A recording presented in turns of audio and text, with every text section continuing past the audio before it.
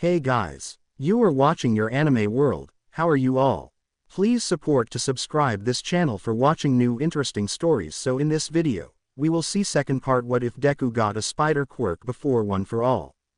Here is short summary. My name is Izuku Midoriya. For most of my life, I was just a quirkless boy with dreams of being a hero like my idol All Might. But I was told without a quirk, I can't be a hero. Then I met All Might, inherited his quirk, and became the greatest hero in the world. But before that, I got bit by a spider and now, I can crawl on walls, not how I imagined getting superpowers. But before we start, if you want more stuff like this, then be sure to subscribe and like this video. And if possible, share this video with your friends. Now let's start the story. Battleground Beta. Izuku jumped off the back of another three-pointer as he slammed his fist into another two-pointer, while firing a web shot at some rubble, then throwing the rubble at another one-pointer. He jumped onto the side of the building as he looked around at the ongoing battle between the examiners and the villain bots. Okay, that's another 3 points, that makes it 40 points so far. Okay, this is working out great. But it looks like the number of robots is thinning out here. I need to head off and find more. Suddenly he felt the building begin to shake as cables snapping and small charges detonated in the distance as the ground began to rumble. Ah, that's not good. He and everyone else turned in the direction of the noise before a large metal hand grasped the side of the building and a large robot towered over the entire group. Izuku's lenses went wide-eyed as he and everyone stared in stunned horror.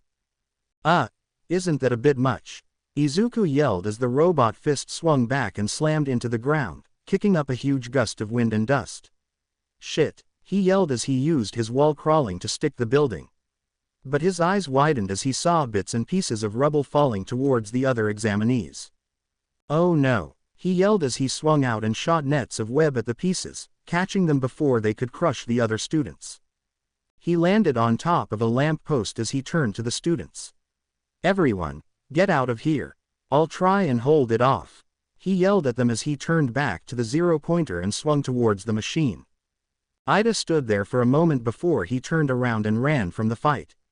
The instructor was clear that facing the zero-pointer was meaningless and should be avoided at all costs. But, why does this feel wrong? He asked himself as he watched the masked Izuku swinging towards danger. Izuku swung towards the zero-pointer as he fired multiple globs of webs at the debris from hitting any of the students.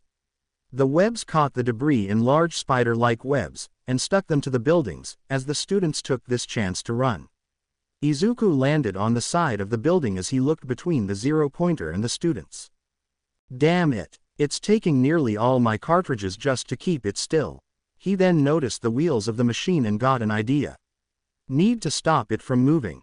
He ejected the spent cartridge and loaded a new one. He then swung in between the destruction, and he aimed for the tracks in the zero-pointer's treadmill, the thick webs globbing up the gears as the zero-pointer halted in its tracks. The zero-pointer looked down as its wheels stopped moving as the thick webs kept it in place. Suddenly it felt something on its face as Izuku looked into its big robotic eye and tapped on the glass. Having some technical difficulties. Don't worry, it happens to everyone. He quipped as the giant attempted to swat at him, only to hit itself in the face with its own hand. Seriously, you tried swatting me. That's a little on the nose, don't you think? He said as he swung away in time with some web. You're causing a little too much damage, big boy. He yelled as the giant's arm slammed into the building. Izuku then unloaded as much web as he could at the robot's arm as it was covered in web and stuck it to the side of the building. There, now stay still and think about what you've done. He quipped as he adjusted the spent cartridges and loaded in a new one. 2 minutes left, he heard Present Mike yell out as he grinned. Okay, 2 minutes left. That's good, everyone is almost out of the way. Maybe I can find just a few more points and... Ow, he suddenly heard someone yell, as he snapped his head down and his lenses widened at the sight of Ochako Uraraka, as she tripped over some rubble and struggled to get up, due to overusing her quirk. Uraraka, he yelled before his attention was turned to the zero-pointer as it managed to break free of the webs and had a hand coming straight for her. No, he yelled as he quickly dived towards her. Full cowling took over his body as he accelerated towards her. Ochako looked up as the villain robot's hand came crashing down towards her, as she shielded herself with her arms in an attempt to protect herself and closed her eyes. But instead of being crushed by metal, she felt herself being grabbed and dragged into the air. She opened her eyes as she looked down at the fabric of a dark green tracksuit and the artificial city below her.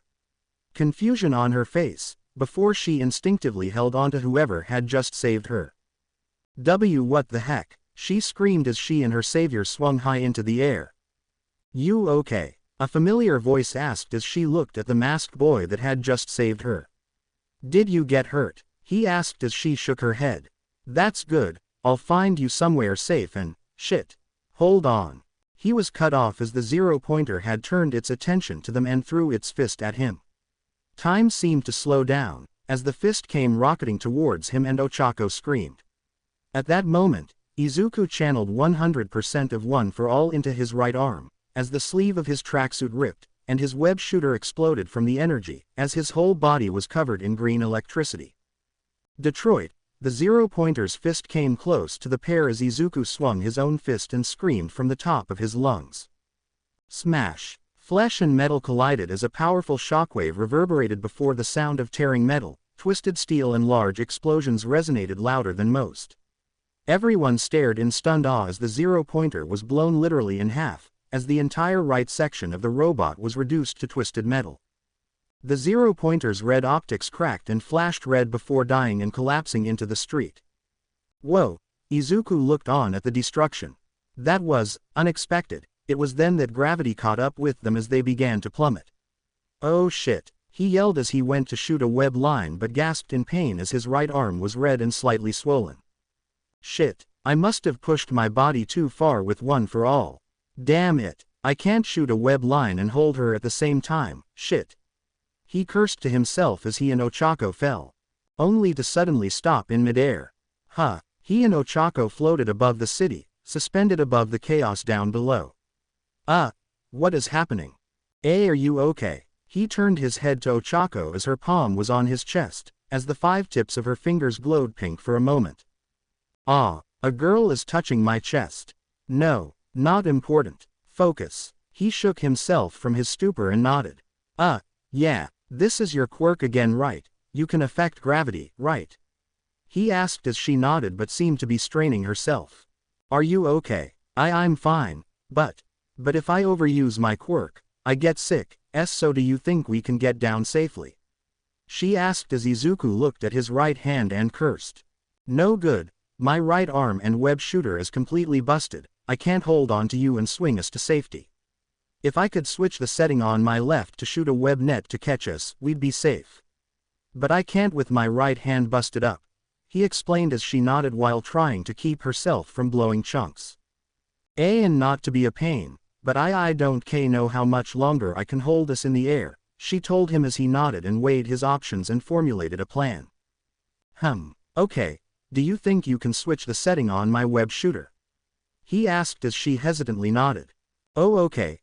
How do I switch the setting? She asked as Izuku gestured to his left arm. There's a switch on the side, it should look like a spider's web. Do you see it? He asked as she nodded. Flip it to that, then hold on tight after you deactivate your quirk. She nodded as she switched the mode of the web shooter and wrapped her arms around his chest tight, which caused Izuku to blush more under his mask before he pointed his web shooter to the ground. You ready? He asked as she nodded. Okay. Do it, he said as she pressed her fingertips together and gravity was restored to them. The pair plummeted towards the earth before Izuku aimed his web shooter at the ground and fired. The glob of web shot out, sped towards the ground, before exploding into a large net-like web as the pair landed on its surface. The tension caused the web to bounce slightly before it finally settled, and they sighed in relief. That was close. Are you okay? He asked as Ochako nodded before her face turned green and she held a hand over her mouth. She then leaned over the side and started puking sparkles and rainbows. Blarlalalalalala. She groaned out as Izuku cringed a little but patted her back for support. There, he said as he rubbed her back to alleviate the discomfort. Time's up. Suddenly present Mike yelled as the pair blinked. That's it for this year's entrance exams. We'll be posting your results in the next week. Good luck. Huh, oh yeah, completely forgot we were in an exam, he said as Ochako wiped her mouth with her sleeve. Why yeah, kind of got caught up in the moment, she said as he chuckled. Are you okay? Your arm looks pretty banged up, she said as she gestured to his arm as he cradled it in his chest. I'll be fine, I've got a healing factor, so this should be all healed up by tomorrow morning. Or I can heal it for you now, young man. They both turned to the voice as Recovery Girl walked onto the scene. Ah, Recovery Girl, he said as he got up, expertly balancing on the web. I forgot you would be a part of this, he said as Ochako looked confused. You know her, she is. Izuku flinched, realizing he may have given away his secret with Recovery Girl. And no, I just recognized her. Why yeah, she was a famous healing hero back in the day, and I read an article that she took a job at UA. I'm kind of a hero fan, he said as the old lady chuckled. Smooth save, young man, she thought sarcastically before she cleared her throat. Well, I am the school nurse after all. Now come down so I can heal you both, she told him as he nodded. Here, let's get down, he told her as she was about to protest until he scooped her up with one arm and jumped down off the web, landing safely on the ground. There we go, he said as he then pulled off his mask and revealed to her his green hair and freckled face. Ah, it's you, Izuku Midoriya, right, from the entrance and the fireworks festival, Ochako said as she recognized the face from this morning. Sorry I didn't recognize you before, what with the mask and all. Ah, it's okay, I'm just glad we made it out of there alive, he said as he sighed in relief. Until he felt a pair of lips on his cheek and a green aura surrounded him.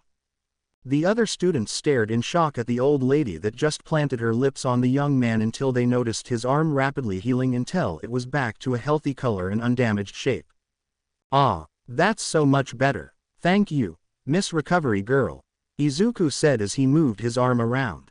Take it, easy young man, I healed you, but you need to take it slow. My quirk heals you, but it takes some of your stamina to do so. That goes for the rest of you, she explained to the rest of them, only repeating herself to Izuku to keep their involvement a secret. As for you dear, here are some nausea tablets and some water, she told Ochako who nodded in appreciation. Okay then, if there are any more, please line up and I'll deal with you all eventually, she told them as Izuku and Ochako were left to themselves. It's a good thing she's here, huh? Otherwise, this would have been hard to explain to my mum and sister, he said as Ochako nodded before she looked at him. Tell me about it, my parents would have freaked out if I got injured by a giant robot. But I guess that's what's to be expected of a hero, huh? She said as he nodded. She said as he turned to her. Thank you by the way, for saving me back there. You didn't have to do that, you know. Well, what was I supposed to do, let you get hurt? That wouldn't have been very heroic, would it? But you probably lost time getting more points trying to rescue me, she argued as he shrugged. It's fine, I got around 40 points, so I don't think it will affect me that badly. Plus, if I didn't try and rescue you, then I don't think I'd be able to call myself a hero, would I? He asked her as she stared at the boy with a look of admiration as she smiled. No, I don't suppose so, she said as she nodded. But still, thank you, I owe you, she said as Izuku blushed at her cute smile and scratched the back of his head. Well, last I checked I think we both saved each other. So how about we just call it even? He asked as she nodded. Deal, she said as she knew what she needed to do. By how did you do that before? You completely wrecked that robot with one punch. That was amazing, she said as he blushed. Well, it wasn't that big of a deal, really. Weird, you were a lot more confident a second ago. Well, that might be due to the mask. It kind of helps me focus and hides my fear a little. Whoa, I can barely see anything, Ochako explained as she put on the mask. Wait, don't put that on. It's probably all sweaty by now. The two started to chat with each other. Meanwhile, Ida was looking at the boy as he kept thinking back to earlier. I don't get it. We were told to avoid that 0-pointer because it was worth nothing and only got in our way. Everyone else had the sense to run away from it, yet he went up against it, saving all the others from its attacks when he was perfectly fine and out of its way. He even risked himself to save that girl without any hesitation. He analyzed as he thought about the moment Izuku saved Ochako. Honestly, if it hadn't been in the middle of this exam, I would have jumped in myself. Ida cursed to himself before he paused. Wait, maybe, that's the point. But if that's the case, then that means, he looked over to Izuku, who was slightly red-faced as Ochako was praising him for his actions. 1 week later, Midoriya residence. Izuku hung upside down on his web as he nervously waited for the results of his exam. His hands were busy with his web shooters, as he tinkered with the mechanics of the device. And because he had to build a new one to replace the one that got destroyed in the exam. It was a common thing for him to do now, ever since he got his spider powers, and oddly helped him relax. Although, relaxed would be a kind word. Maybe if I alter the pressure gauge, that could produce more webbing. No, then I'd have to adjust the cartridge size and recalibrate the circuits to compensate. These are bully enough as it is. I need to see if I can redesign them to minimalism space without sacrificing the quantity of the web fluid. But what if I... Izu, you're doing it again. He snapped out of his muttering as he turned to see Eri sitting in a web hammock he made while reading one of her favorite children's books. Ah, sorry Eri, I guess I got a little carried away there. It's just something I do to take my mind off things. About the exam, she asked as he nodded. Why are you worried? It's just an exam, right? Well, the exam is supposed to tell me if I made it into UA or not. If I did, I could become a hero. If I didn't, well, I'd have to try somewhere else, he explained as she nodded a little. Don't worry, you'll succeed, she said as he raised a brow. How are you so sure? He asked as she hopped off the hammock and raised her arms. Because, you're my hero, she said as he smiled, hopped down from the web and gently picked her up in a hug. Thanks, Eri, that helps. Suddenly his door burst open as Inko came stumbling into the room. Izuku, Izuku. It came. It's here. Letter. U.A. She shouted with equal amounts of excitement and nervousness as Izuku took the envelope in his hand. His sister and mother stared at the sealed envelope as they anxiously waited for Izuku to gather the strength to open the letter. With a deep breath, he opened the letter and finds a small puck-like device before a hologram appeared before them. Greetings, young Midoriya, All Might in his hero form yelled as he appeared in the hologram. All Might, Inko and Izuku scream, as Eri manages to cover her ears in time. I know what you're thinking, is this supposed to be from UA? Well, if you remember young man, I have applied as a teacher here. Sorry, it took a little while to finish up the paperwork. But now I can, I have to speed this up. How many more of these do I have to film? That many. Oh geez. Maybe they should have edited that out, Izuku and Inko thought at the same time, while Eri just pawed at the hologram in curiosity. Now, for the written portion of the exam you did remarkably well, I suppose that extra time you had to study paid off. He said as Inko beamed with pride at that. As for the practical exam, well, I must say young Midoriya you continue to surprise me in every way possible, he spoke as Izuku raised a curious brow. You took down a total of 40 villain points and that alone would guarantee you entry into UA Academy, but let me ask you something, what is a hero's real duty? Izuku paused for a moment as he thought about it before his eyes widened in realization. If a hero's job was just to beat up the bad guys, then we'd all be nothing but a bunch of thugs with superpowers. No, a true hero's duty is to protect the people around them. To shelter them from the tyranny of evil and chaos. During the exam, you demonstrated this well, knowingly or otherwise. Then again when the 0-point villain appeared, and you bravely drew its attention from others. And let's not forget when you saved that young girl's life from the 0-pointer's wrath, he explained as he then grinned. But that's not all. Take a look here. Suddenly the screen changed to Ochako as she appeared to be meeting Present Mike. Excuse me. Uraraka, Izuku screamed with a blush on his cheeks. Hey, isn't that the girl you met at the fireworks festival? Eri asked as Inko looked over to her son and had wide eyes and a huge smile on her face. The boy in the exam earlier, he had messy hair and a plain-looking sort of face. Izuku Midoriya. That's me, he said out loud while Inko worried about how her son was excited when she called him plain-looking. I was wondering if it's possible to give him some of my points, she asked as both Inko and Izuku stared in confusion. Why would you want to do that? From what I gathered, he earned quite a few points in the exam already. Present Mike had asked, with a somewhat knowing grin on his face. I know, but he risked his life to save me. He would have earned more points instead of trying to rescue me. And I can't just accept that. So please, give him some of my points, to make up for the ones he lost. Please. She begged as she bowed to the man. All Might paused the video as he turned and smiled. In the short time you've had your quirk, you've already inspired others to greatness. Tell me, do you honestly think that a place like UA wouldn't be looking for qualities such as these? That's where you're wrong, young Midoriya. This is why they also graded you with rescue points. And guess what? You earned a whopping 75 points. Plus, young Uraraka, who earned 65 points.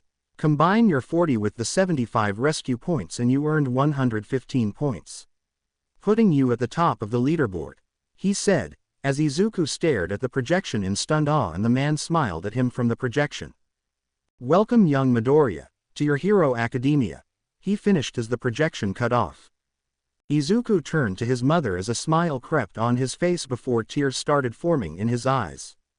Tears also appeared in Inko's eyes as she embraced her son. A happy laugh and cry left their throats as they celebrated his triumph. Young Eri embraced her brother too, as he circled his arm around her and nearly flooded the apartment with their tears. I'm so proud of you, Izuku, she said as Izuku smiled back. Thanks, Mum. This was the beginning of Izuku's journey to becoming a hero, and there was no one else he would celebrate this moment with.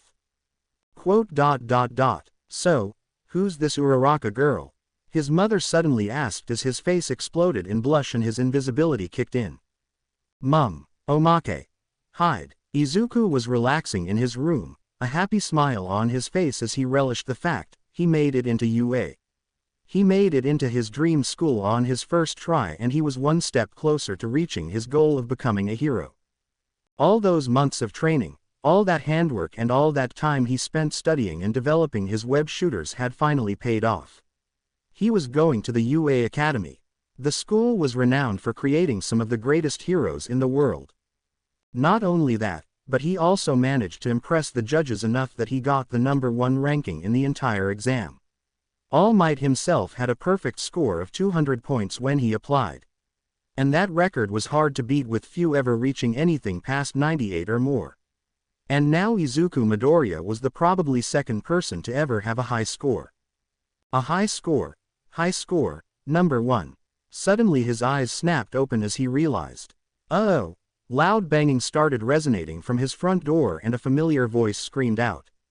Where is he? Where is that insignificant, high-score stealing bug? Shit, Kachan. I completely forgot about him. He mentally yelled before loud banging sounded on his door. Deku, I know you're in there. He screamed as Bakugo tried to break down his door. His door suddenly burst open as Bakugo burst in. Deku, he yelled as he scanned the room only to find nothing. Deku, I know you're in here. Come out, he yelled as he searched the room. While Izuku clung to the ceiling above him, moving out of his eyes' sight, like a spider moving away from its prey. Katsuki then looked up to the ceiling only to find nothing. He walked past Deku's desk, as Deku hid in the small crawl space. And just as Bakugo snapped his head to the crawl space, he was gone. He then walked past his drawers, just as Izuku's head popped and Katsuki snapped to them. Only to find nothing. He cursed as he looked around for the boy. That was now clinging to his back in a panic. Bakugo then snapped around and spun around feeling behind him. Only to find nothing. He cursed as he continued to search for the boy, who was standing right in front of him completely invisible, as sweat began to drip down his forehead. Where the F*** are you? He growled only for his mother to burst into the room. Oi Katsuki. Don't be rude, you little twerp, she yelled as the boy snapped to her. Shut it, you hag. I'm not leaving until I find that score-stealing fuck. He paused when he saw a curious-looking Eri staring at him. Quote. Jerk. He finished before Mitsuki grabbed him by the ear. Don't care. You came second. It's not the end of the world. Come on. We're going home, she yelled as she dragged the boy out by his ear. She then turned to Inko and politely smiled. Sorry about that, Inko-chan. We'll pay for the door, she said as she pulled the boy's ear. You are in so much trouble, you little brat. Let go of me, you old hag, he yelled, kicking and screaming as he was dragged away. Masaru politely apologized and followed his wife and son. Quote. Inko and Eri stared at the bizarre scene as Izuku appeared beside them, after using his invisibility to hide from his angry childhood friend. Quote. I think I'm going to stay home tomorrow. Good idea, honey, Inko said as Eri tilted her head in confusion. Quote. Cry baby, was all she said as Izuku chuckled at his sister. Today was a big day for Izuku Midoriya. Today was the culmination of a lifetime of dreaming and months of training. Today was the day he would attend the UA Academy, the best and most renowned hero schools in the entire world. Sure, there were other great choices out there, and some of them had produced many great heroes. But none of them could compete with the fact that the #1 hero, All Might, had attended their sacred halls. It was because of this there were so many that attempted to gain entrance into the prestigious academy. And it was part of this reason that Izuku was determined to get in. Are you sure you've got everything? Yes, Mum. What about your handkerchief? Do you have enough tissues? What about your web shooters? Did you make enough web fluid? Mum, I'm fine, I've got to go, he said as he struggled to put his shoes on, while Eri was hanging on to his back. Eri, I need to go. Can you please get off me? He kindly asked as Eri shook her head. I want to go with you, she beeped into his back as he chuckled and reached behind him and held her in his hands. I know you do, but I don't think UA will let any visitors in so soon without authorization from the school. But tell you what, I promise when I get home, I'll take you for a swing around the warehouse, okay? He asked as her eyes sparkled and she nodded. Promise, she asked as he held out a pinky, to which she locked hers with. I promise, he said as Inko smiled at the two. She then let go as he stood at the front of the door, his hand reaching for the doorknob before he heard. Izuku. He looked back at his mother and she smiled. You look really cool, she said as Izuku smiled wearing his UA uniform. Thanks, Mum, he smiled as he ran out the door, only to come back a second later and drop Eri back inside who pouted. 30 minutes later, UA Academy. Yuku looked up at the giant H-shaped building of UA as he smiled to himself. It was his dream to become a hero like All Might, and part of that was getting into UA Academy. An almost impossible task. Before he never dreamed he could even make it this far. But now thanks to his new quirk and All Might's belief in him, he was one step closer. This is really happening. I'm finally here for real, he breathed in as he sighed happily. I finally made it to UA, okay. Let's do this. He hyped himself up as he followed the rest of the students inside. He lightly jogged down the hall as he searched for his classroom, 1A. Okay. 1A, geez, these doors are big, I guess it's for the larger students. He thought to himself as he finally found the room with the stylized 1A on the door. Okay, here is it, the best of the best are behind this door, he then narrowed his gaze as he felt his spider sense going off. Quote. So why do I get a bad feeling coming off it? He asked himself as he pushed the door open. Quote. Ah, that's why. Sure enough, the source of his spider sense was none other than his former childhood friend, now turned rival Katsuki Bakugo, as he seemed to be in an argument with the same tall boy he met during the exam. Iida Tenya, Izuku believed his name was, did not seem to like Bakugo's devil-may-care attitude. Get your feet off that desk immediately. Don't you know how many of our alumni have graduated off these desks? You're disgracing their memory. Who shoved a stick up your ass? What kind of preppy middle school did you go to, Specs? Bakugo smirked as he kept his feet up on the desk. If you must know, I attended Sume Junior High, and my name is not Specs. I am Iida Tenya, Iida said as Bakugo smirked. Sume huh? Well, aren't you just the cream of the crop? Seems I might have a reason to crush you after all, Bakugo said as Iida gasped. Crush me? Are you sure you are here to be a hero?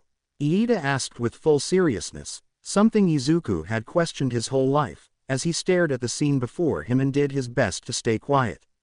Single quote.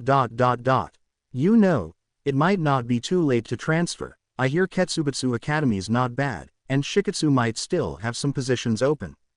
Izuku joked before he noticed Iida turn to him, and Bakugo settled on a powerful death glare at him. Crap, well there goes that option. You, Iida said as he managed to get the class to look at him. Greetings, Iida said as he started to speed walk towards Izuku. I am Iida Tenya, from Sume Jr. I know, we met before during the exam. Izuku managed to stop him as the tall teen halted. Ah, yes of course. I must apologize once again for my behavior during the exam. I had kept accusing you of trying to distract the other examinees and must apologize for wrongly accusing you. Nah, it's cool, probably just nerves, right? I'm Izuku, by the way. Izuku Midoriya, Izuku said as he was glad that he was a bit more confident now. I see, thank you, Midoriya, I also must apologize for my initial assumptions of you, Iida admitted as Izuku raised a brow. Clearly you managed to devise the true meaning of the test, and thus earned your place at the number 1 spot on the board. I must admit that you are the better man, Iida said with a serious expression on his face as Izuku raised a very confused brow. I think you might be overestimating me, I didn't really realize it myself. I just helped out where I thought people needed help, he admitted. You mean to tell me you had no ulterior motive, you just wanted to help people? I see, once again I have misjudged you, truly you are the better man. He said with an intense bow as Izuku sighed. Dude, you really need to chill a bit, Izuku shook his head. Bakugo meanwhile was growling as he glared at Izuku who had taken his spot on the leaderboard. Stupid Deku, stupid, rescue points, he muttered to himself while the rest of the class was staring at Izuku. Man, I really want to turn invisible right now, Izuku thought until he felt someone walking up behind him. Oh, hey, it's you, he heard as he looked behind him to see the same girl from both the exam and fireworks festival. Izuku Midoriya, right, I'm so glad to see you made it in. Oh, hey Uraraka, yeah, told you I'd be fine, he said, not stuttering like he used to, but still blushed being talked to by a girl. Especially when he noticed how cute she looked in the UA uniform. Phew, that's a relief. I'm glad Present Mike was telling the truth, you were so amazing during the exam, especially when you punched that big robot, like Bam. She said while throwing her fist around. He blushed a little more before he noticed something. What is that? He pointed behind her as they all looked down to the floor to what looked like a giant yellow caterpillar, but turned out to just be a sleeping bag.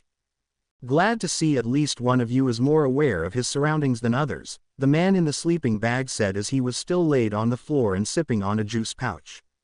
Who the hell is that? Everyone thought at the same time, as the man slowly stood up and revealed himself. A tall slender-built man with long shaggy black hair, a rough stubble on his lower face, bags under his eyes and wearing a black long-sleeved shirt and baggy pants, with his pants tucked into his boots. Around his neck were what looked like multiple scarves and a utility belt around his waist.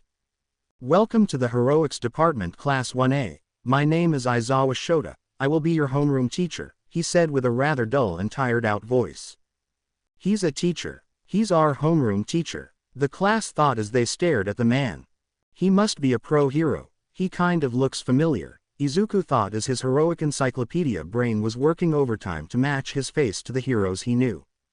I'm not going to waste any more time, so put these on and head outside, he said as he reached into his sleeping bag and pulled out what looked like the stylized UA gym uniform.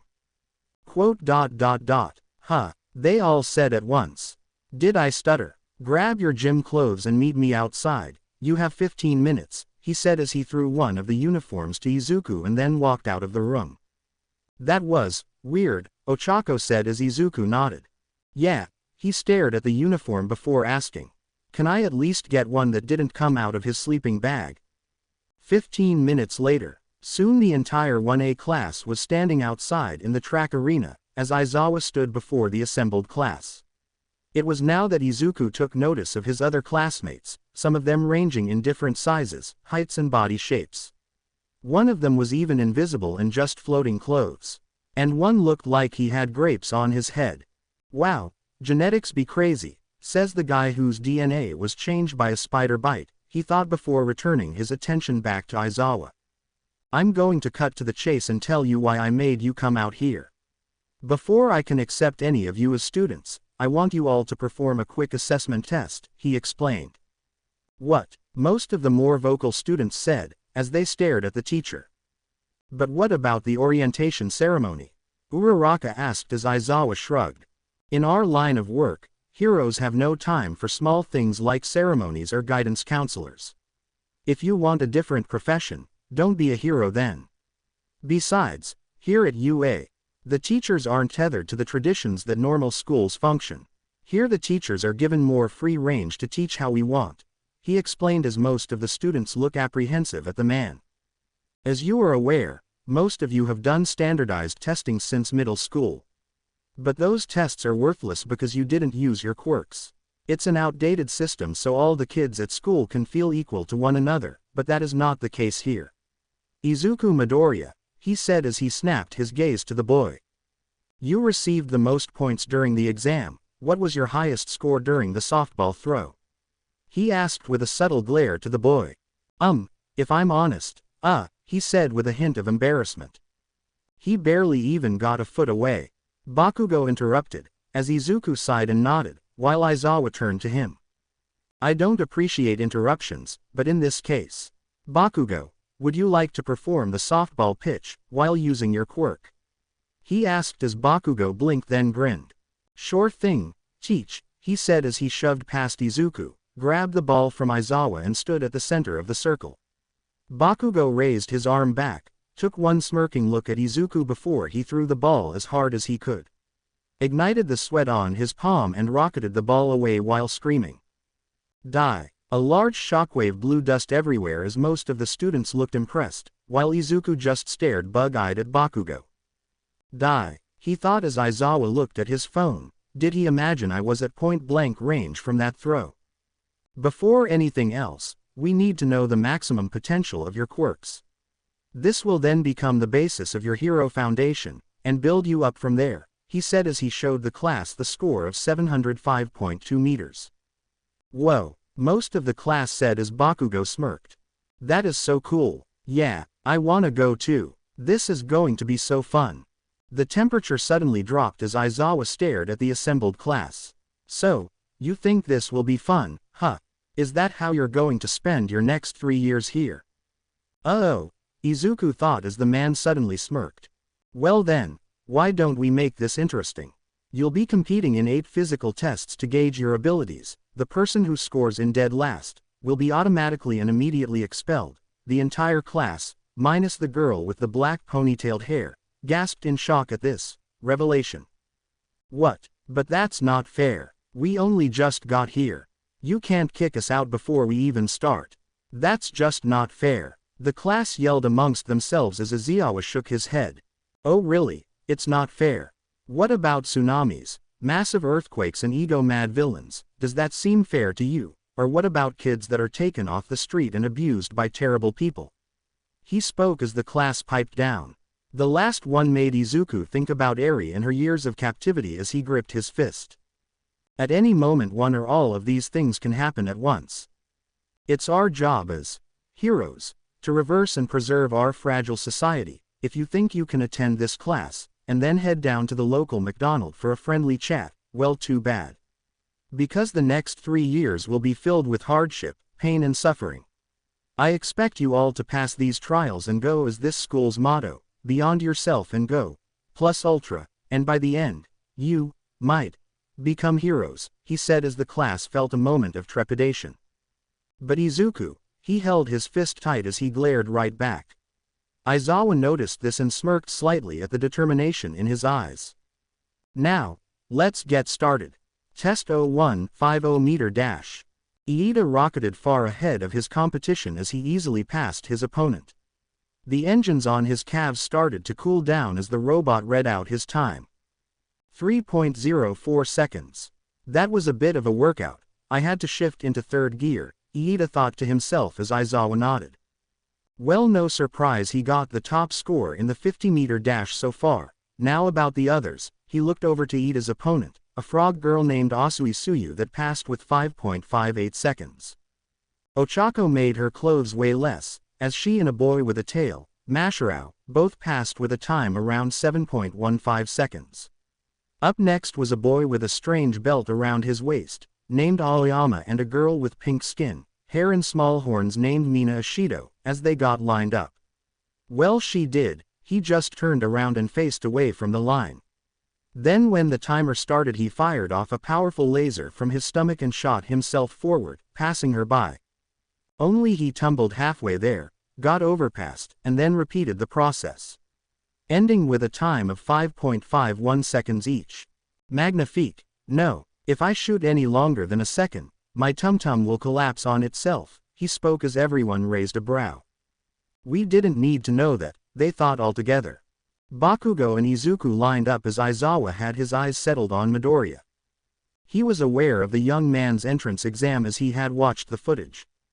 He was somewhat impressed with his abilities and could tell the boy didn't know about the rescue points but chose to help his fellow examinees regardless. But that power he had shown at the last minute, as well as the police file he managed to acquire on him. He could tell the boy was an instant magnet for trouble.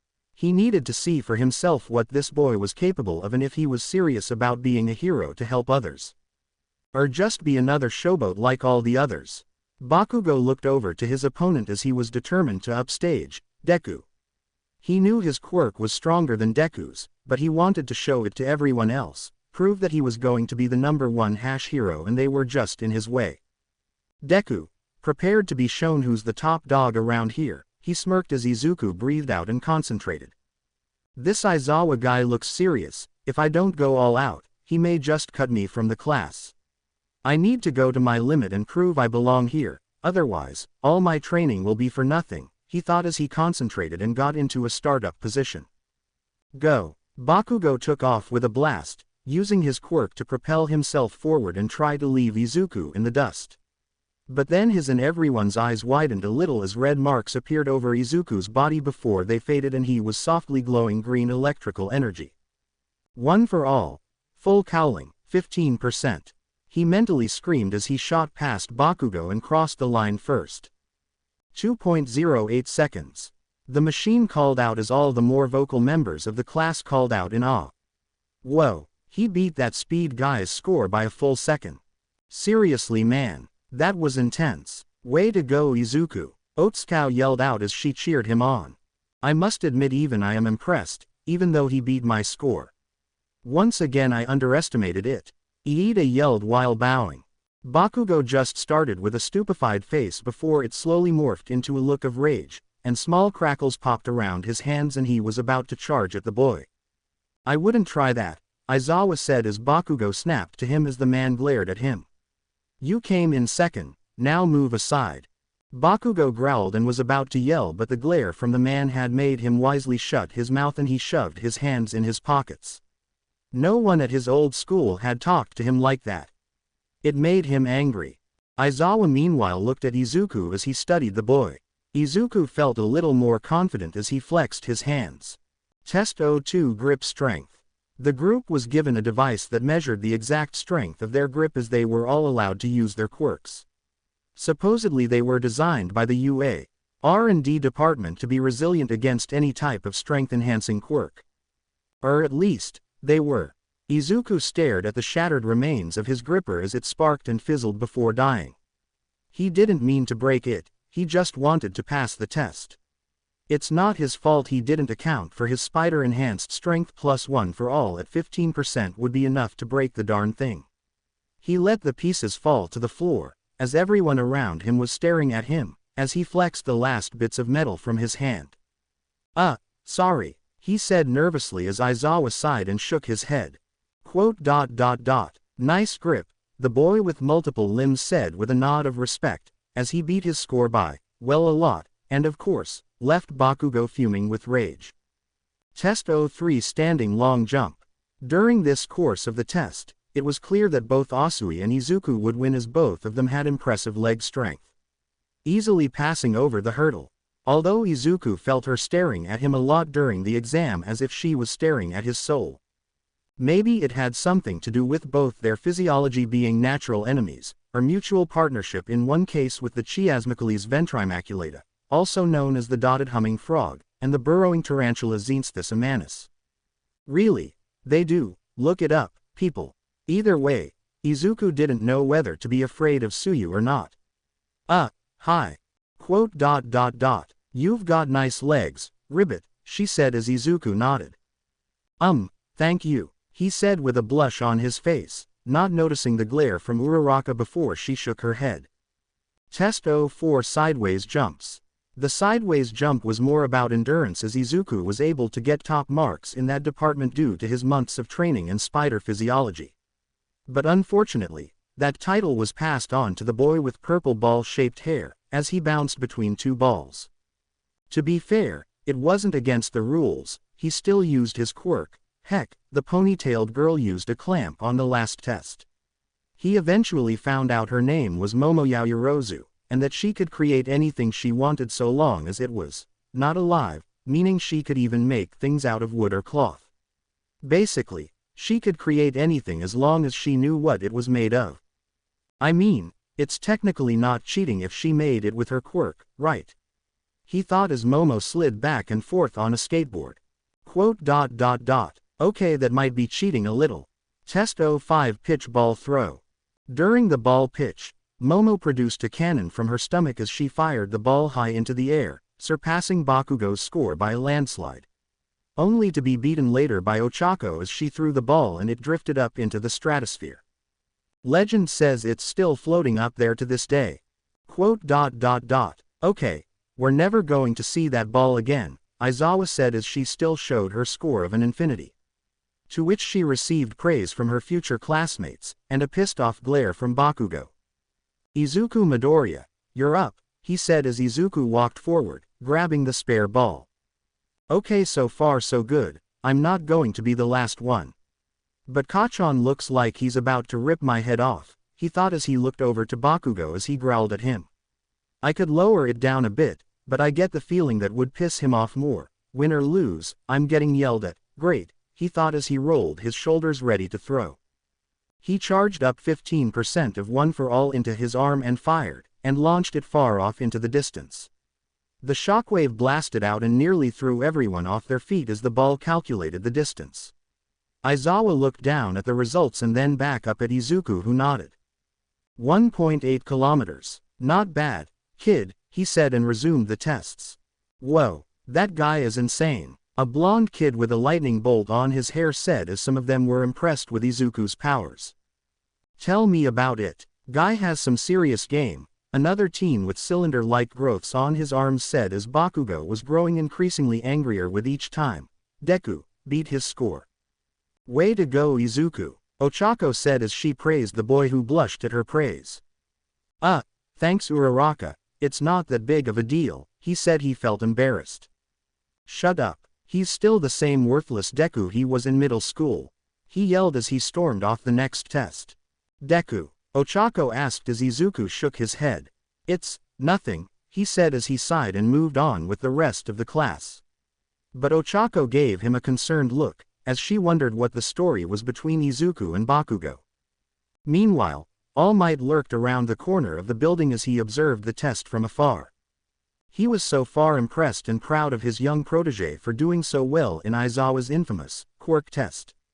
The man was infamous amongst the staff for expelling an entire class of students because he believed they weren't ready for the hardships of becoming a hero. He was, as young Bakugo would say, a real hard ass. Sure, they were re-enrolled later on, but the man had a zero tolerance for lollygagging. The real problem right now though is young Bakugo. He looks like he's about to go nuclear any minute, he observed as he noticed his hands crackling with small pops and sparks. That boy is used to being on top of everything, but now that reality is starting to crumble. You've been on that high horse for a long time, young Bakugo. How will you react when you're bucked off into the dirt with Midoriya? All Might thought as he observed the young man. Bakugo glared with increased intensity as Izuku continued to outpace him in all the exams. It was bad enough that the Deku had taken his spot on the leaderboard, he was also proving how much stronger physically he was. It made him angry, but also strangely invigorated. He couldn't help but think about what Deku's trainer had told him, about how Deku was somehow stronger than him. It made him want to try even harder during this test, push himself harder and prove he was better than Deku. But at the same time, he just couldn't get over the fact that Deku was beating him and it was damaging to his pride. Stupid Deku, why couldn't you just stay in the dirt with the rest of them? He angrily thought as he shoved his hands into his pocket and walked off. Test 06 Sit-Ups. The rest of the test continued as Izuku managed to show off his endurance during the sit-up portion, as he had been training since he had gotten his spider powers, which had given him an increase in stamina. Bakugo had attempted to outpace him, but eventually wore himself out and came second. And nearly threw out his back. Ing. Deku, he groaned as he held his back while the rest of the class watched Izuku finish his. But Izuku had his own problems as his partner for the sit-ups was Ochako, as she had to hold his legs during exercise and hers vice versa. Poor boy almost died from heatstroke. Are you okay? Your face is looking red, Ochako asked as Izuku kept his eyes averted while doing the sit-ups. I'm fine. Don't worry about me, he said as he felt her hands on his shins. I really hope I get used to this. He won't. Test 07 Seated Toe Touch. Izuku once again displayed his unique spider abilities as he was able to complete the seated toe touch, due to his enhanced flexibility. He was able to fully touch his toes, and bend himself in an almost unnatural pose. Doesn't that hurt? Ochako asked as she watched over the boy. Not really, I think it has something to do with my quirk. He pondered as he did his best to both bend himself and not get distracted by the fact a girl was talking to him more in one day than in his collective lifetime. That's still pretty impressive, the pink girl, Mina Ishido, said as she bent down to the boy. Have you ever thought about dancing? She asked as Izuku shook his head, even though he was bent over. Not really, he said. He tried to avoid looking at them. Why are girls suddenly talking to me? This is too much. Meanwhile, a boy with purple grape-like hair was glaring with intense fury, more so than Bakugo, as he saw Izuku getting chatted up by some of the hottest girls in the class. So unfair, Mineta muttered to himself as he bit his lip until it bled. Test 08 Endurance Run. This isn't so bad, Izuku thought to himself as he and the others continued to do their laps around the running track. This portion of the test was more than likely to gauge their level of endurance while out on patrols. So far the ones that were starting to become the most winded were Mineta and the invisible girl, who stumbled slightly. She was about to fall over when Izuku sensed her fall and managed to grab her. You okay? He asked, as she nodded. He assumed, as his face still flushed red. Yeah, thanks, that was really sweet of you, she said. She got back up. Man, who would have thought this test would be so hard? She slightly complained as Mineta had finally given up and left the track. Well, endurance is important, I suppose, he argued as they continued their laps. Well thanks she said, trying to remember his name. Izuku Midoriya, he said as she nodded. Right, thanks Midoriya, I'm Toru Hagakure, you're really sweet, she said and continued her run. Izuku smiled as he continued to run, not noticing a small glare coming off Ochako as she watched the interaction. Where did that come from? She asked herself as she continued to run forward. All Might meanwhile watched from the sidelines as he smirked. Midoriya, my boy, you make me so proud sometimes, and a little worried. The day finally ended as the class gathered around to see the results of their hard work. They were especially anxious, seeing as the person who scored last on the test was supposed to be expelled from UA. Most of them held on with bated breath as Aizawa had them gathered.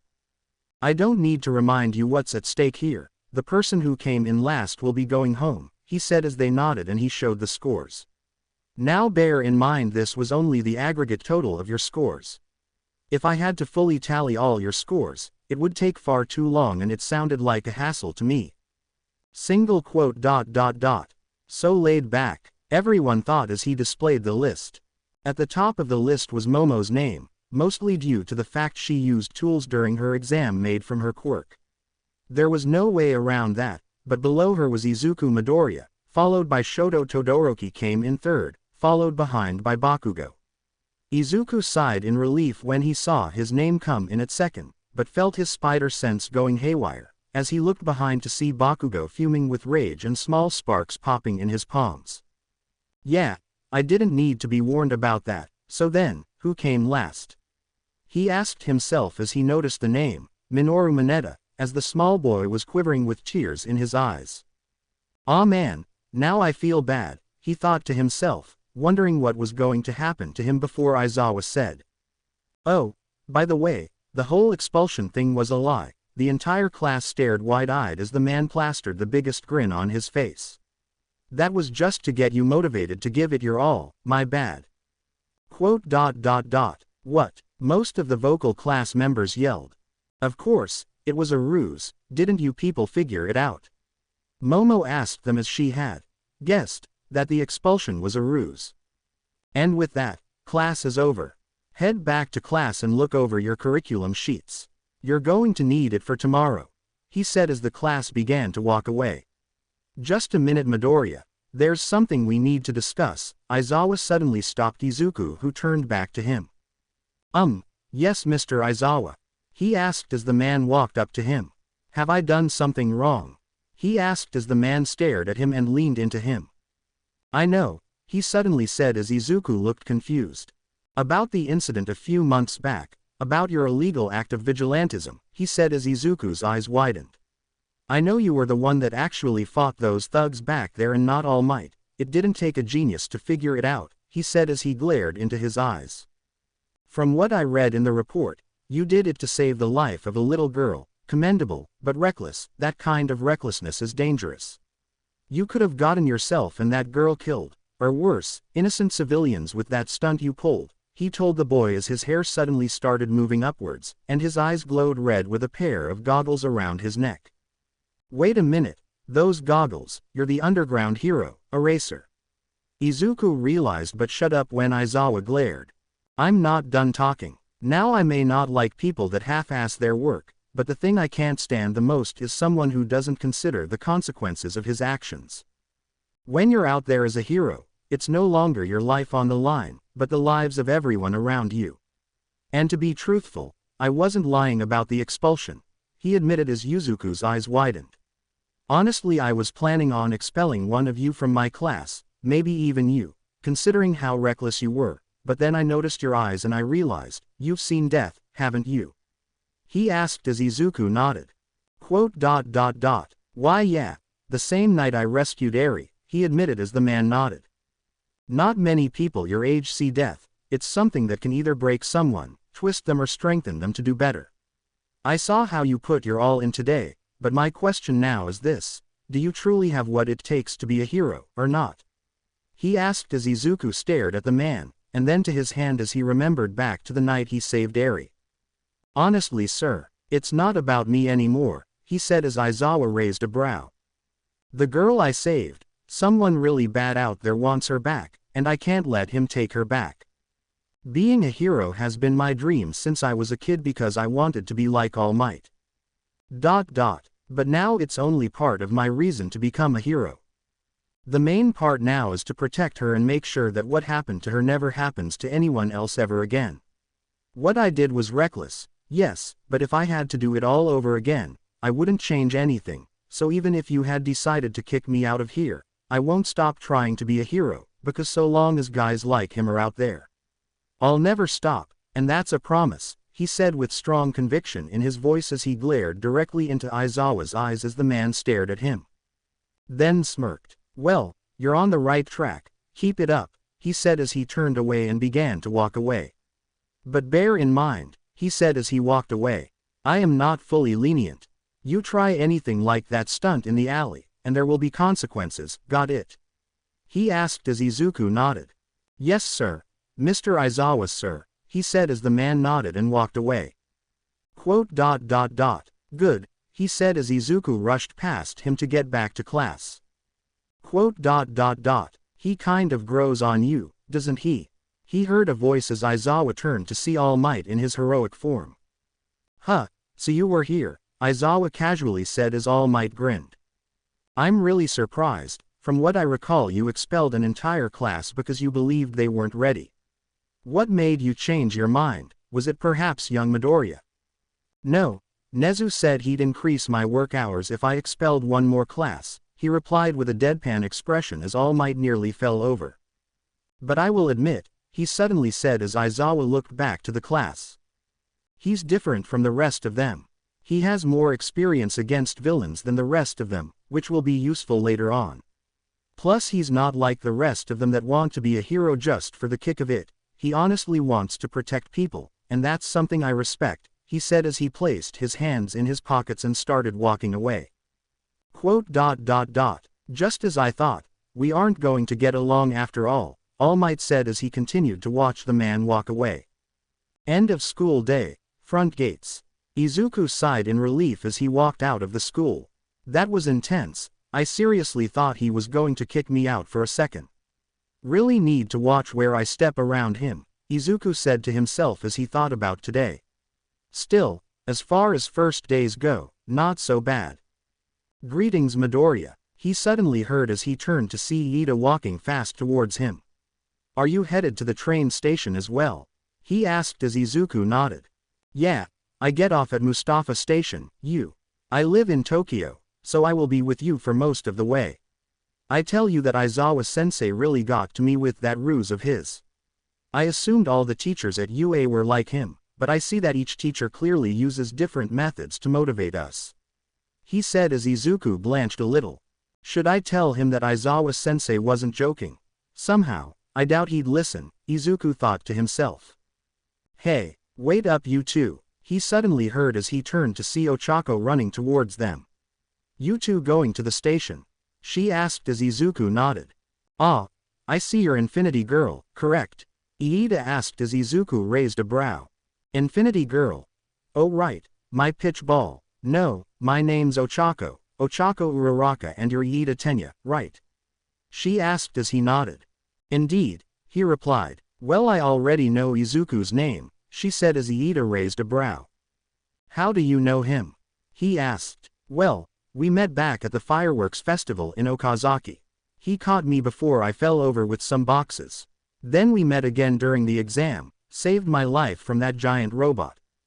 Yes, I remember, he was very impressive during the exam, Iida said as Izuku just chuckled nervously.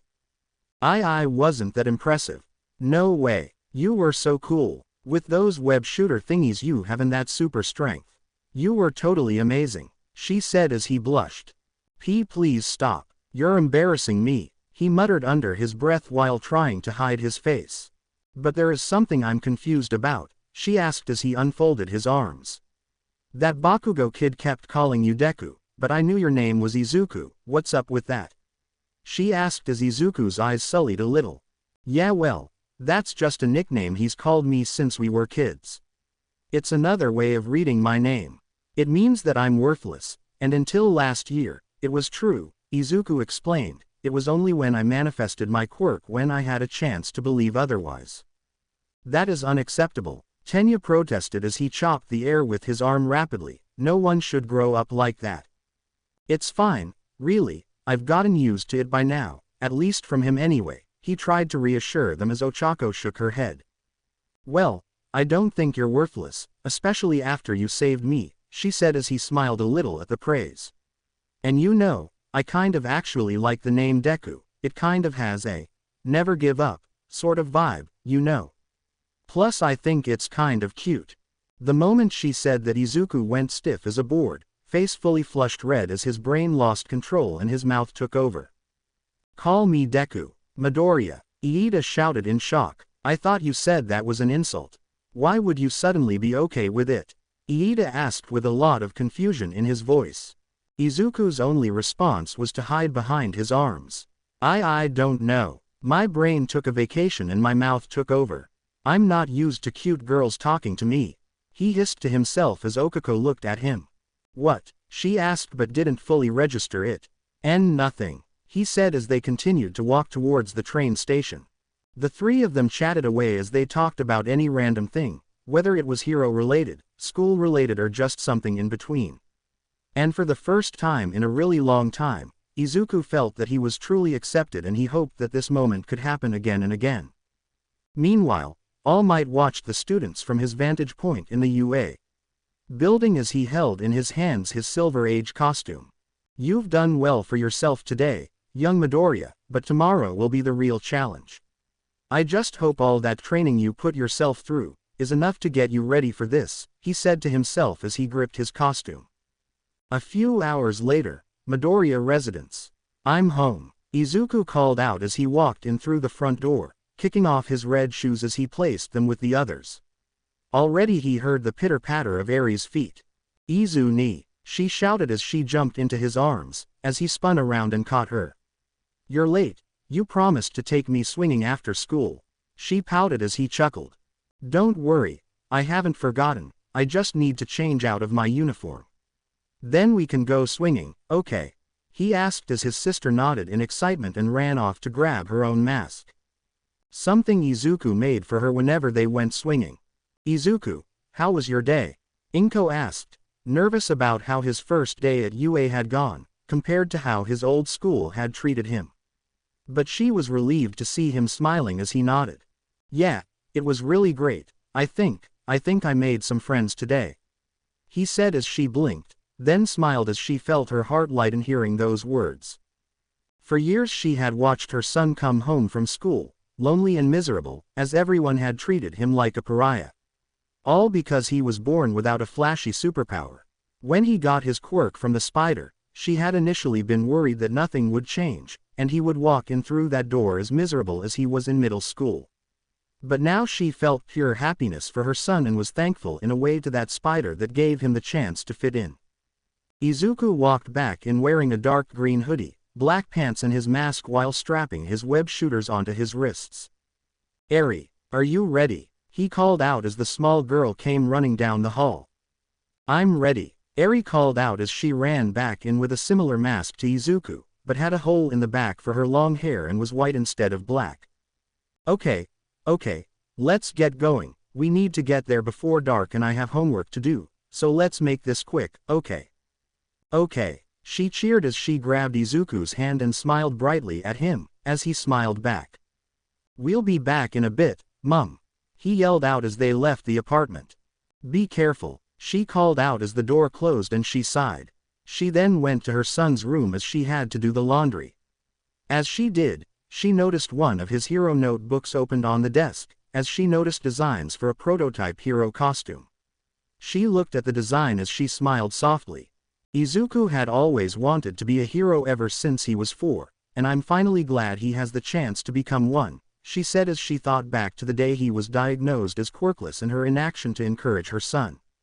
I didn't support him in the past, but I'm more than willing to make up for it now, she said as she looked over his notes and nodded. And hopefully what I got him will help him see it through, she said as she knew how to make it up to her son. Next day, UA Academy. When one thinks of the UA Academy they think of training in heroics, learning new methods to increase their skills and sagely advice for the next generation of heroes. Well, yes they do teach that stuff as well, but for the most part, UA was also a high school. So you can imagine the disappointment some of them felt when they learned basics, like English, mathematics and the regular high school curriculum.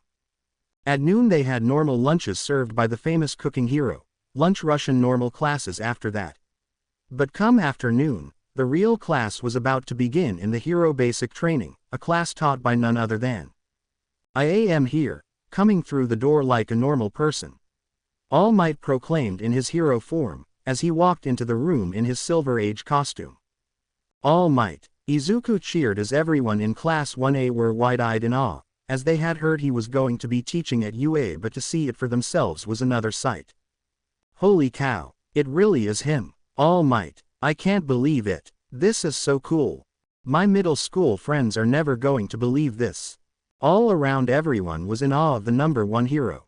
Even Bakugo, as Izuku noticed, had a genuine smile on his face and not the vicious one he usually wore. It reminded him of when they were kids and they collected All Might trading cards. Welcome young students to the foundation of heroic studies. Here you will learn the basics of becoming a pro hero with me. Now I'm not the best with lectures and notes, as I am a firm believer in learning from experience. So today we will start with a battle trial, he proclaimed while holding up a card saying battle. Izuku could immediately feel his spider sense go off, as Bakugo grinned at the word. But being a hero is not only about protecting the innocent from the dastardly villains. It's also about looking good while doing it. He then pointed to the wall as a series of panels opened. These costumes were specially designed by exclusive costuming companies based on your Quirk registrations and the suggestions you young scamps sent in. Everyone immediately got excited about it, as Izuku looked down at his backpack and smiled. Costumes, his mind flashing back to 3 weeks ago. 3 weeks earlier, Izuku was sitting on his couch looking over his clothing allowance that the school would use to cover the cost of his costume. He already had plenty of designs to go over as he had been dreaming about getting his own costume since he was young. But most of them were originally designed around his idea of looking like All Might. But ever since his spider bite, he had been going over and reworking the designs to incorporate his new spider-like powers. He had designs for skin-tight, loose, ones that used his mask, others just the goggles and some with a cape made of webs. But I don't think having a cape would be wise while swinging, could get snagged on something, Izuku thought to himself. What do you think, Eri? He asked his sister who was lying on the floor with her crayons and apple slices. She looked up and over to his designs as she hummed. I don't know, I kind of like this one. She pointed to one that was skin-tight, had a red and blue color scheme and a spider logo on the front. I like it too, but I'm thinking of maybe changing the color scheme. Red and blue doesn't feel like my colors. In either case, I need to make a choice before I head over to the registry. Suddenly his mind snapped as he remembered. Oh crap, I completely forgot to update my Quirk registry. Aw man, what am I going to do? He asked as he knew of only one person that could help him. But Midoriya, we already updated your registry, All Might said after he answered his phone. Seriously? Wait, when was that? He asked. Recovery Girl did it after she examined you, remember? It was easy seeing as you were originally diagnosed as Quirkless, so it wasn't that hard to change, he explained as Izuku sighed in relief. Well, that's a relief, thanks All Might, he said as he hung up the phone. Izuku, Eri, I'm home. They heard from the front door as Inko walked into the living room. Hey Mum, Izuku said as Eri ran up to her and hugged her surrogate mother.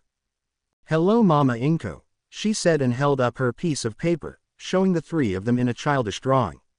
I made this for you, she said as both Inko and Izuku had to fight back the heart clench from the adorable little girl. So cute. Thank you, Eri. We'll hang it up on the fridge, she said as Eri smiled brightly. And Izuku, to celebrate your acceptance into the UA, I got you something, she said as she fished in her bag. Ta-da, she said as she showed a teal-green jumpsuit with a large white spider logo on the front. A jumpsuit? Izuku asked in amazement as she nodded. When you were asleep I noticed one of your notebooks and saw your designs. I know you might change it eventually, all heroes do, but I wanted to give you something to help you, she then looked sad as she held the costume. But also, I said something I shouldn't have and I felt awful. I shouldn't have given up so quickly, and I hurt you because of it. But you kept going, and now you have a chance to become a hero. So, I want to make it up to you, and support you 100%, she said as Izuku smiled and walked over to her. Mum, he said as he held her tight. I don't blame you for that, it was something neither of us could control. I'm sorry I made you feel guilty, you're an amazing mum, he said as she returned the embrace. A smaller body wrapped around them, as Eri tried to get in on the affection. You're amazing Mama Inko, Eri said as Inko felt her tears swell up. You too, she said as she smiled with tears in her eyes. I have such amazing children, she said as they embraced each other. Then subsequently flooded the whole apartment with their tears. Back to the present, The rest of the class gathered together at the front of Training Ground Beta, as all of them wore their personally designed costumes. Some of them ranged from sleek in designs to overly complicated and shiny. One was even only a pair of gloves and boots. But all of them could agree that they loved them. Which is exactly how Izuku felt as he walked out in his costume. He wore a light green jumpsuit, with a green hoodie attached and white stripes going down the arms and sides of the chest. Underneath he wore skin-tight black spandex with white stripes down the sides, with his iconic red sneakers. His web shooters on his wrists with fingerless white gloves, knee and elbow pads and a red utility belt around his waist. He kept the mask he originally made but had dyed the mask to a matching green. The most notable feature of the costume was the large white spider symbol on the chest and back. This costume was made by Mum, and that makes it special. It might not be state-of-the-art or flashy, but that's good enough for me. Izuku smiled to himself as he caught up with the class. "Ah, Deku," he suddenly heard Uraraka shout out. "Cool costume, it looks really practical," she said as he turned to her. "Thanks, Uraraka wo," he said as he caught a glance at her. Her costume was skin-tight, had pink gear on her legs, waist and forearms and a helmet on her head as she chuckled. "Yeah, I should have made my design more apparent, I wasn't expecting it to be this skin-tight. It's not really my style, do you think it looks okay?" she asked as Izuku was so glad he had his mask on. Yeah, looks great," he said as he fidgeted slightly. "Thanks, Deku," she said as she smiled at him. "I love the hero course," Mineta said as Izuku snapped his head to the midget. All Might looked at his protege as he nodded at the costume. He was glad the boy was branching out from him, becoming his own hero. He could only imagine what type of fanboy-inspired costume he would have originally made if hadn't gotten spider powers. He briefly imagined big ears to resemble his hair, and a painted-on grin as he covered his mouth to stop the chuckle. "Excuse me, sensei," Iida asked as Izuku was finally able to recognize him. "This is the mock city where the entrance exam was held, does this mean we will be participating in another mock battle?" he asked. "Close enough, young Iida, we're actually skipping a step or two and going into indoor battles. Most of the villain cleanups you've seen on the news or out on the streets have mostly been in daylight. But the truly smart and crafty villains often perform their acts of villainy inside. In secret lairs, back alleys or underground, kidnappings, hostages, home invasions, and possible infiltration. A truly cunning villain will be lurking in the shadows," All Might explained as Izuku nodded, knowing full well the type of villains like that. Especially the bastard that tortured Eri for so many years. "For this test, you won't be fighting against simple automatons. You will be facing each other in a 2-on-2 battle. Heroes versus villains, like kids used to play in the jungle gym. Only this will be real-life combat against another human being, so no going overboard." "How will you determine wins and losses?" Momo asked. "Is it okay if we blow them up?" Bakugo asked with a grin as Izuku swallowed hard. "Will there be a threat of expulsion like the last test?" Uraraka asked nervously. "If we're separated into groups, what would be the most efficient method to do so?" Iida asked with his hand raised. "Does this cape look good on me?" Ioma asked as he styled his cape. "I can't hear you if you all talk at once," All Might yelled out as he managed to get them to shut up. He then reached into his pocket and pulled out a piece of paper. "A cheat sheet," Izuku asked himself as the man read the paper. "This exercise will pair you up into teams of 2, one being the heroes, the other the villains. The villain team will be in possession of a nuclear weapon, and their goal is to protect the device and stop the heroes. The hero's mission will be to infiltrate the villain's lair and secure the weapon. If the hero team either captures the weapon or subdues the villain team, the heroes win. If the villain team however either beats the heroes, or the time runs out, the villains win." "Seems straightforward enough," All Might said as he reached behind him. "And the teams will be chosen by lottery. Sir All Might, is this really how the teams will be organized?" Iida asked All Might with his utmost seriousness, who was about to answer him when Izuku beat him to the punch. "Actually it makes sense, Sometimes heroes will be paired up with other heroes from different agencies, so this probably will give us an idea of what a situation like that is like. Izuku guessed as All Might nodded. Excellent deduction, young Midoriya. All Might said as Iida nodded. I see, once again you have impressed me with your foresight UA. Please forgive my interruption. Iida bowed as All Might waved him off. Fine, fine, let's get this show on the road, All Might proclaimed, as everyone grabbed a ball from the box and paired up into teams. The teams were as follows. Team A, Izuku Midoriya and Ochako Uraraka. Team B, Shoto Todoroki and Mezzo Shoji. Team C, Momo Yaoyorozu and Mina Ishido. Momo seemed to sigh in relief for some reason. Team D, Katsuki Bakugo and Denki Kaminari. Team E, Yuga Aoyama and Minoru Mineta. Mineta had a look of envious rage at anyone that had a female partner, while Aoyama sparkled with his costume. Team F, Rikido Sato and Koji Koda. Team G, Eijiro Kirishima and Kyoka Jiro. Team H, Fumikage Tokiyami and Tsuyu Asui. Team I, Mashirao Ojiro and Toru Hagakure. Team J, Iida Tenya and Honta Siro. Okay, now that the teams are made, let's see who will fight who, All Might proclaimed as he reached into the box. And our first matchup will be, Team A, Izuku Midoriya and Ochako Uraraka. Vs, Team D, Katsuki Bakugo and Denki Kaminari. Izuku and Bakugo snapped towards each other as Izuku's spider sense went practically haywire at this point. It was a moment that both of them knew would come about, but not as quickly. Two boys, once friends now rivals, now pitted against each other in a battle of skills and wills. But the only thing going through Midoriya's mind was, yeah, just my luck, is it still too late to transfer? Izuku remembered a time when he and Bakugo were friends, and how they both idolized All Might, although he used the term, friends, loosely. They both admired him as the #1 hero because he could inspire so many to become heroes like him. But their admiration splintered differently. Izuku saw him as a man that could bring hope to anyone with a smile on his face, while Bakugo only saw the victories he had and believed that was the key to being the #1 hero. But when Bakugo got his quirk and Izuku didn't, their paths diverged. While Bakugo only cared about becoming the #1 hero because of his victories, Izuku wanted to become a hero that could save everyone with a smile on his face. Now, years later, they were about to see whose ideology was correct. Power, or hope, strength or will, bully versus victim. The four of them stood outside the building, as All Might was giving the final instructions to the team. For this exercise, the villain team will go inside first so that they can set up and organize their defenses. Really get into the mindset of the villains. After 5 minutes, the hero team will be sent in to deal with the villains. Everything will be monitored, and if things get too out of hand I will step in.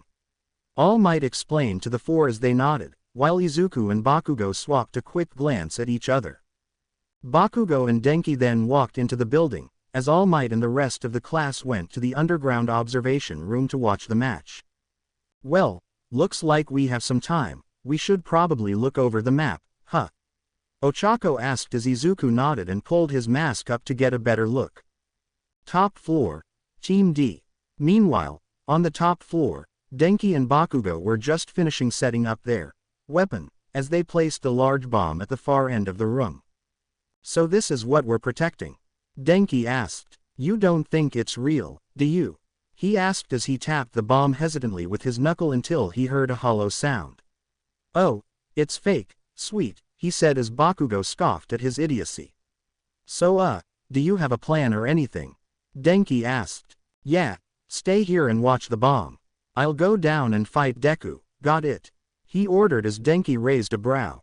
That doesn't sound much like a plan, maybe we should come up with a better, but by then Bakugo had already left the room as Denki sighed. Plan, great, I just had to be assigned to Mr. Personality, why couldn't I get a cute girl? He asked as he sat down on top of a crate. Ground level, Team A. Outside, Izuku and Ochako were looking over the blueprints as they were meant to memorize the plans before they headed inside. So far they had the layout down pretty well, they just now needed to decide what to do. So, What do you think, Deku? Ochako asked as Izuku placed his hand on his chin. Well, if I know Kachan, he'll have placed the bomb at the highest point of the building, probably around the 4th or 5th floor. But he'll be coming directly for us, or more accurately me, as soon as the timer starts. So that means he'll leave the bomb to Kaminari, he said as pointed to the top floor of the building as she nodded. Wow, you sure do know a lot about Bakugo. You two were friends, right? You knew each other long enough to come up with nicknames, after all, she asked as he sadly nodded. Once, but something changed after his quirk appeared.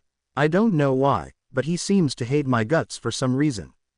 And honestly, I'm a little nervous about facing him, he admitted as she looked concerned. Are you going to be okay? She asked as he nodded. Yeah, I'll be fine. I'll admit that part of me hates his guts for the way he treated me. And yet, at the same time, I respect him as well, he said as Ochako looked confused. His ambitions, his strength, even his quirk are awesome. I honestly think he can be an amazing hero if he puts his mind to it, but right now I don't want to lose to him. Besides, he said as he pulled his mask back on and his lenses focused. This has been coming for a long time, he said as he set his sights on the building before him. Quote. So then, this must be one of those bonded fates, right? I guess. Sorry if I blabbed on there for a moment.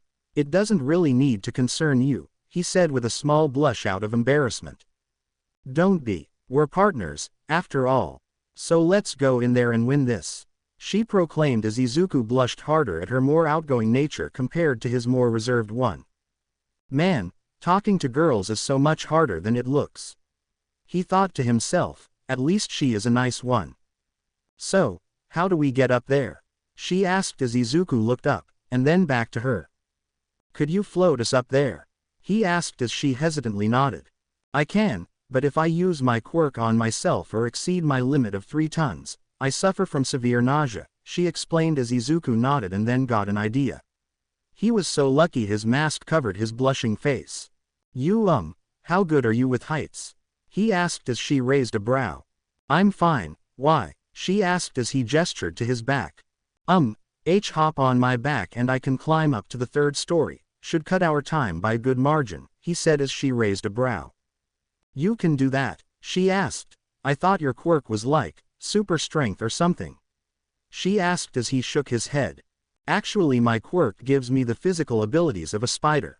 With the proportionate strength of a spider, the ability to crawl on walls, I can pretty much do whatever a spider can, minus the webs. I had to build these for that, he gestured to his web shooters as she awed a little. Ooh, that's amazing, Deku. Sure, let's do this, she said and immediately latched herself onto his back. Immediately Izuku went stiff as his brain worked overtime at the knowledge that a girl was riding on his back.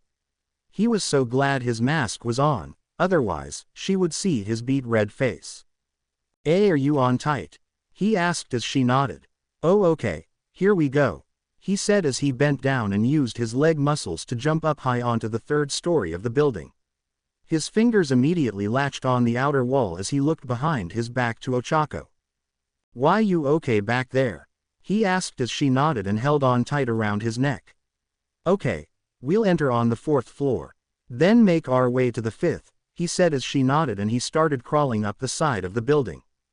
What he didn't know was that Ochako was facing her own dilemma as her close proximity to Izuku made her realize that his baggy clothing hid a rather impressive muscular figure as she could feel the muscles of his back and she blushed. Wow. Deku's a lot more muscular than he looks, she thought to herself with a deep blush, before she shook her head and focused back on the task at hand. Earlier, monitoring basement. All Might and the other students gathered around the monitors as they began to watch the upcoming battle. All Might stood at the head of the crowd, as he held a clipboard in his hand and had a radio headset in his ear. Now students, I want you to pay close attention to this match. Use it as an example, learn from it and come up with your own strategies based on your assessment of the match. All Might instructed as they nodded in response and he returned his attention to the monitors. The next part of this test you will be on your own, young Midoriya. I cannot give you any special treatment. Do your best and show them all what you can do, All Might mentally said to himself as he watched the monitors. So, how do you think they're going to get inside? The kid with the cylinders on his elbows, Hinata Zero, asked as they watched the two heroes. I mean, the front door is pretty obvious, but I don't think Midoriya is foolish enough to try that, Momo Yaoyorozu observed as she watched the pair. Their eyes widened as Uraraka suddenly jumped onto his back. That bastard, Mineta screeched with bloody tears as he tried to claw at the screen, only to be held back by Zero with his tapes. Whoa, that's kind of fast, don't ya think?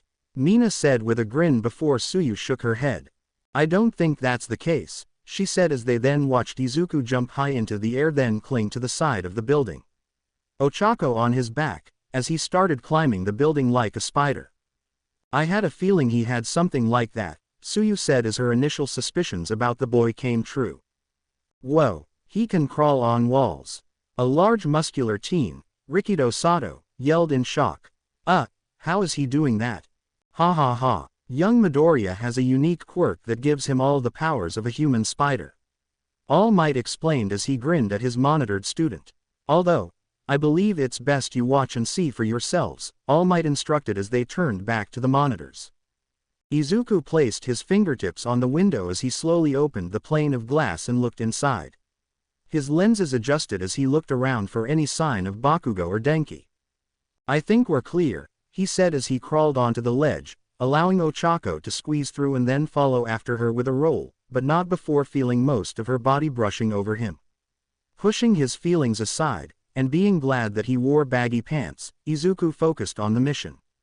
Okay, I didn't see any activity on the way up, so my hunch must be right and the weapon is on the top floor. At least I hope so, Izuku said as he hopped inside. Stay close, if I know Kachan, he'll be coming for a full frontal assault. Stay close and watch the corners, Izuku instructed as she nodded. Okay, but what if he ambushes us, like coming up through the floor or something? She asked as Izuku shook his head. Don't worry, he won't be able to sneak up on us, he said as she raised a brow. How? Having a spider quirk, I also have access to a spider's unique ability to sense danger. It's like a tingling sensation in the back of my head that warns me of danger, he explained quietly as she awed a little. Whoa, you were full of surprise, what do you call it? She asked. Well, I call it, let me guess, Deku Tingle. She asked as he stumbled a little. What? No, I don't call it that. Spider sense. I call it spider sense. He whispered to make sure he didn't give away their position. Really? 'Cause I think Deku Tingle sounds cuter, she said absent-mindedly as Deku blushed hard under his mask. And once again, Midoriya's brain decided to take a small vacation and let his mouth take over. I guess you can also call it that, he muttered as she beamed. In any case, I should be able to sense when Kachan is about to, and just as he said it, his spider sense Deku Tingle went off and he grabbed Ochako. Look out, he yelled just as Bakugo rounded the corner and unleashed a powerful explosion overhead. Izuku pulled Ochako out of the way as Bakugo landed on the other end of the hall. A feral grin on his face as Izuku looked back up, while Ochako coughed from the smoke. Whoa, an ambush attack, Mineta screeched as everyone in the monitor room looked on. That is so not manly, dude, a kid with spiky red hair said as he gripped his fists. A surprise attack is still a useful strategy for anyone, hero or villain. They are in a battle, after all, and to not use any advantage would be disastrous. All Might explained. Midori was pretty cool dodging that, Mina said as they returned back to the monitor. Back at the fight, Izuku looked over to Ochako, making sure she wasn't injured. You okay, Uraraka? Izuku asked as she nodded. Why yeah, good thing you sensed him in time. That Deku Tingle is really handy, she said as Izuku nodded. Looks like I was right. Kachan wants to fight me in a full-on brawl, and that means his priority will be fully on me. He said as Bakugo growled. Damn it, don't talk about me like I'm not in the damn room, Deku. He growled, but then grinned as he rushed forward. I'm not going to kill you, but it will be pretty close, nerd. He yelled, going for a full-on attack with his quirk. Right up until Izuku grabbed him by the arm with one hand and glared at him. "Huh," was all he could say before he was thrown all the way down the hall and slammed into the wall. Saliva spat out of his mouth as he impacted against the wall with enough force to crack it. "Whoa, did you see that?" He threw Bakugo across the room. Zero yelled as everyone had their eyes glued to the monitor. "What the hell?" Bakugo groaned as he started to stand up. Did he just read my attack?" he asked himself as he got back up. "Deku," Ochako asked as Izuku stood ready. "You always go for a right swing, Kachan. I can't even begin to count how many times you have done it, or how many times I've been on the receiving end of it," Izuku explained as Bakugo looked up in stunned silence. "I've analyzed and taken notes on the moves of every hero I've ever seen, including yours. All in that notebook you blew up," he yelled as he thought back to middle school. "For all of my life, you called me, worthless Deku. And treated me like crap with no reason for why you do it. But it ends now, Kachan. Because the name Deku won't mean worthless to me anymore. It means I never give up. So bring it on, asshole. I'll show you what I can do," he yelled as Ochako stared at his back and remembered her words from yesterday.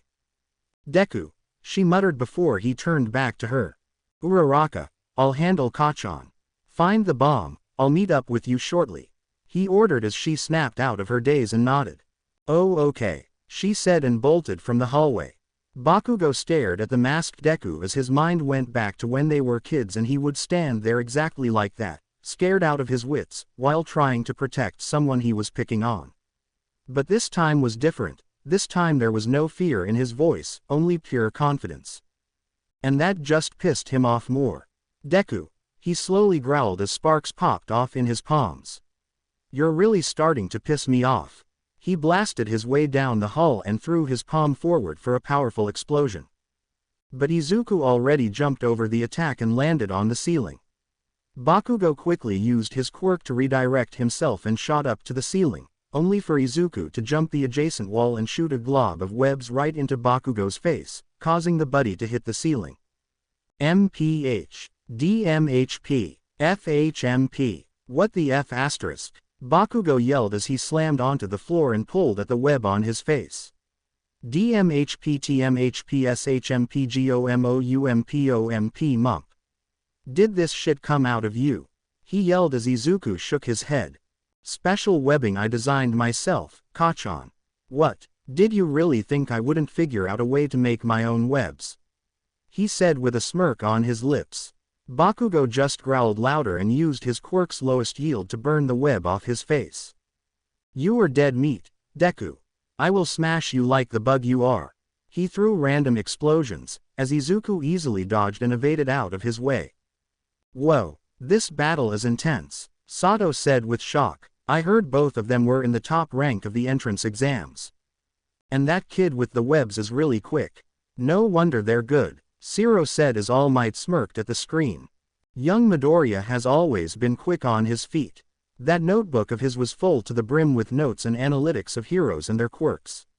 All of that knowledge, combine that with his limited control of One for All and his spider quirk, he will be unstoppable. Izuku tried to web Bakugo up again, but if there was one thing Deku could respect about him, it was his unique battle instinct. He doesn't fall for the same trick twice, using his explosives to blast them out of the air before they could touch him. Figured he'd do that. Kachan has always been quick to react and learns from his mistakes. He won't fall for that again, Izuku thought to himself as he used his web to zip across the hall. Need to come up with something else, he thought as he dashed around the corner. Don't you dare run from me, Deku. Bakugo yelled as he ran around the corner, only to find an empty hall. Huh, where'd he go? Toru asked as she and everyone else had watched him turn the corner, then suddenly disappear. We were just watching him, how could he slip past? Bakugo growled as he stomped down the hall. Where are you? Don't tell me you're actually running away, he yelled, unaware of the figure above him, cloaked and blended into the background. Just when he was about to turn and look somewhere else, 2 lines of web shot out and latched onto the large grenade-like devices on his arms. What the? He never got to finish before he was pulled up into the air and struck across the face. He landed back down but was quick to get back on his feet, but his head was still spinning from the last punch. Shit, what the hell just? This time he was struck again across the face, and once more before being uppercut under the chin, and then a swift kick sent him flying into the wall and 2 solid impact webs held him in place. That was the moment Izuku showed himself. Bakugo has been captured. All Might announced, the villain team is off a member. What, he can turn invisible too? The more vocal members of the class yelled out as All Might smirked at his student. Todoroki on the other hand was staring with increased intensity as he made note of the hurdle he would have to overcome to beat his old man. That dude is way up, Shiro said as he was also a little envious of Izuku's use of his web shooters. Strength, speed, and invisibility. Tenya looked at the screen in amazement. This is one impressive set of abilities. Truly I have underestimated him once again. Forgive me Midoriya. No fair. I thought I was the only one with invisibility. But he can also hide his clothes too. Toru yelled out with a pout, not that they could see it. That's it. I swear, if anyone else in here is going to steal my gimmick, I will tie their shoes together by the end of class. Toru said without hiding her jealousy. Wouldn't you need to undress to do that? Mina asked with a teasing smirk. Good, Mineta started to drool, a girl getting naked and bending over, ouch. He stopped mid-sentence as an invisible foot kicked him in his crotch. Back at the match, Izuku looked at the enraged face of Bakugo as he nodded. Sorry, Kachan, but I need to be somewhere else. Why don't you just stick around? He punned as he ran to the window. This isn't over, Deku. Bakugo shouted from the depths of his lungs as Izuku jumped out of the nearest window. Bakugo glared as his rage began to build higher and higher for the green-haired wannabe hero. The memory of his younger self falling into the damn river played out in his head again, as he saw that stupid brat standing over him like he was better than him or something. He hated that the useless Quirkless Deku was stupid enough to think he needed his help. Smoke started to rise from his palms as the webs began to burn. That, damn, Deku, he growled as the webs started to catch on fire. Don't you dare, his eyes were practically burning with rage as he blew up the webs. Look down on me, earlier 5th floor, Denki sighed as he leaned against the bomb. It had been a few minutes since Bakugo left to engage the enemy and he was left standing with the bomb. Man, why did I get stuck guarding the bomb? Not that I'm complaining, but I'd like to show off my skills too. Maybe impress one of the girls in the class, especially the one with big beeps. He thought about Yaoyorozu's mostly revealing outfit as he giggled a little perversely. Ochako stared at him from behind the pillar and backed away from him slightly. Single quote ... Do I really have to fight him? She asked herself. Denki suddenly stopped giggling and looked towards her. I can see you there, cute face. Your helmet is bulging into the room. He called out as she flinched and made a mental note to change her helmet later. Seeing that there is no point in hiding, Ochako entered the room and took a good look at her environment for anything that might come in handy for her against her opponent. Luckily he wasn't as smart as Yaoyorozu or Iida and hadn't taken the foresight to clear the room of rubble and debris, meaning she had a whole arsenal of objects she could use against him. Move aside, villain, Ochako demanded as she walked closer to an office chair. I don't think so, cutie, Denki replied, but tell you what, if you will not get too hurt when I zap you, maybe I will take you out on a date. Not gonna happen, Ochako shouted as she threw the now weightless chair at Denki and cancelled her quirk's effect just before impact. Caught by surprise, the chair collided with the buddy teen as he fell on the ground in pain and Ochako walked past towards the bomb. I'm really sorry about that, but you are not my type anyway. Try your luck on the other girls. One of them MIA. Ochako's rejection speech got cut short as Denki grabbed her ankle and shocked her. It wasn't powerful enough to cause permanent damage, nor did it fry his brain, but it was enough to stun the heroine in training for the villain to get up and throw her away from the bomb. Almost like being shocked by a taser. She found herself slammed against a wall, near the windows, too stunned to move effectively. I may not be as smart as Yaoyorozu, but even I know not to get too close to an enemy with touch powers. Denki said as Ochako fell to the ground, slightly stunned from the electrical shock to her system. Now, don't take this personally, but, he unrolled the capture tape. But I need to tie you up now, this doesn't make me a beep. I swear I'm not, he said, despite the slight beeped grin on his face.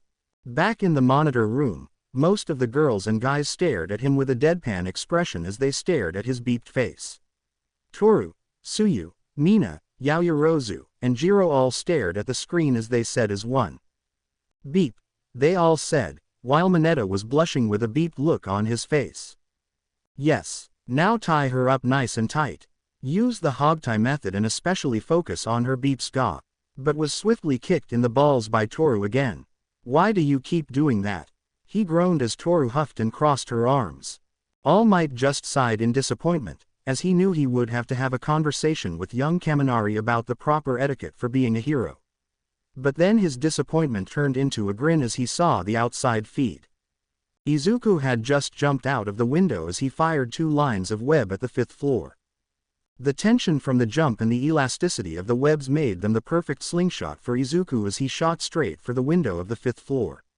At that moment, just as Kaminari was about to tie her up, the window smashed open as Izuku swung into the room. Kaminari only had a moment to realize this before Izuku's feet planted themselves into his stomach and threw him across the room. Izuku landed with grace before he looked over to Ochako. Uraraka, are you okay? He asked as he went to help his partner. She nodded slightly but still found it hard to move due to her muscles being locked up. I'm okay. He has some sort of electrical quirk, can't move, she managed to say as he nodded. Okay. Just stay here. I'll take care of him, he said as Kaminari got back up. Ah, dude, so not cool, man, he said as he held his stomach. But if you're here, then that means, crap. Bakugo's down, he cursed slightly. Oh well, he said as his body started sparking with electricity. Time to show them all how cool I am. Too late for that, Jiro said in the monitor room as she could only guess what he was thinking, judging by the way he was attempting to look cool. Take this, he yelled as he did his best to direct his lightning at Izuku. But Izuku was quick to react, and lightning was not as controllable as one might expect by watching movies. Izuku jumped away from the lighting and up onto the ceiling. Kaminari tried hitting him again, but Izuku's reflexes were too quick for him as he jumped from wall to wall. All while shooting globs of web at him. Ah, Jesus, man, what is this stuff? Is it coming out of you? He asked as the webs struck near him, and Izuku sighed. Special webbing I designed, not going into details. He said as he shot the web balls at him, only for Denki to roll out of the way and fire back with his lighting. Izuku then decided to get up and close as he fired a strand of web at Denki as it latched onto his chest. Only the thing is his webs turned out to be conductive as the electricity covering Kaminari's body traveled back up the webs and short-circuited the web shooter on his left arm. Gah, he yelled as the web shooter's battery exploded and webbing started leaking out of his web shooter. Whoa, dude, are you okay? I didn't mean to hurt you. Denki momentarily broke character as Izuku jumped back to the ground. Yeah, I'm okay, but it looks like your electricity short-circuited my web shooter. Going to need to go over the blueprints again. Maybe add some sort of insulation, but then I'd need to think about the battery size. How much would it need to be resistant to electrical shortages, maybe if I somehow magnetize the battery? But for that I'd need he started trailing off as Denki and Ochako backed off slightly as Deku entered muttering mode. All Might mentally sighed as he watched his protege babble on. Not now, young Midoriya. Quote. Deku, the match, Ochako said as Izuku snapped out of his train of thoughts. Oh, right, he said as he removed his damaged web shooter and put it in his utility belt. Looks like I can't use my web shooters on you, he said as he got ready.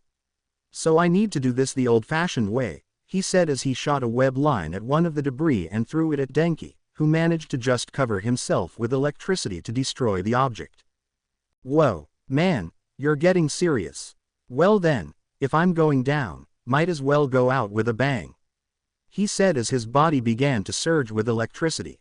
Izuku's spider sense went nuts as he could tell the electricity building up was not a good sign. His mind went back to Ochako, as she was still paralyzed and wouldn't be able to move out of the way in time.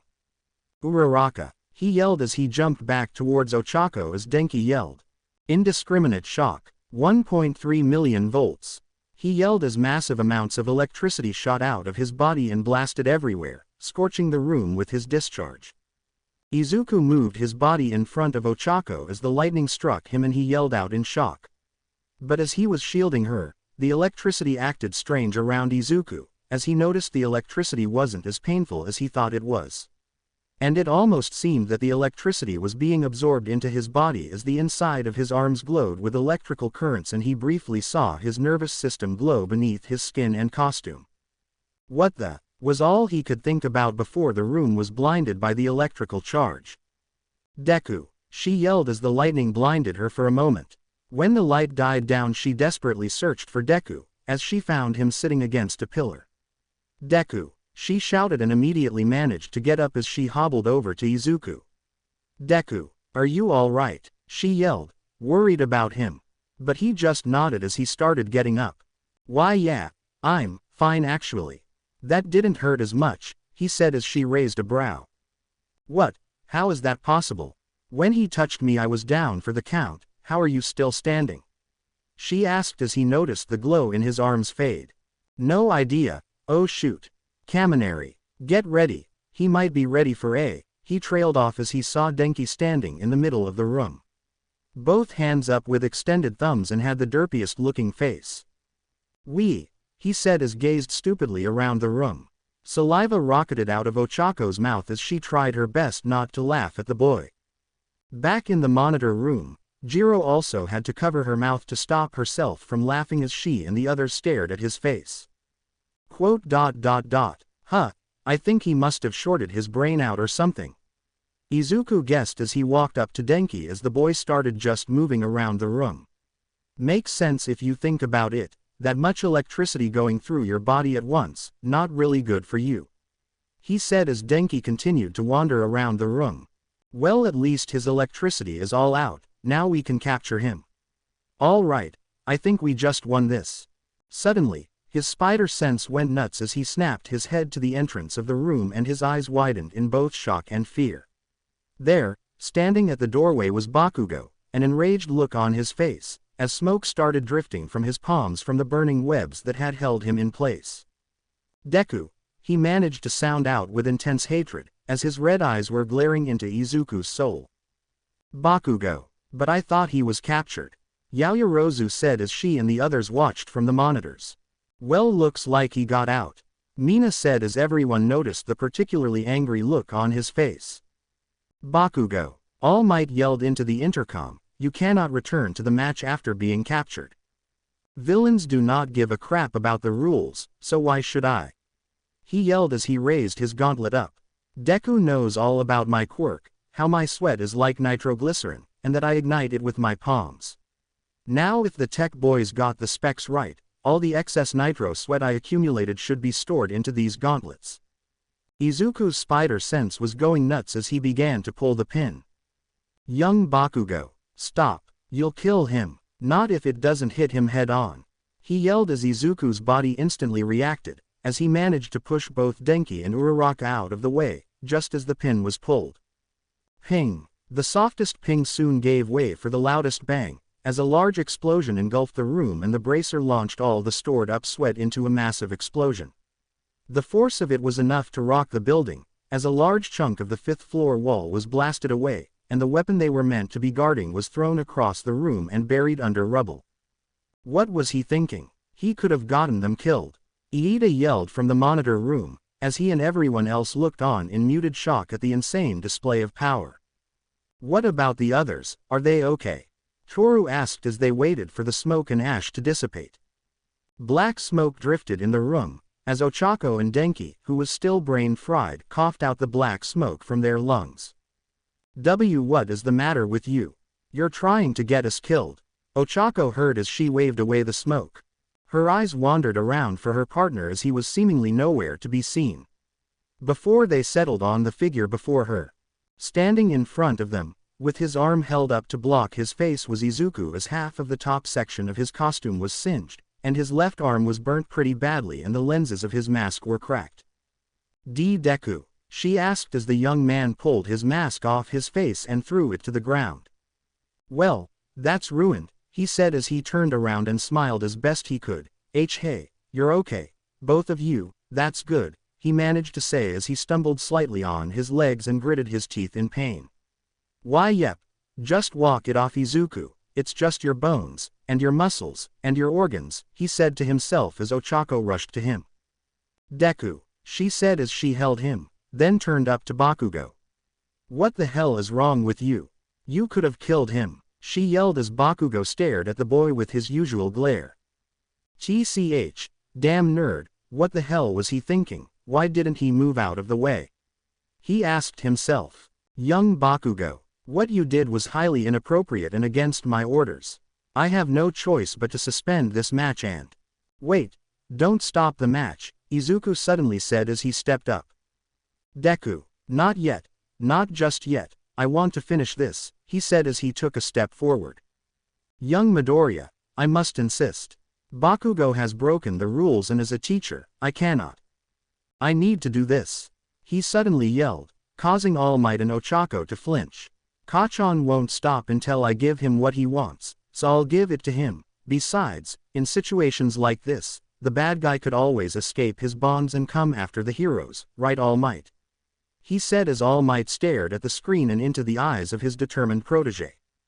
He knew he should call off the match, he should, but he couldn't deny the feeling that Izuku was trying to get across. This was something both of them needed. For Izuku to stand up to his bully, and for Bakugo to realize Izuku's strengths. Very well, against my better judgment, the match will continue. But if you pull that move again, Bakugo, I will suspend the match, and your future in this school will be discussed. He ordered as Bago clicked his tongue and nodded. Fine, not like I need them anyway, he said as Izuku kneeled close to Ochako and whispered something to her, as she nodded. Are you done making out with your girlfriend yet? Bakugo asked mockingly as small explosions came out of his palms. I only have 8 minutes to beat you before the match is over. Ignoring that comment, Izuku held up his fist, as he was ready for anything Bakugo could throw at him. Bakugo instantly closed the gap between them as he used his explosions to propel himself forward, but just as Izuku was about to block him, he pulled an explosion right in front of him and went over Izuku. Fast, Izuku thought as he was just barely able to drop low, as an explosion went over his head. But Bakugo was prepared for that as his other hand was pointing right at him. Got ya, he yelled as he blasted Izuku and sent him flying out the hole in the wall. He would have plummeted had he not shot a web line from his shooter, using the momentum to slingshot back in, much to Bakugo's surprise. Crotch, he yelled as his legs wrapped around Bakugo's head and he threw him down onto the floor. But once again Bakugo was known for his fast reaction time as he grappled with the boy and managed to create some distance between them. You really are amazing, Kachan, Izuku said as Bakugo only growled and he launched a series of explosions at the boy. But I'm going to win, he yelled as the explosions cleared and he was gone. Invisible again, I'm not falling for that trick again, he yelled as he made smaller explosions in his palm and started filling the room with smoke. What the heck is he doing? Zero asked. He's just making a lot of smoke, how's that going to help? Because Midoriya's gone invisible again, he's using the smoke to track his movements and position. Midoriya may be able to hide his body, but he can't hide his movements. It's actually pretty clever, Ojiro said as he moved his tail around. Bakugo kept his eyes peeled as he searched for the slightest disturbance in the smoke, and when he saw it he blasted it with his quirk. Izuku phased back into the spectrum, as he jumped away from his blast. I told you that won't work on me. He yelled and fired his quirk from his palms and rushed to meet Izuku in midair. Izuku managed to grapple with the boy in midair as Bakugo growled. You're not going all out, he accused. I know you can go stronger than this. That lightning you had before during the quirk test. Show me, he said as he spun the boy and propelled him with his explosions. Don't you dare treat me like a joke, he yelled as he threw Izuku into the ground. He had one move that he had never tried before, but if the rumors about the entrance exam were true, then his move could rival this green bug's ultimate move. Unfortunately, there was not enough space in the room, and he was just warned about big moves. So this move will have to wait for another day. Show me what you've got, Deku, he screamed as he blasted at his opponent, as Izuku dodged and jumped away from Bakugo. Damn it, stop moving, it's like you're not even trying to fight me. I don't need to. Izuku smiled right before Bakugo tried to blast him, only to be grabbed by Izuku, who used 5% of One for All and holding back his full strength, threw the buddy against the entrance to the room. Using any higher level of One for All would have most likely crippled Bakugo with the addition of his spider strength. I've already won. When Bakugo got up, he saw Izuku standing in front of him, but then he saw what was behind him. The girl he was teamed with had used her quirk to move the rubble and debris off the weapon, as she grabbed the bomb tightly while glaring at him. Weapon secure, she yelled as All Might grinned and he yelled. Hero team has secured the weapon. Team A wins. Bakugo stared at the girl with stunned disbelief before he snapped his gaze towards Izuku, who was panting slightly. But, how? You forgot, Kachan. The point of this whole match wasn't about beating each other up, it was about getting the weapon from the villains. While you were focused on me, I asked Uraraka to secure the weapon. It didn't help that it was buried under rubble, but her quirk is really awesome, Izuku said as he gritted his teeth through the pain.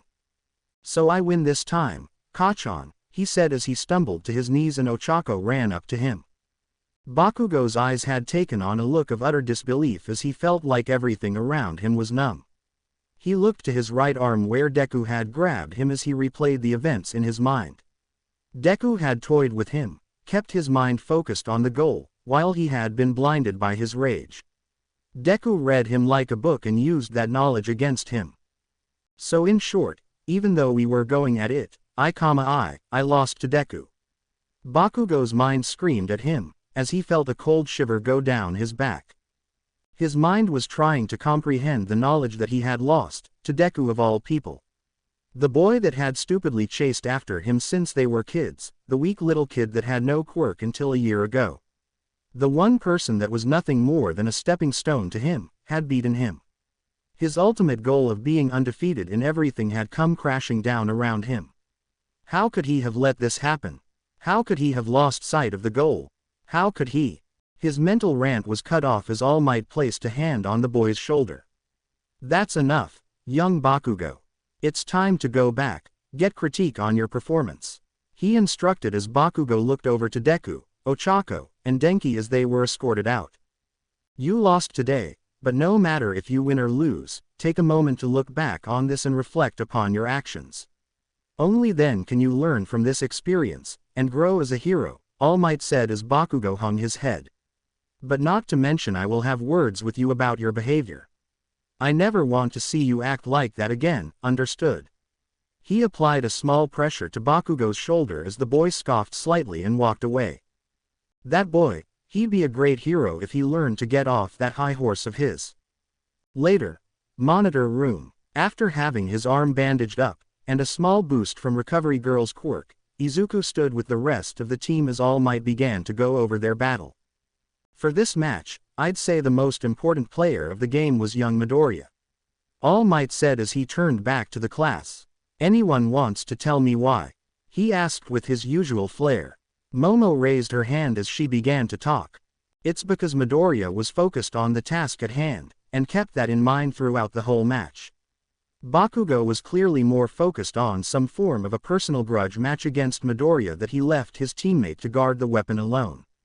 Not to mention his large range attack indoors would have also done serious damage to his classmates and teammates. It was idiotic and reckless, to be honest, Momo said as Bakugo had his hair covering his eyes and no snark anywhere on his face. Kaminari clearly didn't plan ahead and tried to use a powerful attack that had left him vulnerable afterwards. But given the fact his teammate had essentially abandoned him, I don't fully blame him. He was able to damage one of Midoriya's support items, but I don't think he had it in mind when he did it. Not to mention he did manage to catch Uraraka by surprise and temporarily incapacitate her, but was defeated easily by Midoriya.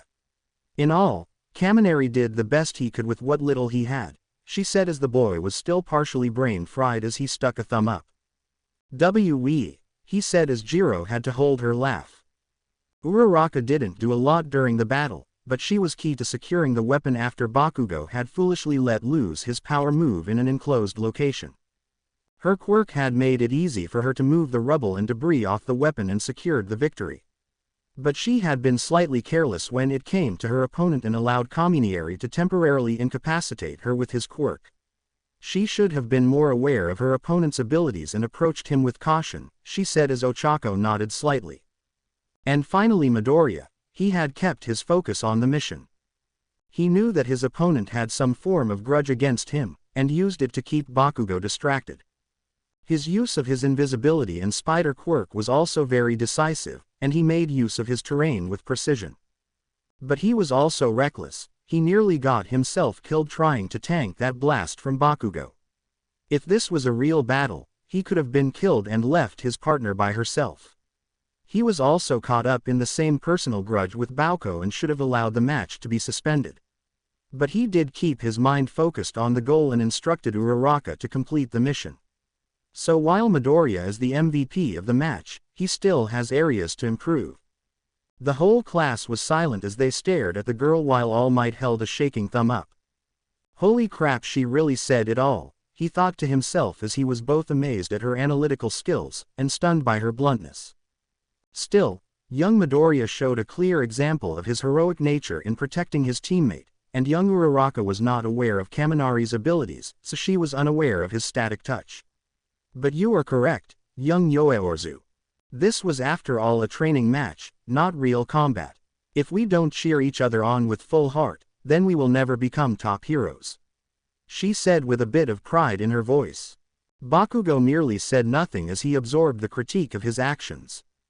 Speaking of which, Midoriya, Toru said as she walked up to him and jabbed her finger on his chest. Why didn't you tell me you could turn invisible? Are you trying to steal my gimmick? I thought I was the only one with invisible powers, she said with a playful tone in her voice. Sorry, Izuku said as he held his hand up, one of them bandaged from his fight. It's just that I didn't really get a chance to show it off during the quirk assessment test, and it didn't seem like a big deal at all. Not a big deal, dude, you were totally op in that match, Kirishima said as he grinned. I'm kind of jealous I didn't get to fight you, man. You were so awesome, he praised, as Izuku blushed a little, not being used to praise from fellow classmates. But dude, how did you survive Kaminari's lightning blast? That looked like it would have really hurt. That voltage could probably kill an elephant. Shiro asked as Izuku looked down at his hands as he thought back to the last moments of the fight. There will be plenty of time for questions later. All Might interrupted as they all turned to him. The next match will start, with Team B, Shoto Todoroki and Mezzo Shoji vs Team I, Toru Hagakure and Mashirao Ojiro. All Might announced as both teams left the monitor room while Bakugo merely stared at the monitor. The match was a complete one-sided victory, as Todoroki showed his overwhelming power with his quirk as he froze the entire building and claimed victory. Bakugo starred with intense focus, as he watched, half and half, easily blow away the competition. And as the matches went on, he slowly realized his initial plans for being the best at UA were going to be a lot harder than he thought. Meanwhile, Izuku was watching the matches with great interest of his class and their quirks, while also going over the battle he had with Bakugo and the electrical blast he absorbed. In the year since he got his spider powers, he had never seen anything like that happen to him. The energy rush he felt at that moment was different. It felt like there was something else going on inside of him, something he felt he should explore later on. Does this have something to do with One for All? Did it do something else to me other than gain All Might's power? He asked himself as he flexed his hand. Whatever it was, I need to be ready in case it happens again. He then looked over to Bakugo and didn't know it at the time, but both of them were thinking about their grudge match. For Izuku, he knew that it was stupid to keep the match going after what Bakugo pulled, but he had the feeling neither of them would have been fully satisfied with the final results until either one of them won. It was also something both of them needed. Bakugo had been the source of his pain for so many years, His mockery of his former quirklessness had isolated him from others. His bullying had made him jumpy and doubtful of himself for so long that he had felt truly worthless for most of his life. He needed to face his bully head-on and prove that everything Bakugo had said about him was wrong and that he could become a hero. And he proved it today, if only in a mock victory battle. For Bakugo, he learned that UA wasn't going to be as easy as he thought it was and that he wasn't above everyone around him. For most of his life, he had been told by his old middle school teachers and others around him that he was special and that inflated his ego. He felt that there was no one that could truly stand in his way, and that he would instantly become a better hero than anyone else, and that they shouldn't even bother trying. But now, he had seen and felt that wasn't the case anymore. Not only did someone he once considered a pebble had the power to challenge him, but there were even greater hurdles that stood in his path like Shoto Todoroki, and if he was going to be the #1 hero, he was going to need to put a lot more effort in than ever before. Both boys turned to each other as if they came to the same conclusion. Single quote ... This isn't middle school anymore, everything is different. Meanwhile, unknown location. Kai Chisaki stared at what remained of his Yakuza and held his fists in anger. For the past few months, everything had gone to shit. The police and heroes had raided their hideout, their trigger distributors had cut them off, and nearly all of their offshore accounts had been frozen or retained by the government. And not only that, but most of his enforcers had either left him or had been captured by the heroes and police, leaving him with very few to rely on. All the planning he had for his goal of returning the world to a pre-Quirk era had been shattered before his eyes.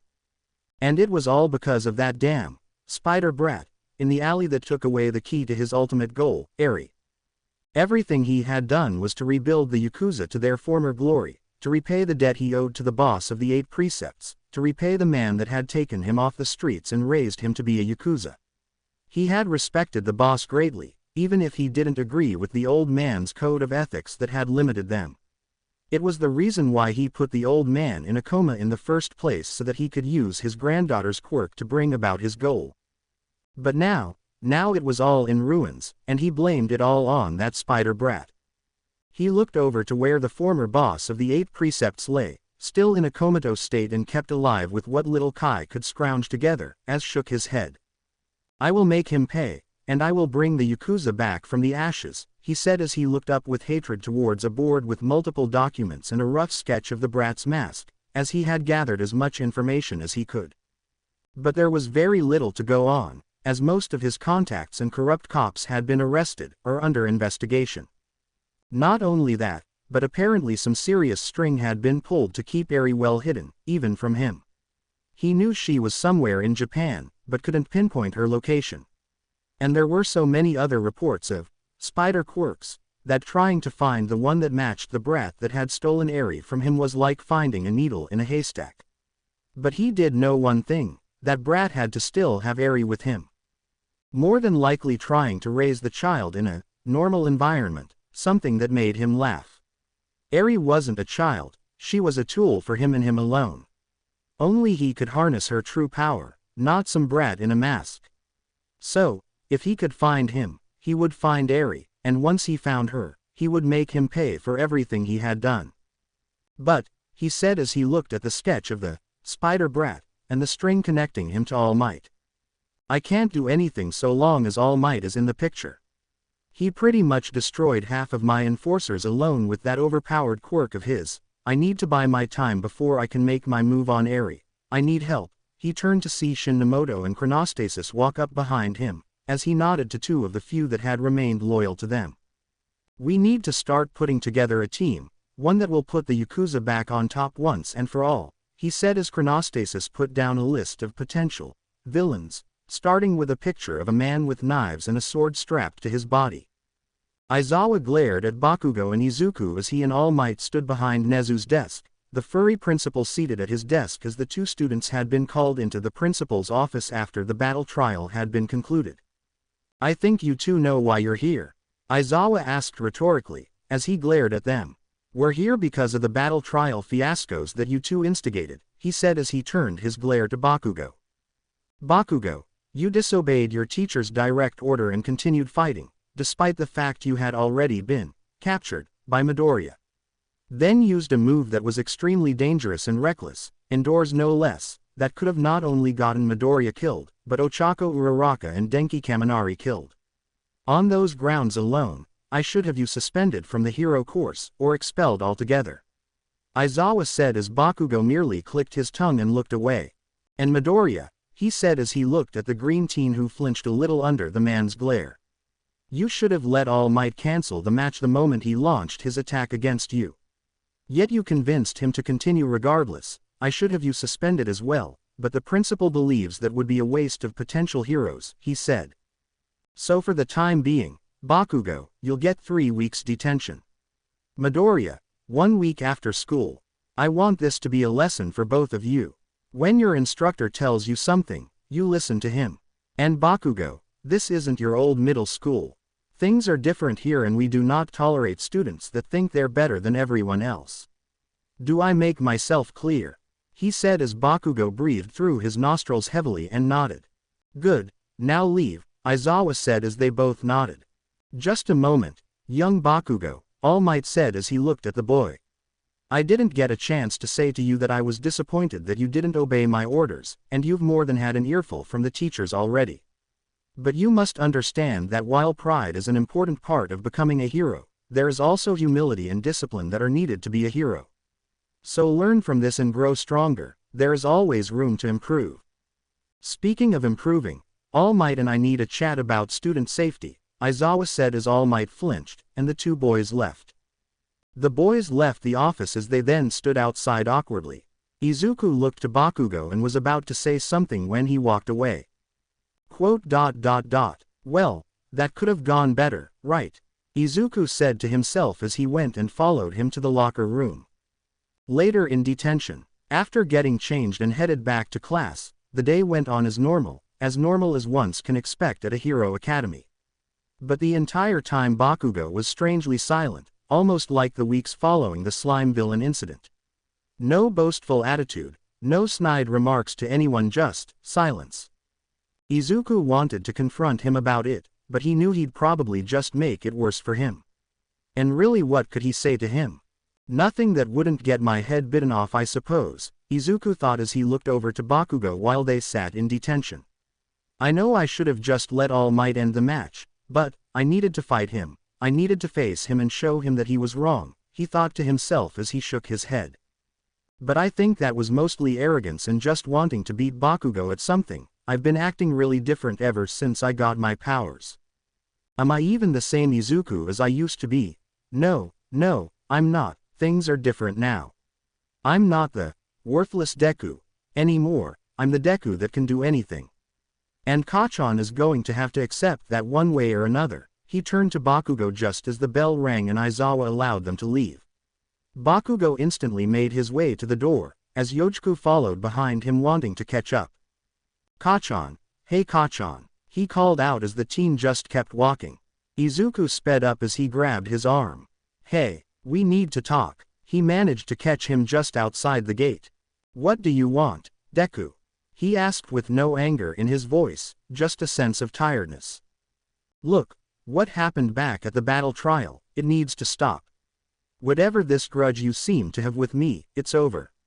We were friends once and we can still be friends now, but I need to know why you hate me so much. He asked as Bakugo looked away. It's because you're pathetic, he said as Izuku raised a brow. What? You've always been pathetic, ever since we were kids. You couldn't throw a ball, you couldn't protect others from getting beat up, and you were totally quirkless. You were nothing compared to me. But then, that day at the creek, when I fell into the river, you actually thought I needed your help. He turned around and glared. You just stood over me, acting like I was a weak pathetic loser like you. But I don't need your help. I didn't need some worthless Deku trying to help me. I am better than you. He yelled as he glared at Deku. The creek, but, wait, is that what this has been all about? Because I wanted to help you get out of the river. Or *****ing stupid? Izuku yelled, surprising Bakugo. All this time you've been angry at me because you thought I was looking down on you. News flash, Asshole, I was worried about you. You could have cracked your skull open or snapped your ********ing neck on a rock. Then what would have happened then, huh? You'd try to be a hero with a broken neck. Here comes Bakugo, with the power of a broken neck. Or here comes Dead Man and his amazing powers of being dead. Are you kidding me? He yelled as he felt his heart racing. I didn't think you were a pathetic loser. I wasn't standing over you like I was judging you. I was worried that my friend could have gotten hurt. Because face it. Everyone gets hurt, even heroes. But you were just so arrogant that you honestly thought I was looking down at you. Well, Yukachi-chan. Sorry, I actually gave a crap about your well-being, not like anyone else had rushed down to help you. He yelled as he clenched his fist. But you just threw away everything because of your own selfish ego. Well, guess what, Kachan? The world doesn't revolve around you. He yelled as he poked a finger into his chest.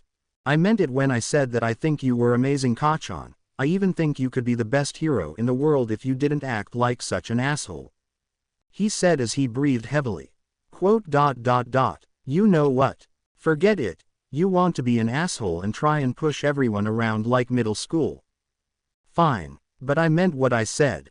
I'm not the worthless Deku anymore. I'm the Deku that can do anything, and that's to be a hero. Because I want to be a hero, not just because it's what I wanted since we were kids, but because it's what I need to do. I have people in my life I need to protect. I have a responsibility to master this power I was given, and I'm not going to waste any more time on you. So either get that stick out of your or get out of my way. He said as he glared right into Bakugo's eyes as the boy stared at him with stunned silence. A moment of silence drifted between them as both of them just stared at each other. Belugo seemed to just be lost in his own world, while Izuku was trying his best to stand his ground. The only sound that could be heard between them was the rustling of leaves, as they stood silent. Wow, that was intense, Bakugo suddenly said as he looked away. I think that's the first time I ever heard you actually swear, he said as Izuku shrugged. Yeah, kind of surprising for me too, but like I said, things have changed, Kachan. I'm not the same Deku I used to be, he said as Bakugo nodded. Yeah, clearly, he breathed through his nostrils and ran a hand through his hair. You're right, things are different now. After today, and what that ponytail girl said, It really sunk in, he said as the pair of them stood alone in the courtyard. Not only that, but did you see that half-and-half bastard? He won his match completely unscathed. Damn it, I thought he was nothing before but, shit, look, you won today, alright. But don't think it'll happen again. He yelled as Izuku could have sworn he saw tears in his eyes. I'm going to be the #1 hero. All right, he yelled as he turned and stomped off. Izuku stared at his old friend as he didn't know how to take this. On the one hand, he was glad he finally stood up to Bakugo and found out why he hated him for so long. On the other hand, it looked like UA had shaken him to his core, and everything he knew had crumbled to the ground. Whether or not this would break him or make him into a better hero down the line would remain to be seen. I guess that's all I can really hope for, Izuku thought to himself as he watched the boy walk away. It was at that moment that a kindly old janitor, with graying slicked back hair, a mustache on his upper lip and a pair of vintage Cartier Vendome sunglasses with brown gradient lenses, walked up to him while sweeping the leaves. That boy sure has some issues, huh? He said as Izuku nodded.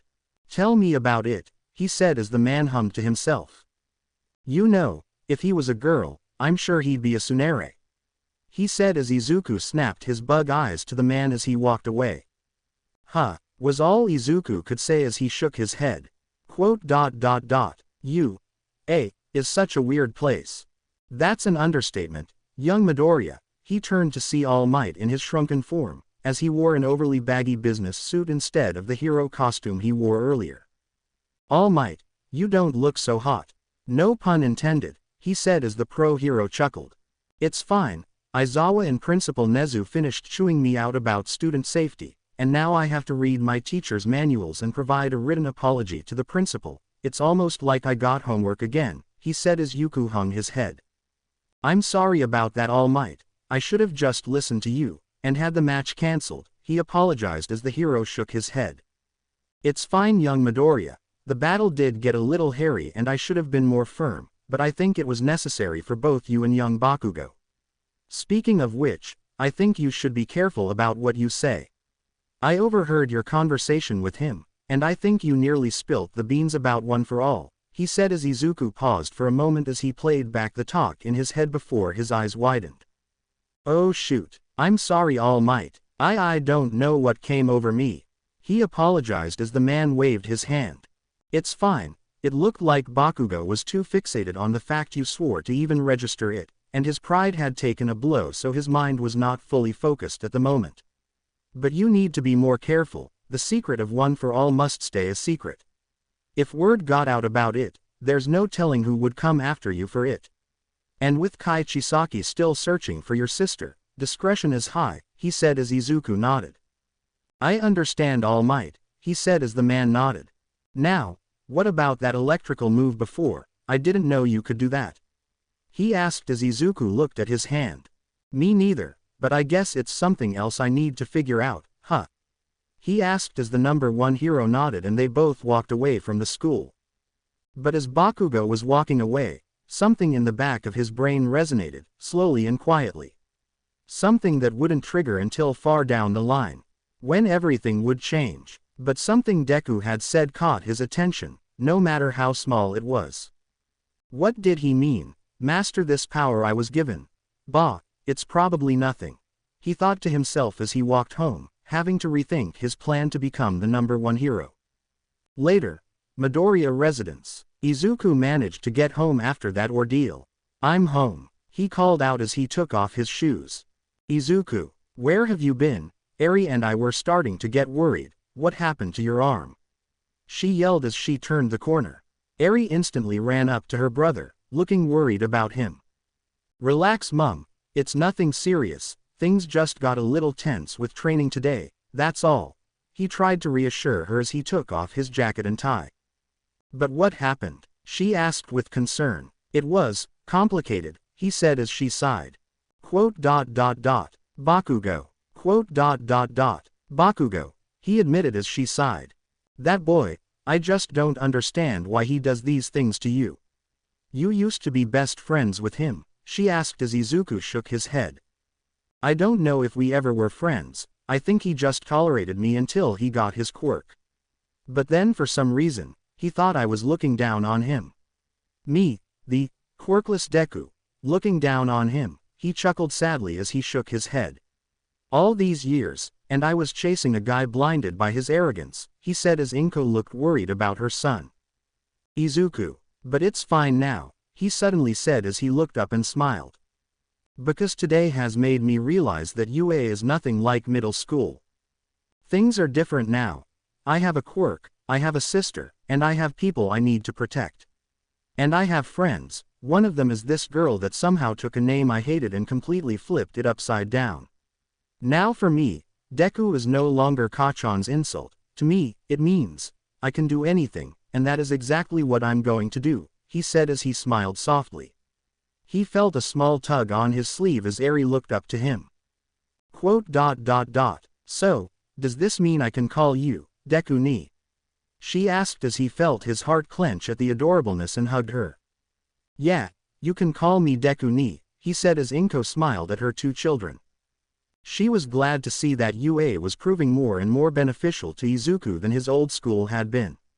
While she was worried about Bakugo continuing his treatment of her son, she was happy to know that he had friends that were actually looking out for him, and even helped him to overcome the trauma of the past. It made her heart feel much lighter than it had been in years. So, this girl that helped you change the name Deku, is she cute? She suddenly asked as Izuku's eyes nearly popped out his head as he snapped his head to her. Mum, what the hell? He screamed with a huge blush on his face as she had a once-in-a-lifetime grin on her face. She sounds like a very nice girl, especially if she's been able to change that horrible nickname around for you. You should invite her over for dinner sometime. She teased a little as Izuku's invisibility fluctuated from embarrassment. Mum. It's not like that, honest. He tried to reason, but it didn't help when Eri started throwing her hands in the air and yelling. Deku ni has a girlfriend. Deku ni has a girlfriend. She chanted as Deku buried his hands in his face and blushed madly. You know, Inko said, most heroes usually have no time for social lives. You should probably make your move as long as you still have the time for that. This is so embarrassing, he thought as Inko smiled and laughed. Arg, I'm going to the warehouse. He yelled as he ran out the door, while the Midoriya household began to fill with laughter and merriment. Something that hadn't happened for a long time, before Izuku received his quirk from that spider.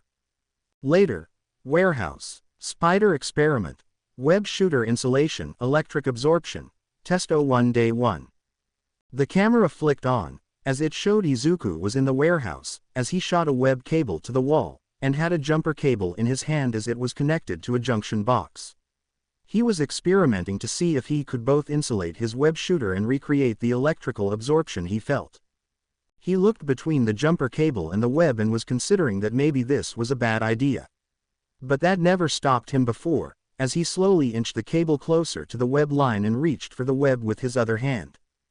Zap! Boom! Ah! Izuku was thrown across the room as the junction box sparked, exploded and left a slightly twitching Izuku with a large puffy hairstyle.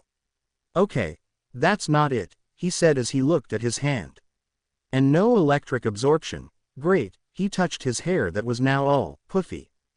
Hope this isn't permanent, I look like a giant piece of broccoli with this, and I do not want to go around as Broccoli Boy, he briefly imagined himself in a ridiculously themed broccoli costume as he shivered. Okay, what's next? He asked himself as he went over the different ways he could insulate the web shooter. Fast forward. Spider experiment, web shooter insulation, test 02 day 1. Izuku had the camera set up near a makeshift workbench in the warehouse, as he both wrote down on his notes about possible ways to insulate the battery from electrical overcharge, while also attaching wires and circuits to his gear.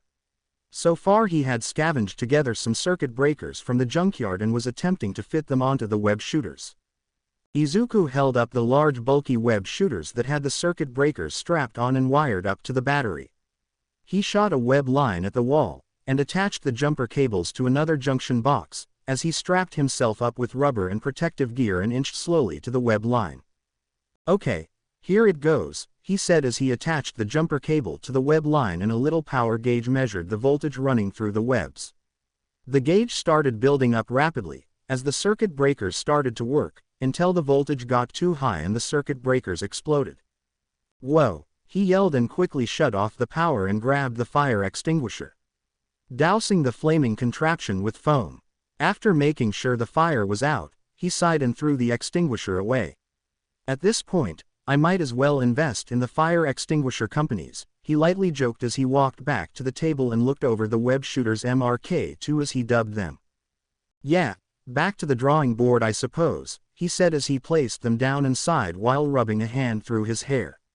Come on, Midoriya, you can figure this out, you built these things, it shouldn't be that hard. Nothing in life comes easy, young Midoriya, you more than anyone knows that, he heard as he turned to see All Might walk in. Working on the battery problem again? He asked as Izuku nodded. Yeah, the batteries keep exploding, and I can't seem to figure it out. He complained as he rubbed a hand over his face. Magnetizing them doesn't work as well as you think, and the stuff I do have can't hold up. It kind of reminds me of when I tried One for All for the first time, only I can't regulate a third party's power like I do with my own. You know, you can send your web shooters in as a patent and have a costuming company figure it out for you.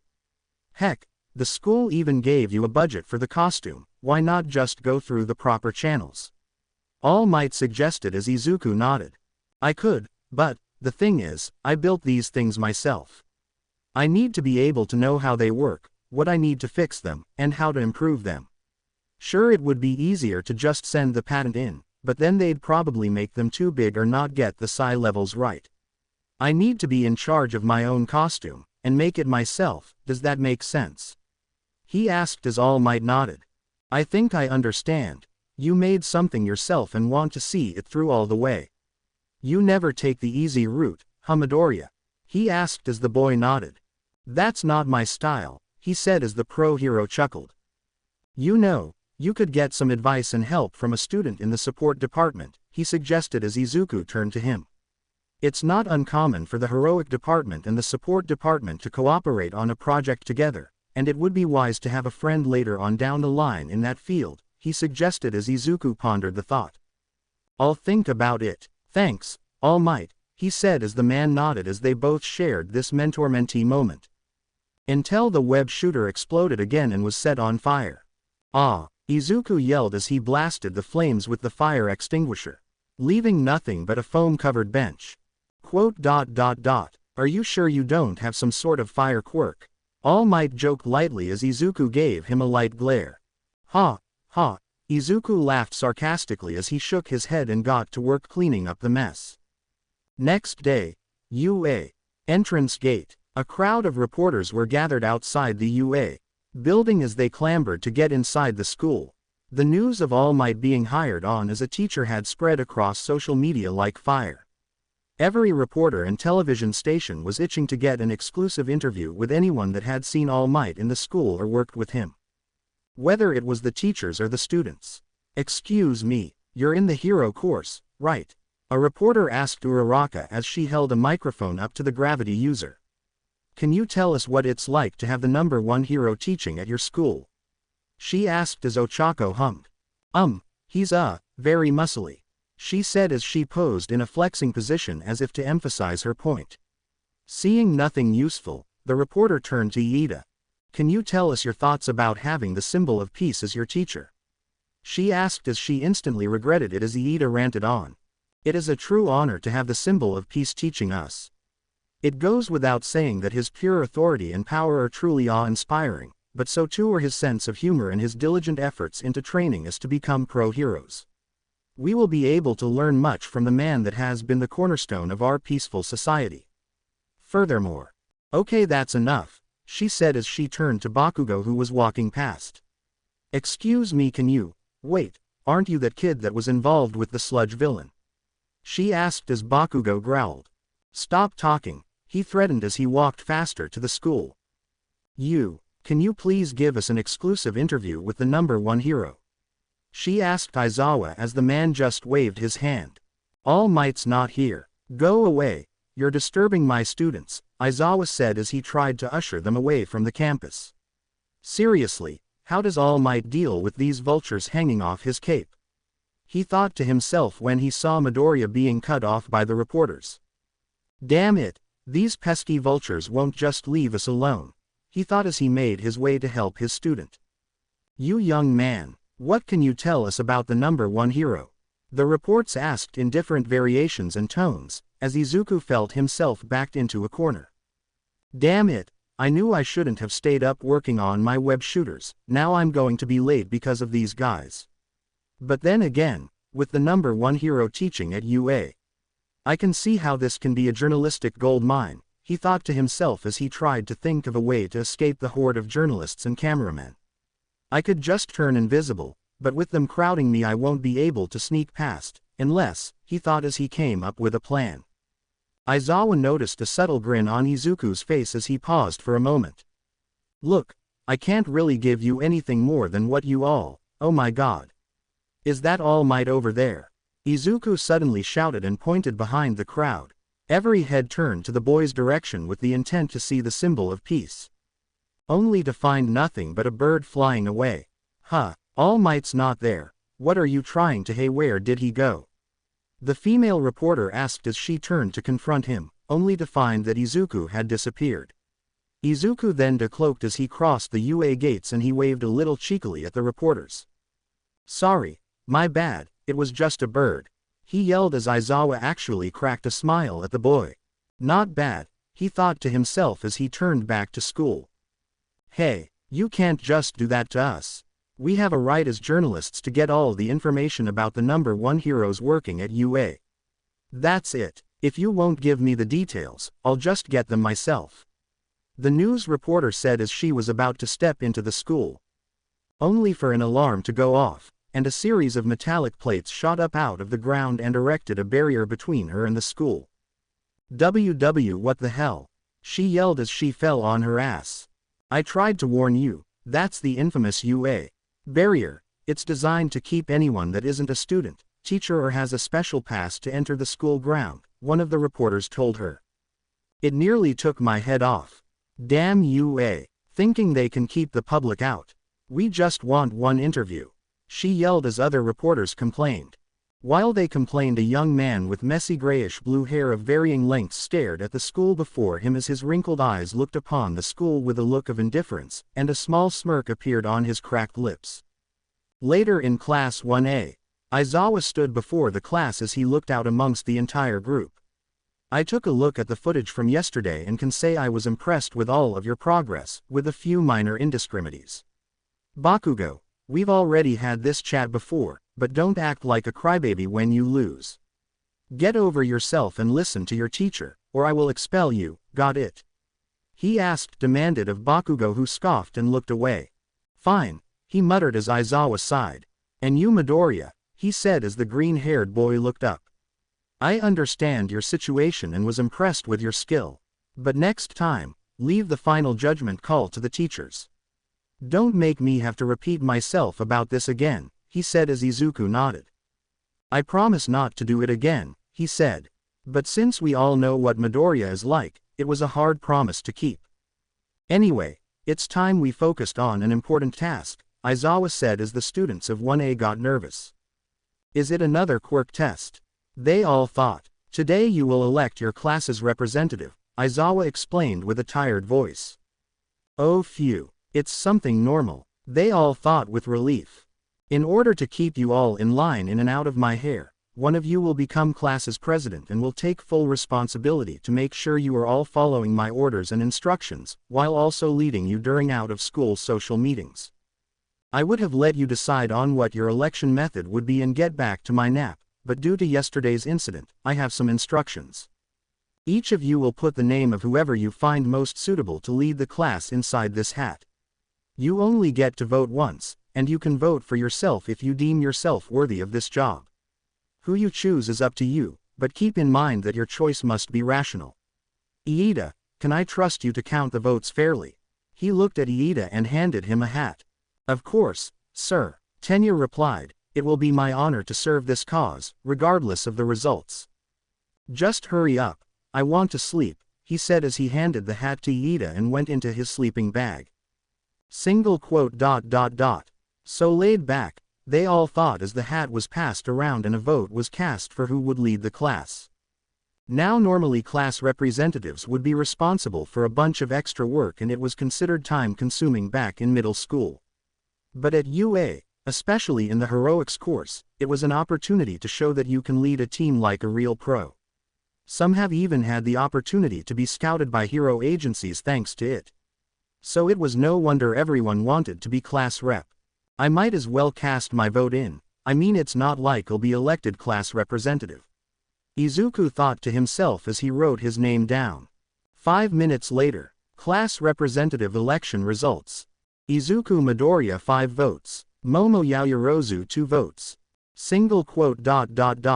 You know, I really need to learn to keep my mouth shut, cause I think the universe just loves to mess with me, Izuku thought to himself as he blinked in disbelief at the number of votes he had. What? Who the hell voted for Deku? Bakugo yelled with rage, insulted at his only 1 point. What? Did you honestly think we'd vote for you? Shiro asked as Bakugo continued to rage, while Ochako whistled nonchalantly. Maybe I'll keep my vote to myself, she thought. We invisible users need to stick together. Plus I'd rather not deal with all the paperwork, Toru thought to herself as she held a thumbs up to Midoriya, not that he could see it. Personally, I believe Midoriya is the better choice than Bakugo, plus I believe a symbiotic relationship with a spider quirk user is more preferable than a hostile one, Suyu thought to herself as she looked at the boy. Plus he has nice legs, she thought, with a finger on her chin. Darn, I got no votes, Iida grumbled as he hung his head in shame. But I can't argue against the system set up by our teachers. He mumbled to himself, much to the confusion of the class. Then why didn't you vote for yourself? They thought. Izuku and Momo stood at the front of the class as Izuku looked mildly uncomfortable at being in front of the class. He was better with his self-confidence, but he still hated public speaking. While Momo looked mildly disappointed at the fact she didn't win the election. So our class representative will be Midoriya, while Yaoyorozu will be his deputy, Aizawa said in a bored tone as Izuku looked back at the teacher. Any possibility for a recount? He joked a little, as the man deadpanned at him. No, he said as Izuku sighed and slumped his shoulders. Later at the cafeteria, the UA cafeteria was packed with all sorts of students, from the heroics department to the general education department, to the support department, to even the management department. All of it is served by the lunch hero, Lunch Rush. Not only one may wonder how one hero could serve so many students in such a short period of time, but it would have beeped had some worldwide virus infected even one of the students. Normally Izuku would be in his usual nerd mode about being in the same cafeteria as the hero, but currently, he was going over the fact that he had been elected the class representative and working on his left web shooters after Kaminari had fried the battery in it. So the web formula is conductive with electricity, which makes fighting off electric-type opponents difficult if they can short-circuit the battery. Need to find a way to keep the battery undamaged, maybe insulation. But that could cause a power drop, maybe if I add circuit breakers. But I don't have the parts and it could get too bulky, but the support department might be able to help with that. But I would need to talk to support department's head to see if they can help with homemade support gear, and now I also need to do my work as class's representative and... You're sure thinking a lot, huh Deku? Ochako asked as Izuku was snapped out of his thoughts. Oh, yeah, sorry about that. I've kind of got a lot on my mind, still can't believe I was elected to be class representative, he mused to himself as he adjusted the web shooter with a screwdriver. Nonsense, I believe you are the best choice for the position. Your abilities, strategic thinking under pressure and devotion to your classmates are the reasons I voted for you, Iida said as Izuku raised a brow. You voted for me, but I kind of figured that someone like you or Yaoyorozu would have been the class rep, Izuku argued. Me too, you even look the part with the glasses and all, Ochako said absent-mindedly as Izuku chuckled a little. I think there's more to being a class rep than just looking the part. But still, I don't know if I'm cut out for it. I mean I voted for myself, but you and 3 others voted for me. Doesn't that say something about me? Nonsense, wanting the job and being suited for it are 2 different things. It's something I learned very early on from my family's agency, Iida said as Izuku raised a brow. Agency. Wait a minute, now that I think about it, I know where I've heard that name, the Iida Family Hero Agency. They're one of the oldest hero agencies around, with most of them being heroes for generations. Are you related to the Turbo Hero, Ingenium? Izuku said as he switched to hero nerd mode. Ah, shoot, I was hoping to keep that a secret, so that no one would treat me any differently, Iida said before he beamed with pride. But yes, Ingenium is my older brother. A man I'm proud to call my brother. He is an invaluable leader and a true symbol of what it means to be a hero. As the second eldest son of the Iida family, I hope to live up to his example. He said with a bright smile on his face. Izuku smiled at this as he felt the same way, being All Might's successor, he too had a lot to live up to. You know, I get where he's coming from. I want to live up to All Might's example, just as he wants to live up to his brother. But even then, I still need to be my own hero, he thought to himself. By the way Midoriya, I was curious to ask about the battle trial. During the match, you were struck by Kaminari's lightning, yet you were not as affected as Uraraka, how is that? He asked as Ochako nodded. Yeah, I've been meaning to ask that myself. How did you do that, didn't it hurt? She asked as Izuku furrowed his brow in concentration as he looked at his hand. Honestly, I'm not 100% sure about it myself. I remember diving in front of the lightning, hoping to stop it from hitting Uraraka. But for some reason, it didn't hurt as much as I thought it would. Not only that, and this might sound crazy but, I thought I saw the lightning surge into me, does that sound crazy? He asked as Iida placed a hand on his chin. It is odd, Had you had an electrical quirk it would make sense, but from what All Might said you have some sort of spider quirk that gives you the abilities of a human spider. Has nothing like this ever happened in your life? He asked as Izuku was careful with his next words. No, not really, I've only been able to crawl on walls and turn invisible when my quirk activated. I tried seeing if I could replicate it again since then, but it didn't pan out well, he merely said as he went back to his food while looking shifty-eyed sipping his drink. The other two shared a glance with each other before they went back to their food. But just as they were getting back to eating, the alarm suddenly went off as everyone looked up at the sound. What is that? Izuku asked with confusion, just as an automated voice spoke out over the intercom. Alert! Level 3 security breach. All students please evacuate the building in an orderly fashion. Well, that answers my question. He then looked around as students began piling up to leave. But then, why didn't my spider sense go off? He asked himself before he was harshly shoved into the crowd. Ow, dude, personal space. He tried to yell out over the crowd. Midoriya, Deku. He could hear Iida and Ochako yell out as they too were swamped by the crowd. What is going on? Iida yelled as he was slammed into the window. His face smothered against the glass. I don't know. Ochako yelled as Izuku struggled through the crowd. Deku, is there something bad going on here? What about your spidey sense? She asked as Izuku pushed his way through to her. Nothing. Whatever this is, I don't think it's a real danger. He yelled as managed to strap his web shooter on and fired a web line up. Hold on. He yelled as he managed to pull both of them above the crowd. You okay? He asked, as she nodded. She held onto Izuku with one arm while holding down her skirt with her other hand. She may have worn tights, but hanging above a crowd of other teenagers was not ideal without a pair of pants. I'm okay. Wait, what about Iida? She asked as they spotted him near the window. There he is. She pointed as Izuku nodded and swung over to the window, sticking to the glass surface. He then grabbed Iida's arm and pulled him up. Iida, you okay? He asked as Iida nodded and pointed outside. I'm fine, but we need to calm this crowd down. I managed to get a look outside, it's only the news media. He pointed as Izuku looked over to the entrance gate where the media had somehow managed to get inside. Question is, how did they get past the barrier? One problem at a time, we need to let everyone know there's nothing to worry about. Izuku said as he turned to the crowd. Hey, listen, there's nothing to worry about. Hey, he yelled but none of them listened. Great, even with a quirk I'm still ignored, he said as he turned to Iida and Ochako as they hung on to him. We need to get their attention, any ideas? He asked as Iida pondered for a moment. I have an idea, Uraraka, can you make me float? Iida asked as she nodded and touched him with her quirk. Wait, what are you?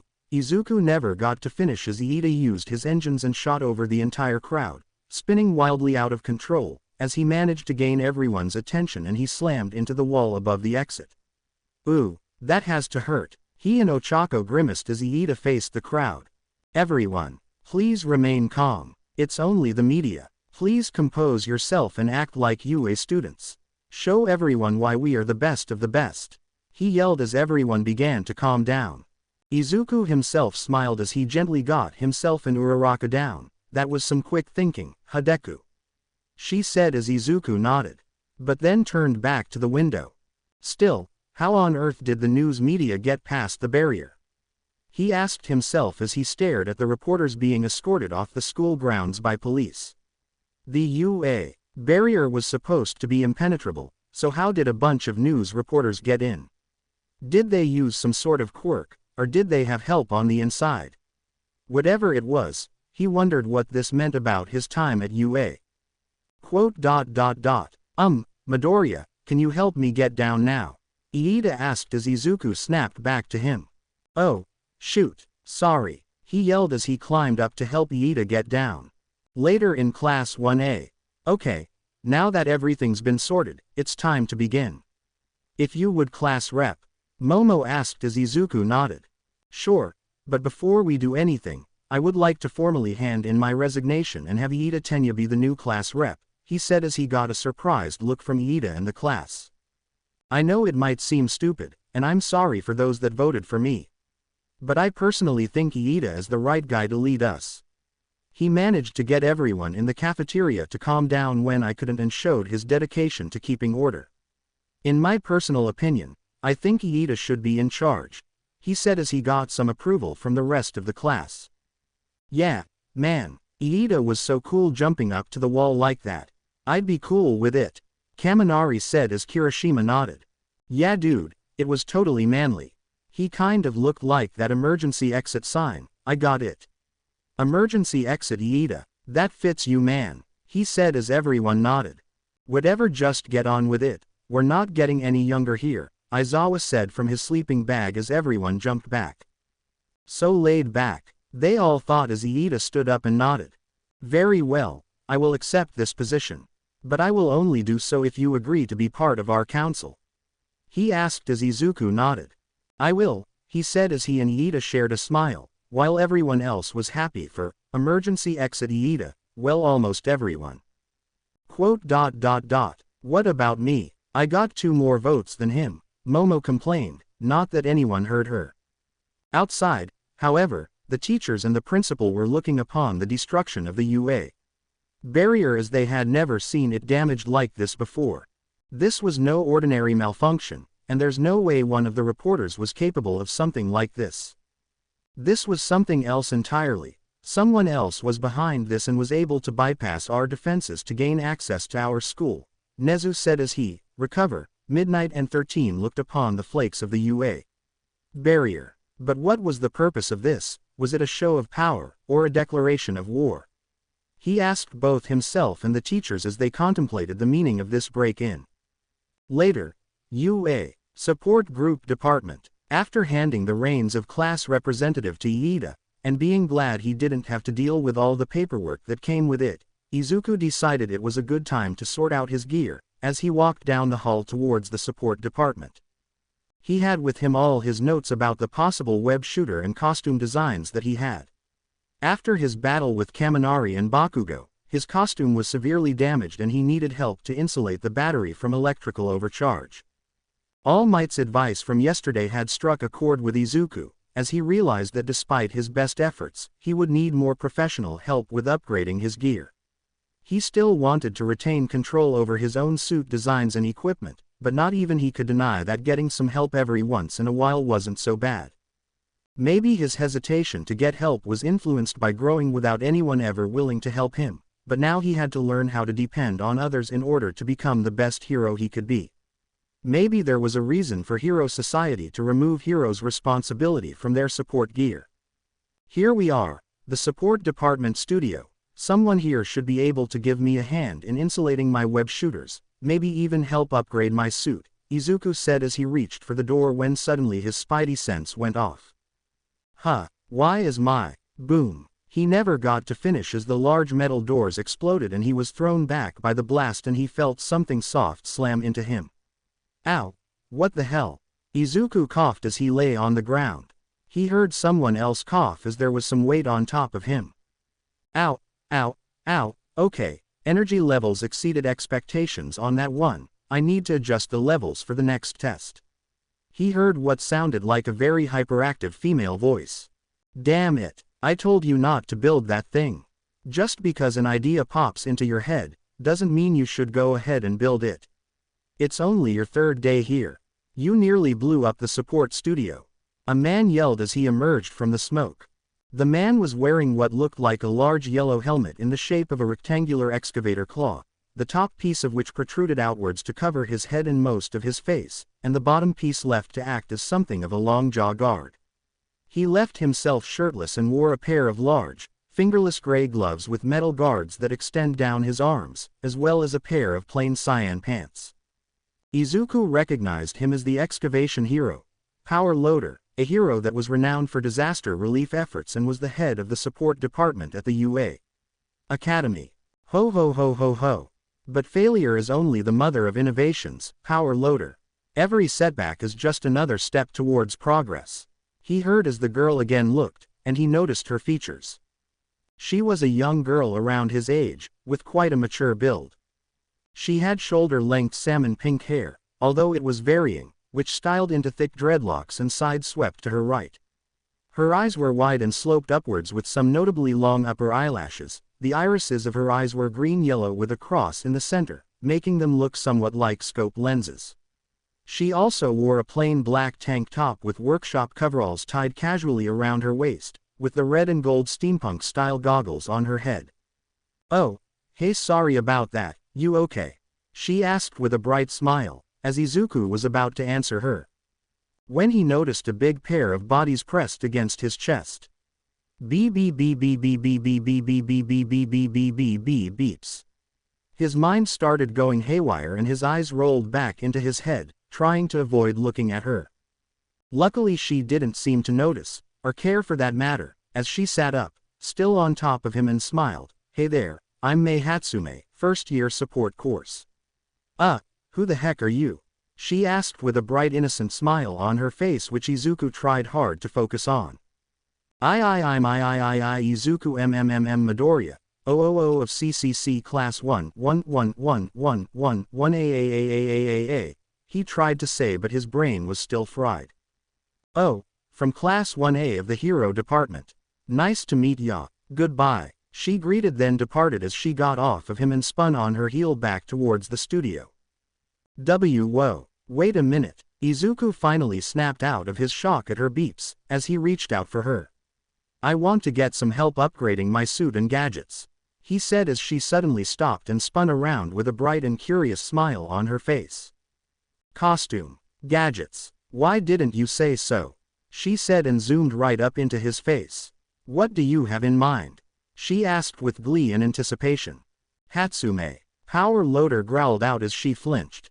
"I said it was fine for you to use the lab after hours, but only under my supervision, and if you don't follow my instruction I will have you banned from the studio," he said as Mei had this look of indifference before he turned to Izuku. "So, you're from the heroics department, how can I help you?" he asked as Izuku blinked. "Oh, I was hoping to get some advice on improving my gadget and suit, if that's okay," he asked as Power Loader nodded. "Sure, no problem. Come on in, and let's see what we're working with," he said as all three of them walked in and Izuku marveled at the large studio with its high-tech equipment and state-of-the-art gear. "Okay, Midoriya, what seems to be the problem?" Hatsume asked as Izuku reached into his bag and pulled out his web shooters and laid them on the table. "Well, let's start off with my web shooter," he said as Hatsume and Power Loader looked over the device. Interesting," Hatsume said as she picked up the device and fired a web line to the ceiling and gave it a tug, as she marveled at the device. "A pressurized web shooter, very clever, did you make the formula yourself?" she asked as he nodded in response. Then she expertly ejected the cartridge after looking it over once and turned it over. "Amazing how you were able to get the psi levels just right, and the formula compacted as much as you did. But it's a bit clunky. There are several pieces that need refining, and it looks like it was made from pieces of trash from the dump. But all in all, not bad. Did you make this?" she asked as he nodded again. "So then what's the problem?" Power Loader asked as Izuku pointed to the battery. "In my battle trial against another classmate of mine, Denki Kaminari, he managed to short-circuit the battery with his electric quirk. I've tried everything I can think of to insulate the battery, but nothing works so far," he said as Power Loader hummed. "Yes, I see, your web fluid is conductive with electricity, so it acted like a power cable and allowed the electricity to travel down the web line and into the shooter.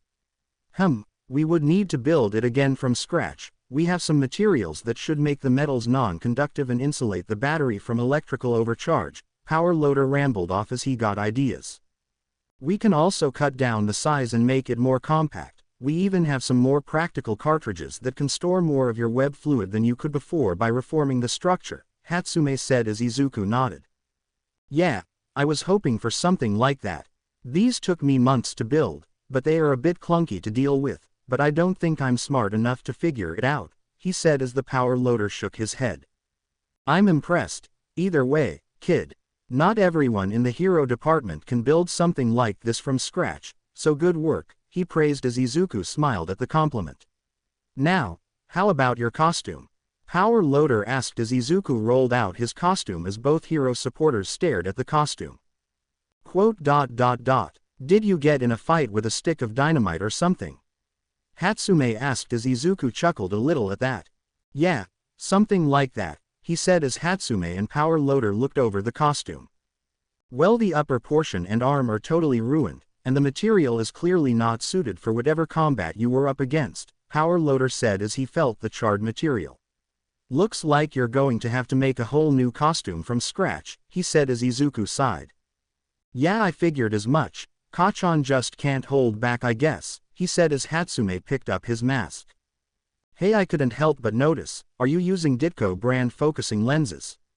Hatsume asked as she held up his mask with the angular goggles.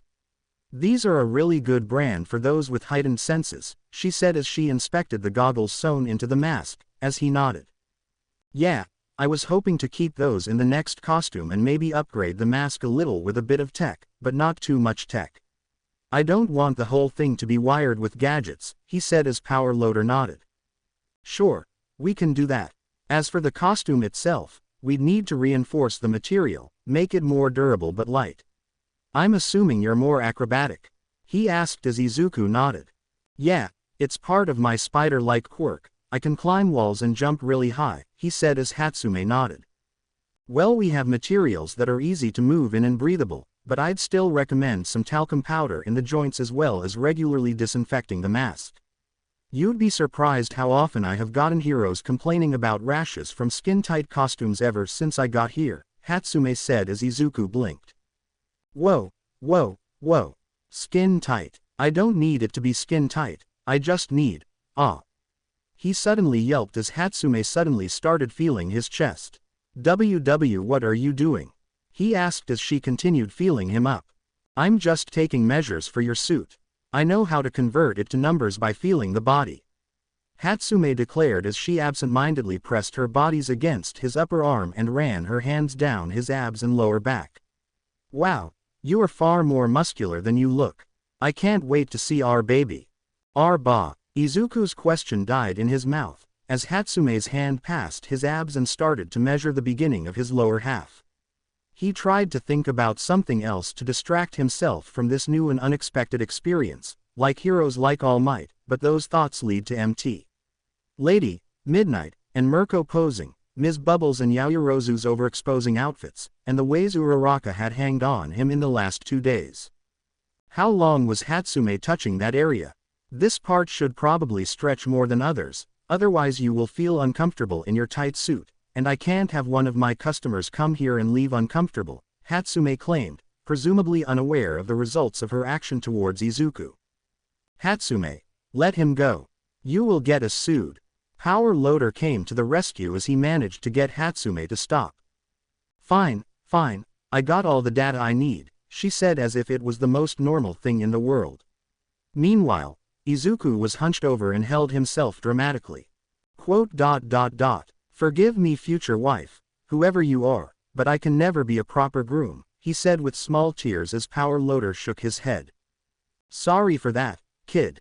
I will put your suit on the top of our priority list to make it up for you. Power Loader bowed apologetically and forced Hatsume to do the same. Is there anything that you want us to add to your suit? Perhaps a darker color for stealth or something like that. Still shocked by what Hatsume did to him, Izuku turned invisible. That won't be necessary, sir, damn it. He thought he overcame his old habit of stuttering. But then again, a hero just bowed to him and he had just experienced the most intense girl's touch he had felt in his entire life, and now that she was bowing, he tried his best not to stare at her cleavage, as it did not seem that she wore a bra.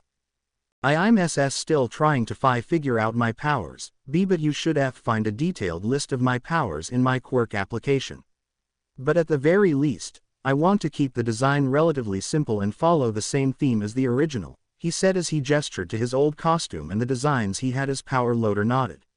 Also, I was wondering if I can help make the costume.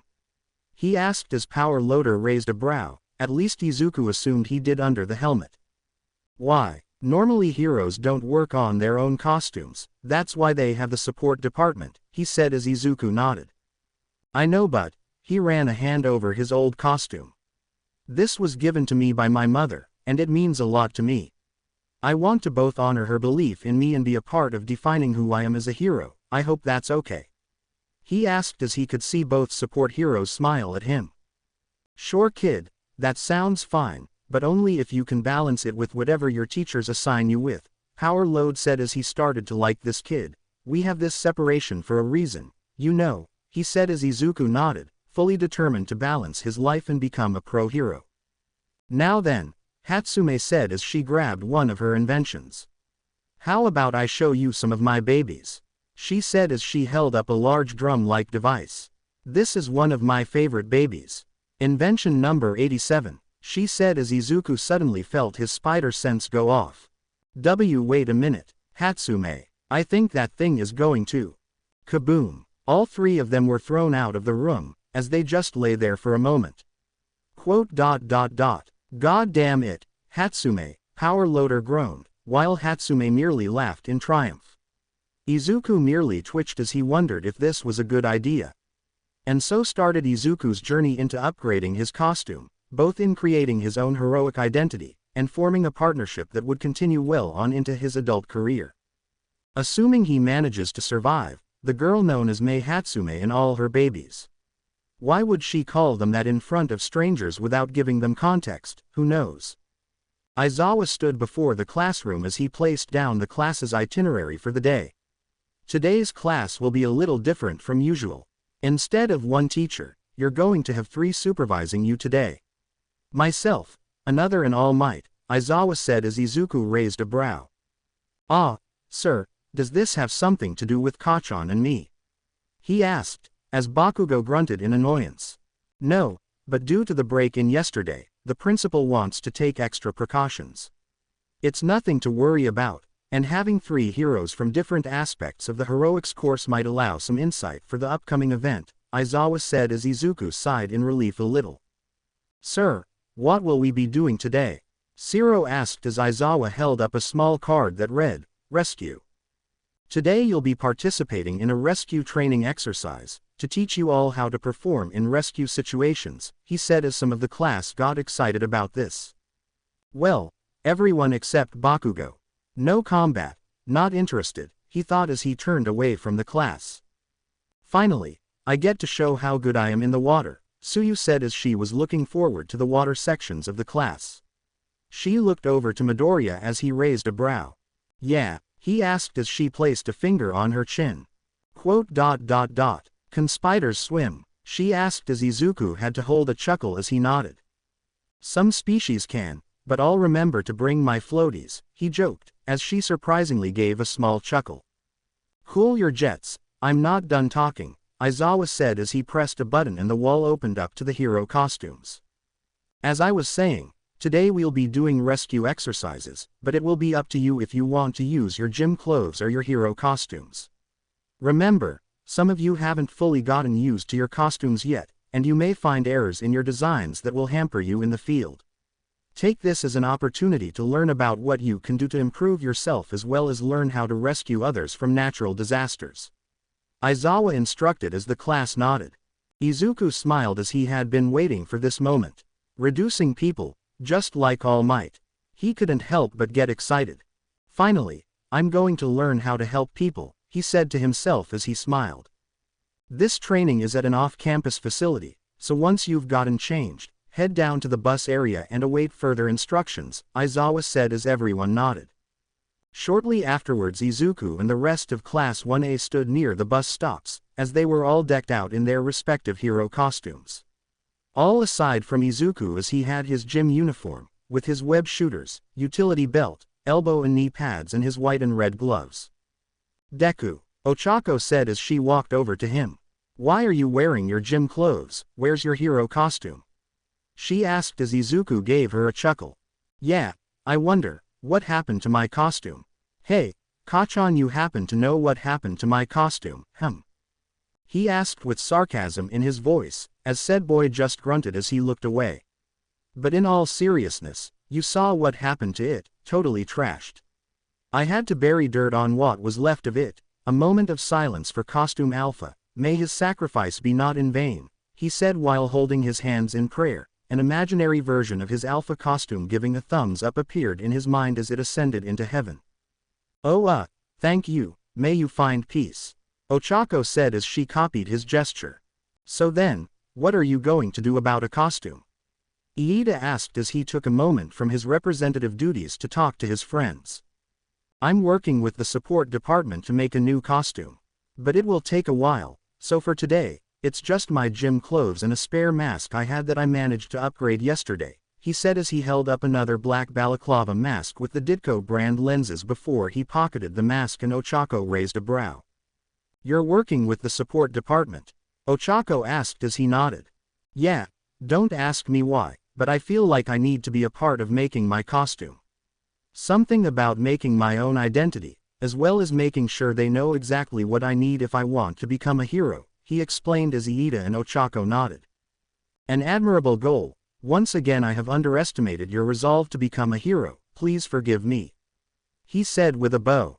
"It's fine, man, you need to chill," Izuku said with a chuckle. "So, the support department, what are they like?" Ochako asked as she was curious about the other department. Izuku had to pause for a moment as the memory of Hatsume's bosom pressed against his body flooded back into his brain and he turned red. "Begone thoughts," he suddenly yelled and smashed his fist into his face. "Deku, Midoriya," Ochako and Iida yelled in shock. "Are you okay?" I'm okay, just needed to reset my brain," he said as he swayed from side to side, his eyes looking in two different directions, a little bit of blood dripping from his nose and a fist-shaped mark on his face. "What are you, a computer?" both of them thought, although Ochako was curious about the red blush a moment earlier. But that was put aside, as Aizawa had overheard the conversation. "Midoriya," he said as Izuku shook his brain back to normal and turned to him. "I heard from Power Loader that you were going to work on your costume with them," he said as he walked up to him. "Admirable goal, but we have the departments separate for a reason. It makes things easier for the students, but ultimately it's your choice whether to work with them. Will you be able to balance your hero studies and work on your costume?" he asked as Izuku nodded. "I learned early on, sensei, that nothing in life is easy. But I should be able to handle it," he said as once again Midoriya had managed to impress the pro hero. "Whatever you say, Midoriya. Just don't burn yourself out," he said as he walked back to the bus stop. The buses soon arrived as Iida blew into a whistle. "All right everyone, to make this a smooth transition, please form two orderly lines based on your numbers and take seats from the back to the front of the bus," Iida ordered as he blew into the whistle. "Iida's going all out, huh?" Izuku said as he and the rest of the class stared at him. "Yep, hypothetically, Deku. How would you have organized this?" she asked as he shrugged. "Not like this," he said as they got onto the bus.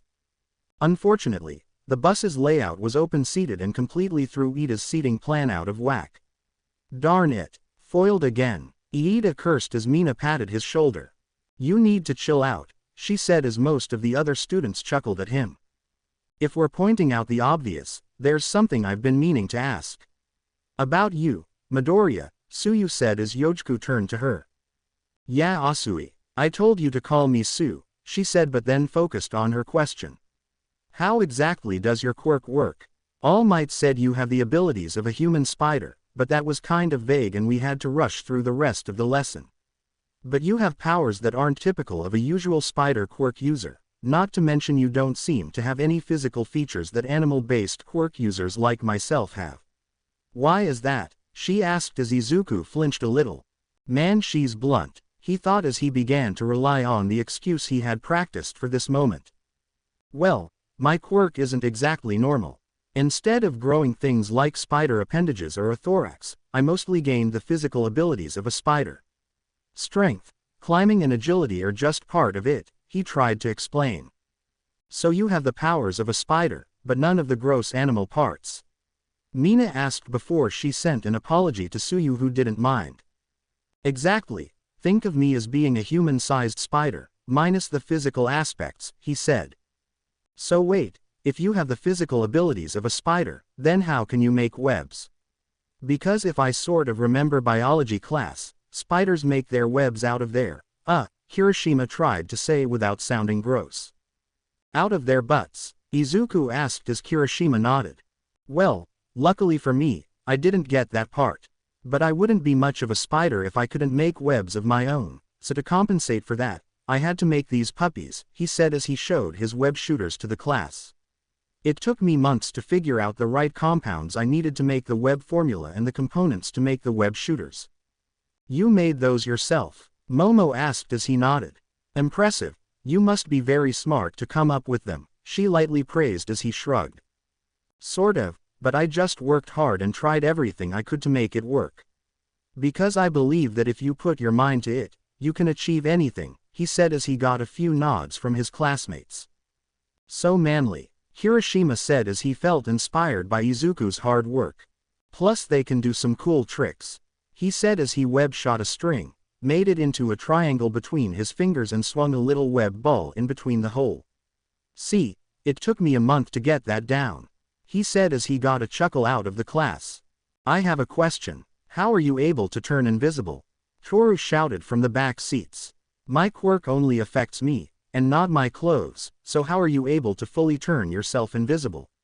She asked. Not to mention, from what I heard, you managed to absorb my lightning attack, Kaminari asked after he had finally gotten the details about his fight with Midoriya in the battle trial. I kind of have a theory about that, have any of you heard of the Van der Waals force? He asked as he immediately got confused looks from the less smart students. Like Mina, Kaminari, Kirishima, Sato and Shiro. I've heard about that, it's the attraction and repulsions between atoms, molecules, and surfaces, as well as other intermolecular forces. Scientists have theorized that spiders manipulate this force using electrostatic energy and the tiny hair fibers on their bodies, Momo said as everyone stared at her. Yeah, I think my body can manipulate the Van der Waals force as well, giving me a bit more of an electrical charge using the bioelectricity in my body. This is what I think allows me to bend the light around my body, he tried to explain. Which might also explain why I was able to absorb part of your lightning attack, Kaminari. Although it is just a theory and it still stung a bit, he admitted as smoke came out of Kaminari's head. I see, cool, he said as he massaged his brain. Bakugo on the other hand was listening in while making it seem like he wasn't interested as he grew annoyed about all these abilities Deku had. I also have a question, Tokiyami asked. During the battle trial I noted that you seemed to be able to predict Bakugo's attack, how did you manage that? He asked, as Izuku nodded and pointed to his head. That is due to a little something I call spider sense, it's like an early warning system in my brain.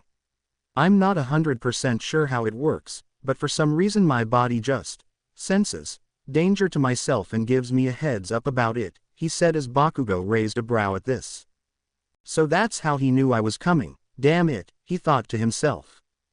Geez man, super strength, agility, sensing danger and invisibility, you sound op, I reckon you're going to make a big mark as a pro with a quirk like that. Kirishima said as he held up his arm as it hardened. All I can do is harden my body, not very flashy when you think about it. He said as Izuku shook his head. No way, your powers are awesome too. You're pretty much a spear and shield combo in one. Not to mention, given how hard you can become, you can rescue more people in more hazardous conditions. He said as Kirishima chuckled a little. You think so? That's sweet man, but I still kind of wish I had a flashier quirk, he said as he dehardened his arm. My naval laser is a perfect combination of panache and strength, it is Trace Magnifique, Aoyama said with a confident smirk. But it doesn't help if you blow out your stomach, right? Mina asked as Aoyama paled and sent a soft glare to the pink-skinned girl. But if we're talking pro-hero quirks, then Bakugo and Todoroki would be at the top of the list. Explosion, plus fire and ice powers are both flashy and practical, Kirishima said as Bakugo grunted.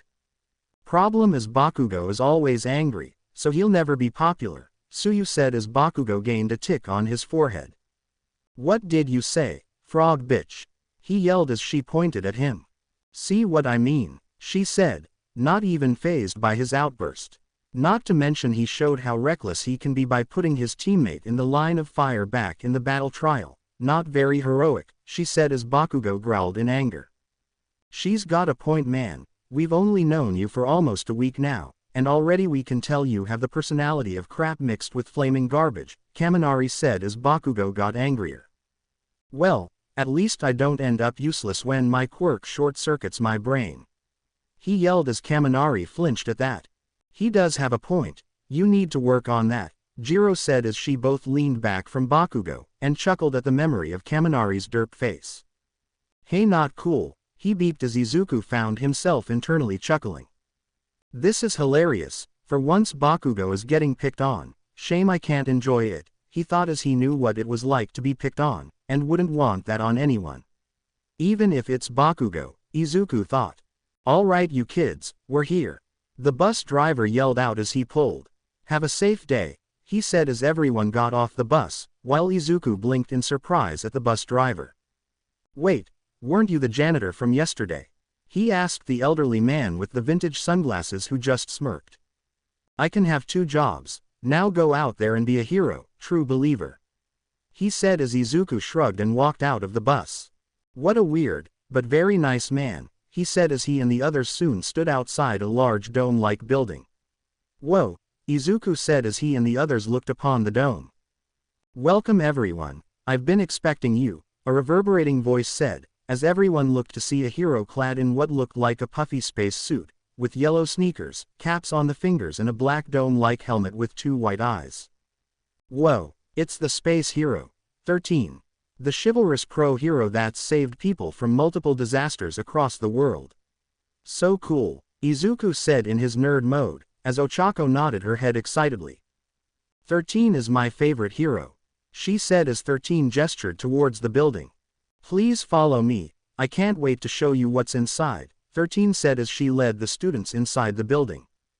The students soon walked in as they were presented with a large almost theme park-like interior, as multiple areas had different disasters. Some were simulated avalanche sections, others had areas completely flooded while others were contained in smaller domes with the words, fire, or storm, painted on the side. Holy cow, it almost looks like the Universal Studios Japan theme park, Hiroshima said as 13 gestured to the park.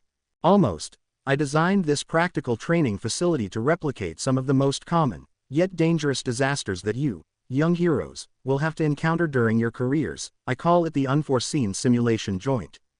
13 explained, welcome to the USJ, she said proudly. Single quote ... So it is like Universal Studios Japan. The entire class thought. Hey, where's All Might? I thought he was supposed to meet us here. Aizawa asked as he walked up to 13. Don't tell me he booked an interview instead.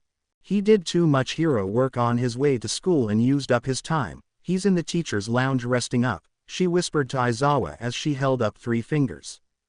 Izuku immediately knew what that meant. All Might had used up his daily 3 hours and could no longer transform. He sighed a little at this. While he knew his teacher had a duty to protect innocent lives, he still had his responsibilities as a teacher. Aizawa sighed as he shook his head. That man is the pinnacle of irresponsibility, he complained. Oh well, we can manage with just the 2 of us, he thought as he turned back to the class. Okay students, before we begin I would like to say just one thing, or 2, or 3, or 4, 13 began before she trailed off. We get it, the class mentally thought, before 13 remembered her speech. Listen up everyone, I assume most of you are aware of my quirk, black hole. It allows me to create black holes that can beep up anything and reduce it to dust, she said as the class nodded. Yeah, you've used that to save lots of people during multiple known events that have been reported ever since you graduated, Izuku said as he remembered all the news and articles about 13 and her use of her quirk.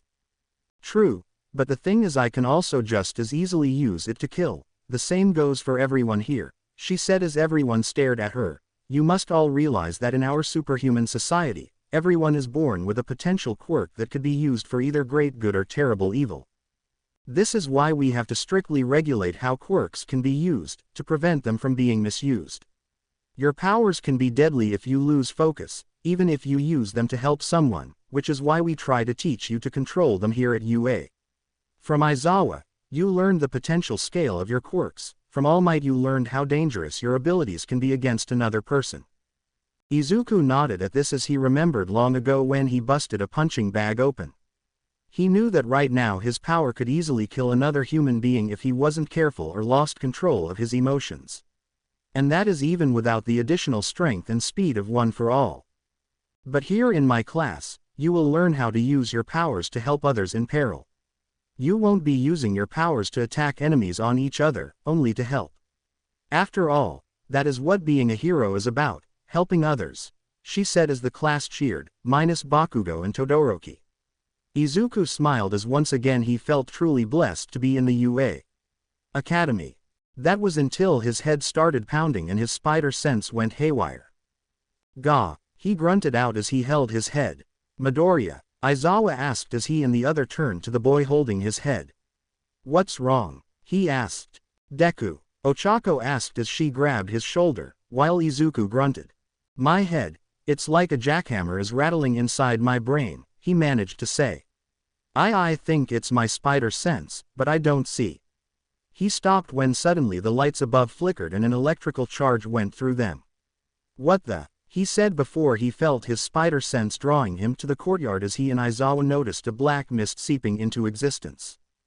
The black mist began to spread out as a lanky young man with a hand covering his face walked out of the mist. He was soon followed by a myriad of other men and women, and an extremely large beak-faced man, as they all appeared to have malicious intent seeping off them. Hey, who the heck are these guys? I thought this was a rescue exercise. Kirishima asked before Izuku placed his arm in front of him. Everyone get back, Aizawa yelled as he stood before the students. Sensei, Ochako asked, getting a little nervous. Deku, what's going on? She asked as Izuku pulled his mask over his head. My spider sense is going nuts at these guys. If it's going off like this, it means that those aren't regular people, they're villains.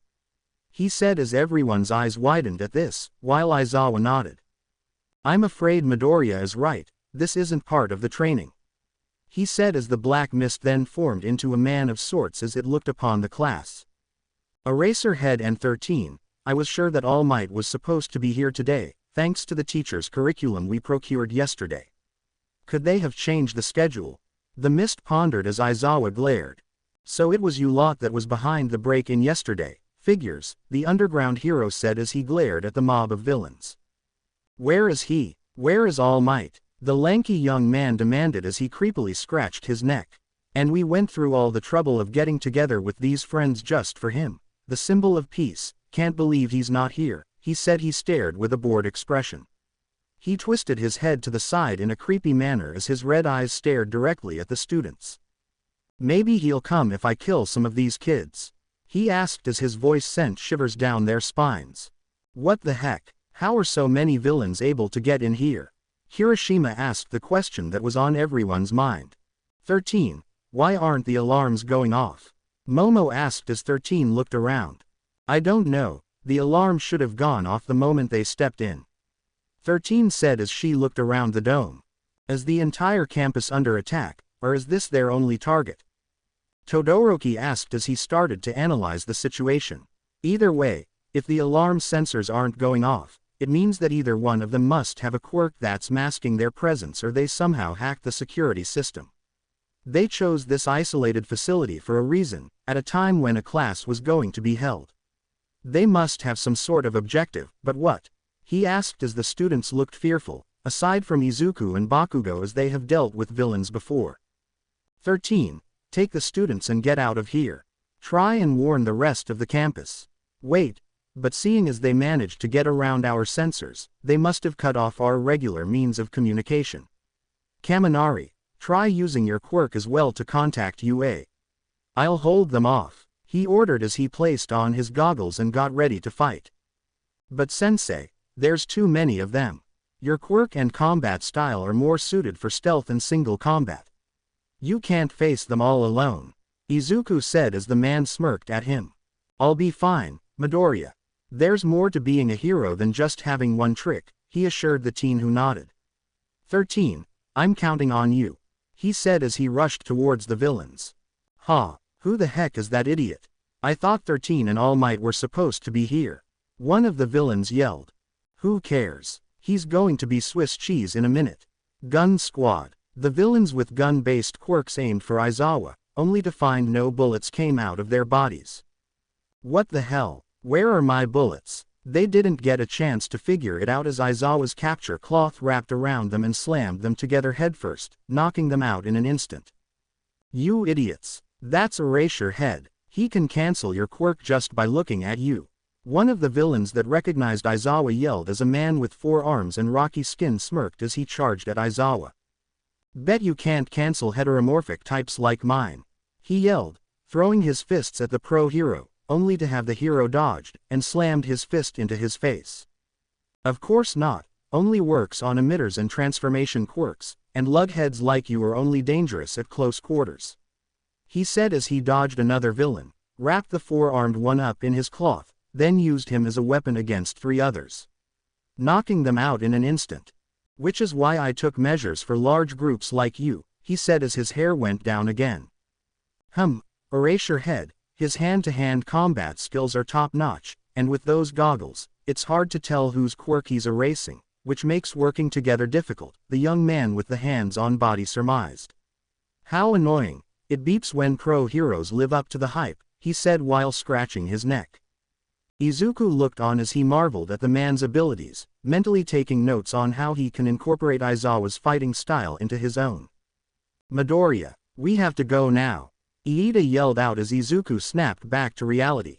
Right, we should get out of here and contact. He was cut off as his spider sense went off again, this time in the direction of the entrance. Wait, everyone get back.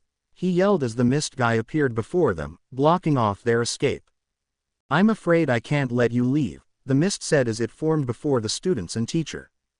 Damn it, I took my eyes off him for a second and the most dangerous one slipped past.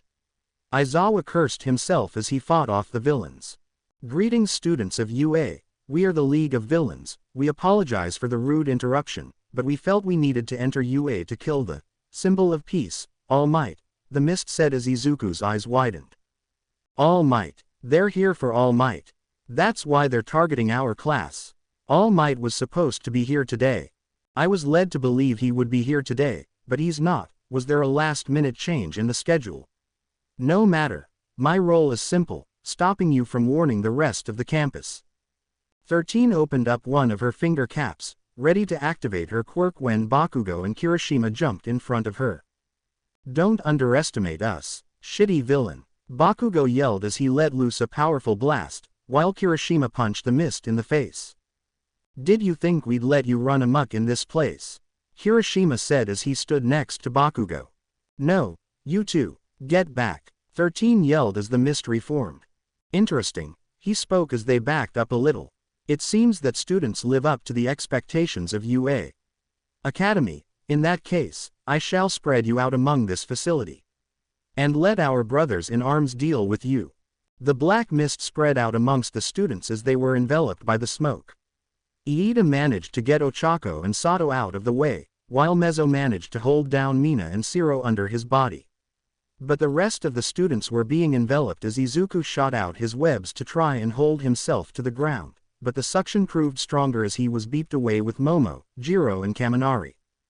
Izuku found himself on rocky terrain, the mountain zone he waged, as he managed to roll and land in a battle stance.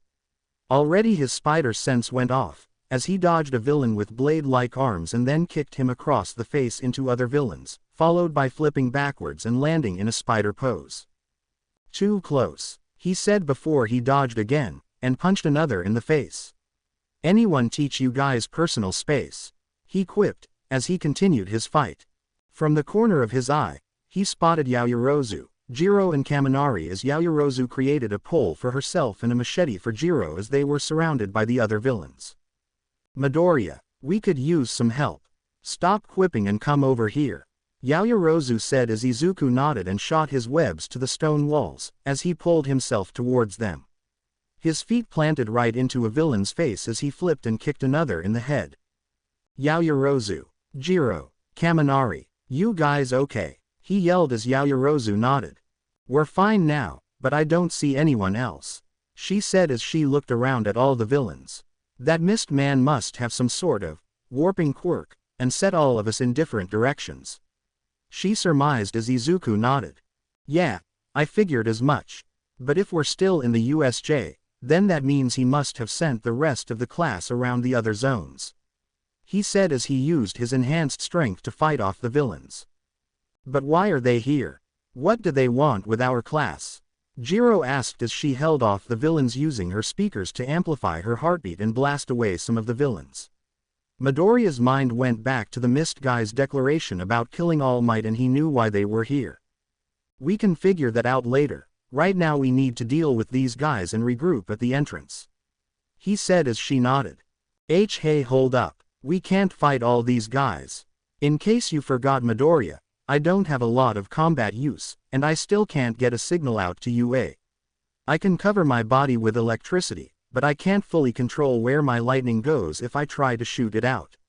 I can't be of use here, he said as Jiro rolled her eyes. You idiot, you're a living taser gun, or did you forget that part from the battle trial with Uraraka? She said and kicked him into a villain, who was stunned by his lightning. Huh, I'm strong. Don't worry ladies, Midoriya and I got this, he said with confidence as Jiro shook her head with a cringe. Midoriya pulled a villain into the air, and punched him multiple times, before using his webs to slam him down to the ground. He then acrobatically avoided their attacks, and used his webs to hold them down, while also protecting Jiro and Yaoyorozu from other attacks. I think Midoriya has got this more than you do, Jiro said as Izuku backflipped, kicked a man in the face, and then threw another into the wall. This is taking too long. We need to take all these guys out at once, Izuku said. He knew he could fight these guys off, but not while also protecting the others. I've got an idea, Midoriya. Just give me a few more minutes, Yaoyorozu said as she was concentrating, while holding off the villains. Okay, he said as he web-zipped into the enemy, distracting her while making sure to web up any of the already fallen villains. He fired impact webs that stuck his enemies to the walls, while using his web lines almost like Aizawa did, as he used them to corral and throw the bad guys around. Okay, I'm ready, Yaoyorozu said as a large blanket erupted from her back. It takes a little longer to create objects this big, but this insulated sheet should work. Kaminari, unleash all of your lightning, she yelled as Kaminari looked to Izuku, who was too far from them dealing with the other villains. But Midoriya, he'll be fine. Lightning doesn't seem to work on him, remember? Jiro yelled as Midoriya kicked another villain in the face. She's right, do it, he yelled as Kaminari smirked. Okay then, take this. Indiscriminate shock 1.3 million volts. He yelled as a great blast of electrical energy blasted the whole mountain top and fried nearly everyone on the mountain. Midoriya, however, noticed that once again the lightning was acting strange around him, as any surge that came near him changed trajectory toward him and was absorbed into his body, but it also seemed to turn neon green once inside. Once the blast had settled, Midoriya stood up and shook off the electrical charge to his system, as he looked at all the villains as they lay stunned and out of commission. Well, that takes care of them, he said to himself, still a little numb from the blast, as he looked down at his hand and the neon green electricity before it faded. And there it goes again, what is going on with me? He asked himself. Are you okay, Midoriya? He heard Yaoyorozu say as he nodded without looking at them. Why yeah, I'm fine. The lightning didn't affect me as much as these guys, so I'm fine. Kaminari will be out of commission though, so we need to tread carefully going down the mountain, sweet All Might. He suddenly yelled with his lenses going wide-eyed. The reason being was that the front section of Yaoyorozu's costume had been ripped open when she had created the insulated sheet from her back, and her mountains were in full view. Jiro looked just as shocked, while Yaoyorozu didn't seem to mind. Instantly Izuku snapped his head to the side to avoid looking at her. Midoriya, are you okay? Yaoyorozu asked, wondering if the lightning had affected him. I'm good, great, never been peachy, I mean fine. JJ, just cover yourself up, he yelled as he avoided looking at her. What's got him all spooked? She asked, as Jiro was blushing red, and a little envious, of the vice rep's robust figure. I think you should cover up as well, your costume is all wrecked. She said as Yaoyorozu turned to her and smiled. It's fine, I can just make another costume, she said, while Izuku was once again purging his hard drives with a fist to his face. Why is this happening again? This never happened to me before. Stupid spider. Did it also make me a magnet for beeps or something? He mentally yelled to himself. Way, Kaminari said as he wandered around aimlessly. Okay, all good now, Midoriya. Jiro said as he sighed in relief when he saw Yaoyorozu having fixed her costume. Good, now we can focus on getting down the... He suddenly stopped as his spider sense went off and he slowly looked behind him while his lenses focused in like he was glaring. Midoriya, Jiro asked before he sped past them, reared his fist back and slammed it into the ground before he pulled out a skull-faced villain. But, how? He groaned out, as Izuku smirked under his mask. Let's just say, scum like you can't sneak up on me, he said before he slammed his fist into his face and knocked him out, then webbed him and the rest of the unconscious villains up. Damn, that was a close one. Who would have thought one of them would be hiding underground? Thanks for that, Midoriya, Jiro said as she tapped the man's head with her boot. No problem, but for now, let's focus on getting out of here. My spider sense should warn us of danger, but it's important we get out of here now, he said as Yaoyorozu nodded. Agreed, but what about the others? We're safe for now, but there's no telling what kind of danger they're in, she said as Izuku nodded and looked up to the tallest peak of the mountains. Wait here, he said as he jumped up to the peak, and looked around the USJ. Okay, let's see if the zoom-in upgrades I worked on yesterday do their thing, he said as he tapped the side of his mask, and his lenses focused. He looked around as he instantly spotted explosions coming from the collapse zone, so he knew where Bakugo was. There was ice forming at the landslide zone, so he knew where Todoroki was, and he could see there was activity happening around the boat in the shipwreck zone. Zooming in, he could see Tsuyu and Mineta as they were surrounded by villains in the water, but didn't appear to be attacking the boat yet. I can see some activities at the collapse, landslide, the entrance, and shipwreck zones. Aizawa-sensei is holding them off, but he's still outnumbered and I can see Mineta and Asui at the shipwreck zone, he reported as Yaoyorozu nodded. Where do you suggest we should go? Yaoyorozu asked. I think we should help Mineta and Asui, but I don't know about the other areas, Izuku replied upon realization. Jiro, can you listen to the students in the rest of this facility? Maybe we could get a better idea of where we are needed the most.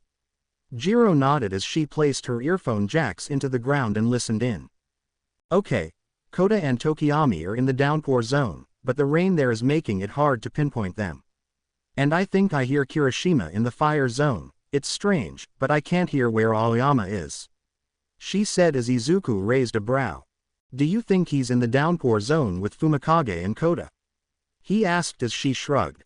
Maybe, it is really loud in there, so it's possible he was sent further inward and is remaining hidden.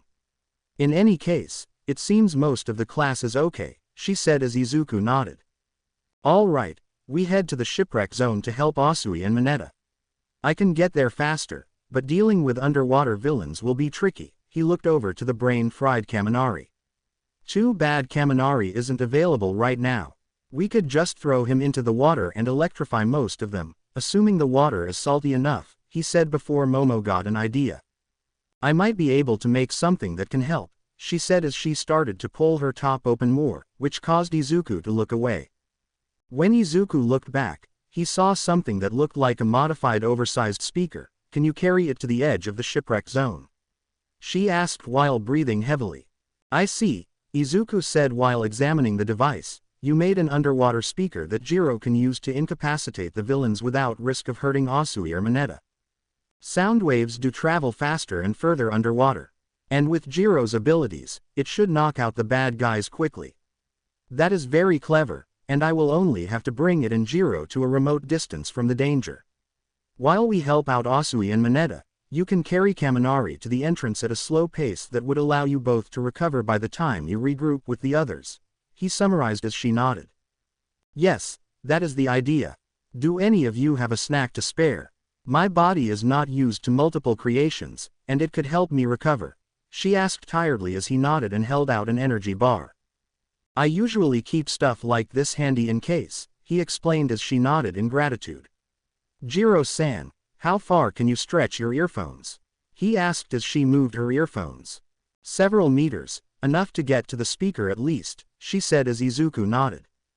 Okay, Jiro, I think the only way we can get there is if you hold onto my back. You're not afraid of heights, are you? He asked as she shook her head.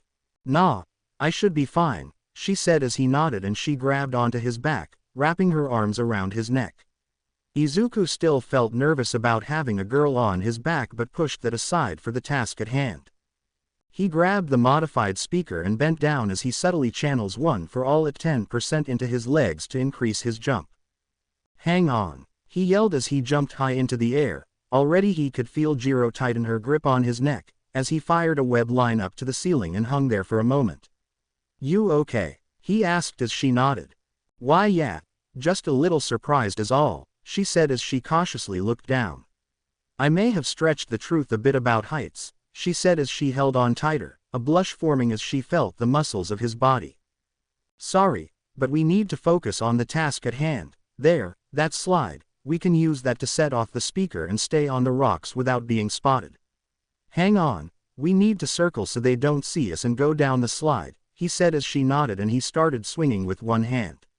Not entirely easy to do, but Izuku had practiced well beforehand.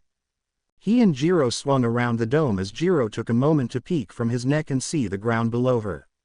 She felt a mixture of fear and excitement at seeing everything so high up but knew she had to focus on saving her classmates.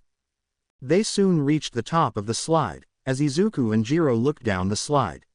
Ready? He asked as she nodded. Yep, not the first time I've been down a slide, she said as they both jumped into the slide. It took everything they had to repress the urge to cry out in excitement, as they also had to dodge the rock placements inside. Nothing that Midoriya's spider sense couldn't evade in a few well-placed web shots. Izuku and Jiro soon made it to the end of the slide as they hid behind one of the rocks on the slide. They could see the ship not too far from them, and it looked like the villains were growing impatient as they kept yelling at them. We don't have a lot of time, are you ready? He asked as Jiro nodded and Izuku slowly let the speaker slide into the water. A strand of webbing guided it down the rest of the ramp. The speaker soon submerged into the water, as Jiro stretched her earphone out and jacked into the speaker. Hope these guys brought their floaties, 'cause this one's going to send waves. Jiro said as she focused her heartbeat through her jacks, amplified it to the nth degree and then blasted it through the underwater speaker. Meanwhile, Tsuyu and Mineta were stuck on top of the cruise ship as they looked down at all the villains that had surrounded them. WWW, we're going to die. I can't believe this is happening. I never signed on for this. Mineta screamed as he cried big tears from his eyes. Calm down Mineta, we just need to come up with a plan. Did you enroll at UA to become a hero? She asked, her face neutral about it, while Mineta continued to panic. Shut up, it's perfectly normal to be freaking out like this. This is way too much for us. We only just graduated from middle school and we started here less than a week ago. And now suddenly we have to fight for our lives. This is bullshit. I never wanted this. I wanted to be super popular and get all the babes. I never even got to touch Yaoyorozu's big beeps before I died. He screamed unembarrassed as Tsuyu shook her head. Why couldn't I get Midoriya or Todoroki? She asked herself, as the villains began to grow annoyed. That's it. I've had enough waiting. Time to cut these little heroes down to see awe. Suddenly they started screaming as loud vibrations began to pulse through the water.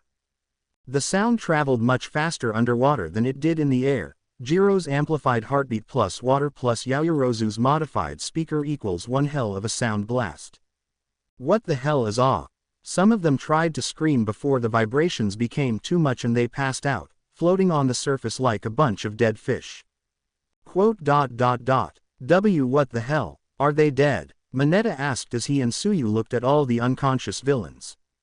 No, but they're going to have one heck of a headache, they suddenly heard as Izuku and Jiro swung out towards them, Midoriya landing on the wall of the ship with Jiro's arms wrapped around his neck. Hello, on behalf of UA Cruise Lines, We'd like to apologize for any inconveniences you've suffered and hope you travel with us again, Izuku quipped as he set Jiro down on the deck with the modified speaker. Midoriya, Jiro, Tsuyu and Mineta yelled as Mineta teared up and wrapped his arms around Jiro. Thank you, thank you, thank you. I don't even care if your beeps are too small or if you look like a guy. You are my hero, he yelled as Jiro gained an enraged look and she jabbed her earphone jack into his head and shocked him. What the F*** did you just say about my beeps and looks? She yelled as he fell to the floor twitching. Are you okay, Asui? Izuku asked as she nodded. I'm fine, thanks for coming to save us. Ribbit, and I told you to call me Sue, she said as Izuku raised a brow under his mask. Really? He asked as she nodded. Okay, Sue, glad to see you two are okay, he looked down at the twitching Mineta. Well, mostly okay, he said as she nodded. It's a good thing you came by, I don't think we would have been able to fight them off, she said as she looked around at the villains. But how did you manage to take out all the villains at once? She asked as Izuku gestured to Jiro. Yaoyorozu made Jiro this special waterproof speaker that amplifies her quirk, he said as he pointed at the speaker. Sound travels faster in water, so we used that to knock them out. Even the ones that might be hiding under couldn't avoid it, he explained as Jiro held up one of her jacks. Yaoyorozu, does that mean you were transported with her and Jiro together? She asked as Izuku nodded. Kaminari as well, but we managed to deal with the villains in the mountain area. They're safe right now and headed back to the entrance. But we spotted you guys from up there and figured it was best to help you guys out, seeing as you didn't have a lot of combat-oriented quirks with you. No offense, he said apologetically. None taken. I'm fast underwater, but I doubt even I could have fought them all off by myself. And Mineta wasn't exactly in the right state of mind to help anyway. Ribbit, Tsuyu said as Mineta cried. Hey, I was scared all right, sorry I don't have an awesome quirk like you guys. Mineta complained as he showed his sticky balls. The only thing these are good for is sticking to things and me bouncing off them. It's totally lame, he complained as Izuku shook his head. No, actually that could be useful, he said as Mineta blinked. My webs won't work well in water, so I can't restrain these guys. But your quirk can, if you can get these guys bunched up, then we can make sure they won't escape or assault us once they wake up. Can you do that? He asked as Mineta suddenly felt a bit more confident. Of course, leave it to me, he said as started throwing his balls into the water and they began to clump up with the villains. While you guys deal with that, I'm going to go ahead and see if I can help out with others. Do you think you can make it to the shore without me? He asked as Tsuyu and Jiro nodded. Don't worry about us, Midoriya, we can get back to the shore using the life raft over there, she said as she pointed to the small life raft. And if they wake up again I can blast them with the speaker. But by then, the teachers should be here. Go help the others, Jiro reassured him as he nodded. Okay, stay safe, he said as he climbed back up, jumped up into the air and began to swing away to the entrance. Quote.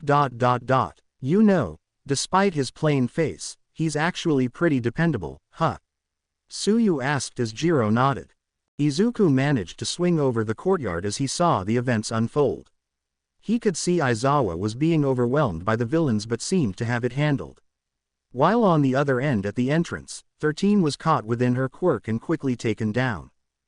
Damn it, I won't be able to make it in time, he thought as he swung towards them. But then his eyes were drawn back to the courtyard, as his spider sense went highwire, and his lenses widened. Oh no, he said and changed course. Earlier at the courtyard, Aizawa was doing his best to hold off the villains and keep his students safe. He didn't know what happened to those that got teleported, but he hoped they'd be able to defend themselves from these run-of-the-mill wannabes. All he knew depended on what that cloud guy said was true. Focus on that later, right now I need to deal with these guys and then find my students. Hopefully one of them has managed to escape and gone back to warn the faculty, Aizawa thought to himself as he continued his fight against the villains. His attention was suddenly drawn to the man with hands all over his body as he started rushing him. 23 seconds, he said before he started getting in close, even as Aizawa threw his capture cloth at him. 20 seconds, 17 seconds. What is going on about? Aizawa thought before he got in close, going for an elbow to his gut, but by then his quirk's limit reached and it deactivated. It was hard to figure out at first, the man said as he caught Aizawa's elbow. Especially when you're jumping around the place, but there are moments when your hair goes down, that's when your quirk is no longer active, he said as Aizawa suddenly felt pain in his elbow and the whole thing began to break apart. Don't bite off more than you can chew, Eraserhead. The man said with a crazed voice before Aizawa managed to deck him across the face and free himself. Damn it, this guy is good, and whatever his quirk is, it broke my elbow, he thought to himself as he managed to jump back and avoid several more villains. You talk like a gamer, Aizawa said in an attempt to stall for his quirk to recover. Are you the raid boss or something? The young man chuckled. You could say that, but what is a raid boss without his tank? Aizawa barely had a second to see the big monster with the exposed brain positioning itself next to him. He tried to avoid the massive monster, only for its speed to be far superior to Aizawa's, and it managed to grab his broken arm. The grip alone snapped his arm bone in half. Nomu, meet Aizawa. Aizawa, meet Nomu, an artificial human created with enhanced strength with one purpose and one purpose only, to be the final boss and the essential, anti-all might, to the self-righteous symbol of peace, he said as Aizawa ground his teeth in pain as he tried to use his quirk to erase the monsters. But nothing happened. This strength, it's not a quirk, and it's damn near All Might's level, Aizawa thought as Nomu tightened his grip and broke the man's arm further. I think this is game over for you, the man said as the bird-faced monster grabbed Aizawa and was prepared to unleash an ungodly amount of pain on the pro-hero. Had it not been for a sudden glob of web that shot right into the monster's eyes and blinded the behemoth. The muscle-bound beast roared in anger, as the webs blinded its vision, and it let go of Aizawa's other broken arm. The pro-hero jumped back after having his broken arm freed from the beast's grip.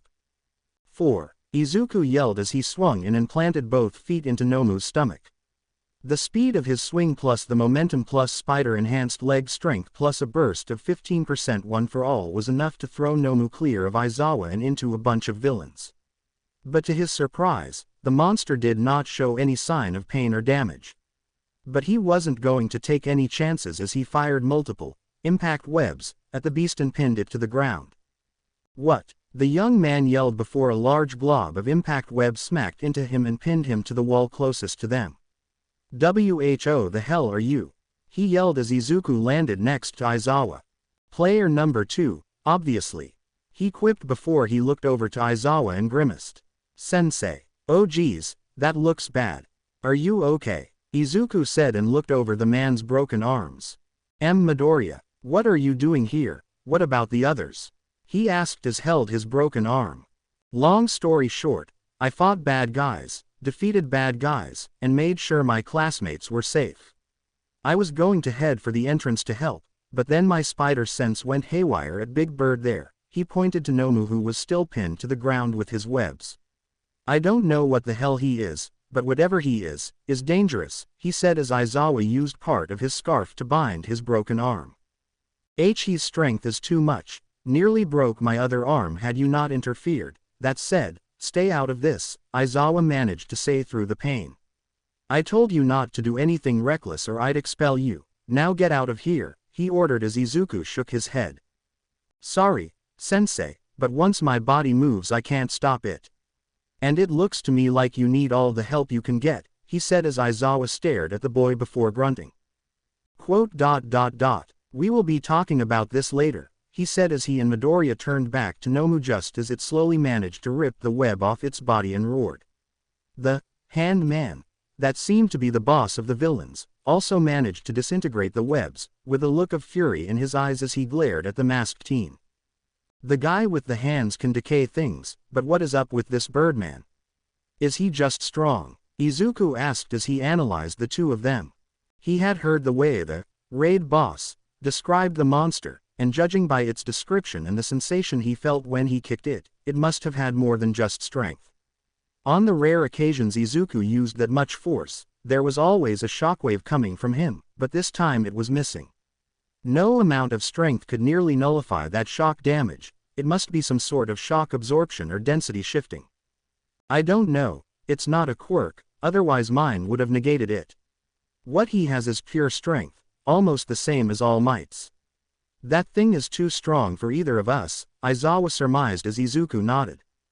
If it's as strong as All Might, then we're in serious trouble. I've got no choice but to use One for All to boost my strength, might even have to go to 20%, Izuku thought to himself as he began to charge One for All. One for All, 20%. He mentally commanded as his body glowed with green lightning, and he felt his strength increase as he was prepared to fight until the mist guys suddenly appeared behind Handy's, as he turned to him. Shigaraki Tamura, the black mist suddenly said as it reformed. We have a problem, one of the students managed to slip past me. The hand guy, now known as Tamura, stared at the mist man before he started to get real twitchy and started scratching his neck vigorously while groaning in annoyance. Kurogiri, you idiot, what good is a portal if he can't keep a few damn kids from getting away? He yelled in anger. Great, this was all for nothing, we can't take on All Might and the entire UA staff, yet, Tamura analyzed as he twitched in annoyance. We have no choice but to withdraw, but first, Nomu, crush that bug, he ordered as Nomu growled through his teeth and flexed its muscles, before crushing the ground beneath its feet. Izuku's spider sense went haywire at this, as his body took over and he managed to push Ayawa out of the way. Look out, he yelled just as he leaned back from the fist, which saved both of their lives, as the shockwave was so powerful it tore part of the ground up. Holy shit, that was close. Yip, he managed to yell as Nomu flung another attack at him even faster than before. But this time Izuku managed to grab the fist, as his legs buckled from the force and he used all of his strength not to get flattened by the monster. The ground cracked under him as he used both hands to hold back the monster's insane strength.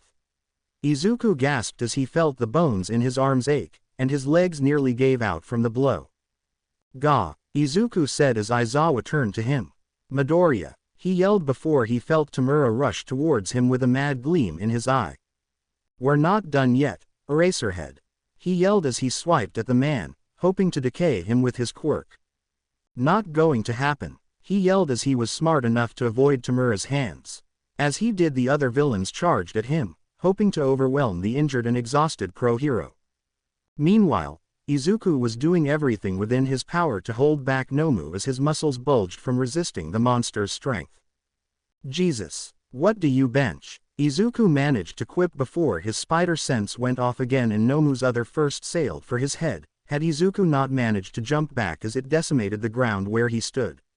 But the wind force managed to rip and crack open one of his lenses, as he glared at Nomu.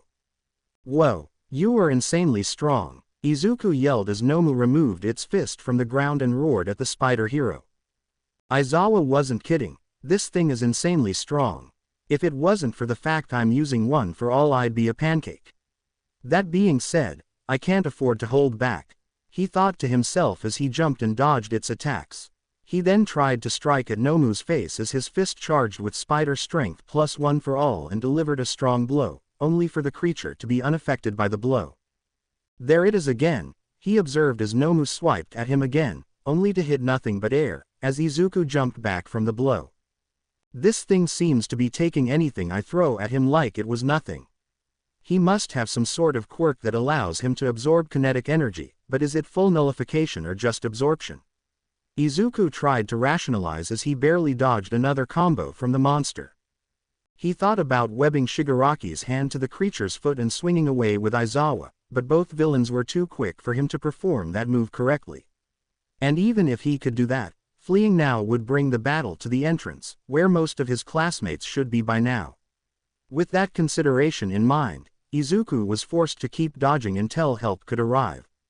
Nomu, Shigaraki ordered in frustration at the sight of Izuku dodging more and more attacks, go to the entrance and kill some kids.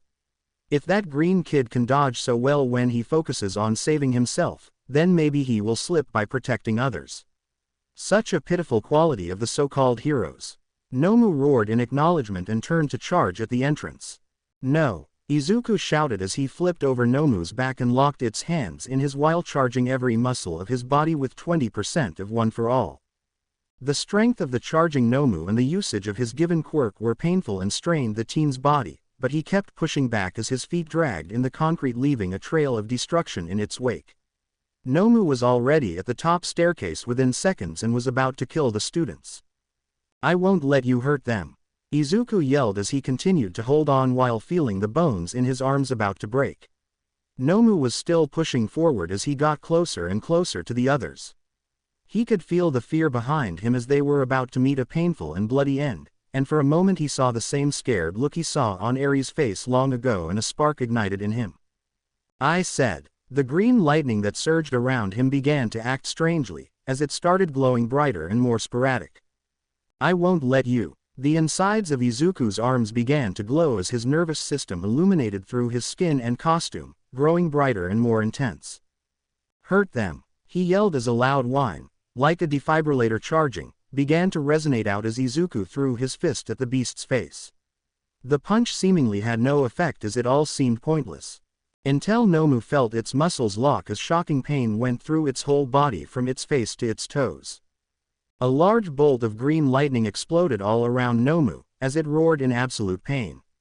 The lightning singed and scarred its body, as its scream echoed far and wide across the USJ. The inside of the creature's nervous system could be seen glowing from how powerful the electric shock was to the creature. Then, like a ball out of a cannon, the Nomu was flung straight off the stairs as it soared high above the assembled villains before crashing back down in the center of the large water fountain. Aizawa, Shigaraki, several villains on the ground, and everyone at the entrance, saw green lightning manifest from the spider-themed student as the monster he was restraining lay there on the broken fountain with burn marks appearing on several spots on its black skin. "What the?" Aizawa said as he and everyone turned back to the top of the stairs as Izuku stood there, covered in green lightning. "Nomu," Tamura said as he snapped his gaze towards the top of the stairs, as Izuku struggled to stay on his feet, and he wobbled from the pain. "Is that all you got?" he asked between breaths, as he slumped down to one knee. "Ow, that was a rib," he managed to say, as he held his ribs tenderly. "Deku, are you okay?" Uraraka asked as she wanted to get near him, but hesitated due to the lightning around him. I'm okay," he tried to reassure her as he glared at Nomu as it twitched on the ground. He looked at his hands as they still glowed with green electricity and his nerves glowed through his skin. "Well, this is new," he said to himself. The Nomu tried to raise its hand, before it slumped down, as the green lightning still surged around its body. Its muscles were spazzing out of control as the entire creature was now unable to move even a finger. What the hell? What did that brat do to my Nomu?" Tamura yelled, as Kurogiri stared at the creature, and controlled his mist towards the downed Nomu. Gah! But when the mist got close to it, the green lightning sparked and hit the Kurogiri's mist and caused the disembodied henchman to back off. The mist parts that touched the lightning were sporadic and drifting away from him, revealing a pale hand underneath his mist-covered form as his yellow eyes widened. "That lightning is not natural. I can't get close to Nomu, it's somehow able to destabilize part of my form," Kurogiri said as his black mist slowly recovered. Tamura's hand twitched with anger as a crazed look appeared in his eye, as he looked between his fallen Nomu and the brat that got in his way. His red eyes twitched with unbridled fury as he flexed his hands. "You," he said as he ran up the stairs towards the kid, "you cheated. Your strength shouldn't be enough to hurt Nomu," he yelled as Izuku put himself between Ochako and Tamura as the villain was less than a few feet from him. But just before he could get to him, the doors to the facility slammed open as everyone turned to the sight that brought hope to all, and fear to the treacherous. "Have no fear. Why, for I am here," All Might yelled as he stood before the villains. "All Might," Tamura yelled as he growled in anger. Kurogiri suddenly appeared and swarmed behind Tamura. "Tamura, we've lost our main weapon, and we're currently outgunned. We have to leave," he yelled as Tamura growled and allowed Kurogiri to warp around him. "This isn't over, Bug Boy," he yelled as he glared at the masked hero, whose green eyes could be seen through the broken lens of his mask. "I will make you pay," he yelled before he disappeared. "Wait," the other villains yelled before Tamura and Kurogiri disappeared. "They left us," The bastards left us. Yes, they did, and you know what that means. All Might said as he grinned at the cowering forms. Now would be a very good time to surrender, don't you agree? All Might demanded as he cracked his knuckles. Quote. We surrender, they all said and held their hands up. Shortly afterwards, the rest of the faculty arrived with the police and started rounding up the wannabe villains. Smentos helps contain the downed Nomu, which had all but gone brain dead at this point without its master around to command it. Izuku sighed a breath of relief as he slumped down on his ass. He stopped channeling One for All as the green lightning stopped surging around him. That was a close one, Izuku said as he looked up to All Might. Took you long enough, he quipped a little as his mentor nodded. I apologize, young Midoriya, I got a little caught up. But have no fear, the cavalry's here, All Might said as the teachers started rounding up all the villains. How about you, are you okay? He asked as Izuku nodded but grunted in pain.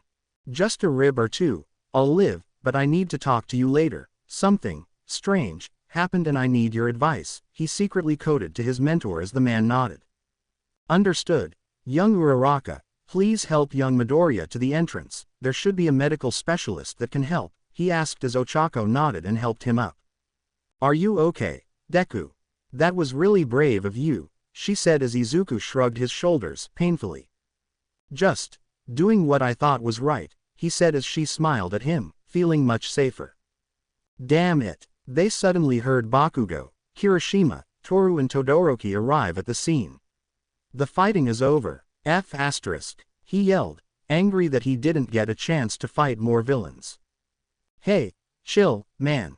This is good, it means no one else will get hurt, Kirishima tried to calm him down. Shut it, broomhead, he yelled kicking a stone away. And who the heck took out Bird Face there?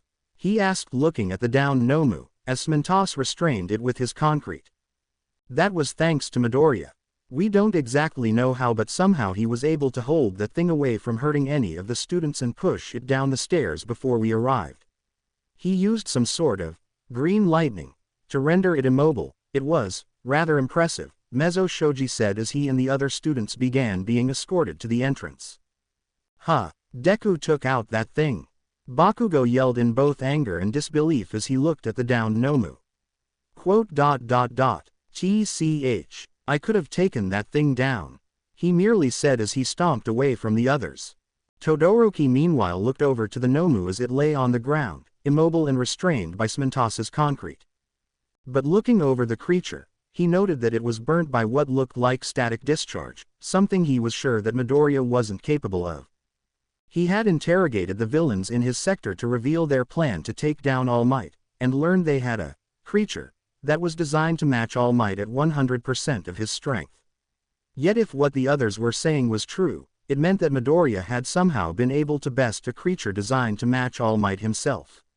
He looked over to Midoriya as he was being looked over by the medics and recovery girl as he narrowed his heterochromia eyes on the team. Midoriya, he said as he gripped his fist. It seems now that surpassing All Might will no longer be his only objective. He will have to surpass Midoriya too. Outside of the USJ facility, the rest of the students were gathered near the ambulances and police officers and were detailing their events to the officers, while Deku was being checked over by the medical experts with Present Mike and Ochako standing beside him. Ow, damn that stings, Izuku complained as he sat on a stretcher, while the medic dabbed the cut under his eye from when his lens broke. We should keep it from getting infected, so sorry in advance for the pain, she said as she dabbed the rubbing alcohol to his cut, while another was checking his broken bones. You have some broken ribs and stress fracturing to your arms and legs, one of the medics said using her X-ray, Quirk. You'll need proper medical attention, one I've been informed that UA can provide, she said as Present Mike nodded. Don't you threaten, little listener. Once recovery girl gets a hold of you, you'll be good as new. Yeah, he yelled, he said as everyone had to flinch back at his loud voice. Glad he wasn't using his quirk, Izuku muttered as Present Mike walked over to the police, while Ochako stood next to Izuku. Deku, are you going to be okay? Ochako asked as she noticed Izuku's pain, as the spider hero nodded and he held his ribs as he rotated his right arm.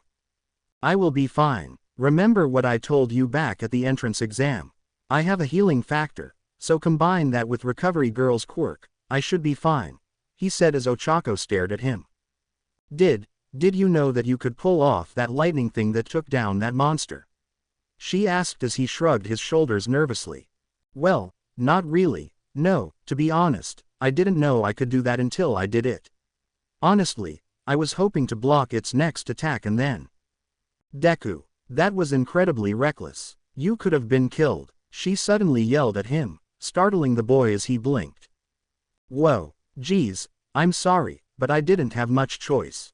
That thing was going to hurt everyone and I had to stop it, otherwise, you'd all have been killed.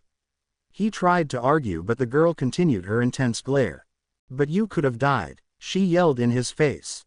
I have a healing factor. It doesn't matter what happens to me, I can bounce back from it. But not from everything, she yelled. Everyone has a limit to their quirks. Who's to say that thing wouldn't have exceeded yours? She argued as Izuku held his lips tight at that. Didn't you also say that you have a sister and a mother? She continued, how would they have felt if you died today? I have seen enough families losing their loved ones at construction sites to know what it feels like, and I don't want your family to lose you. You've never even met them. I don't need to meet them to know that they love you.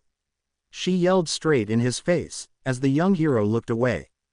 Izuku glared back at her. I am not apologizing for saving you, he said as she puffed her cheeks and crossed her arms.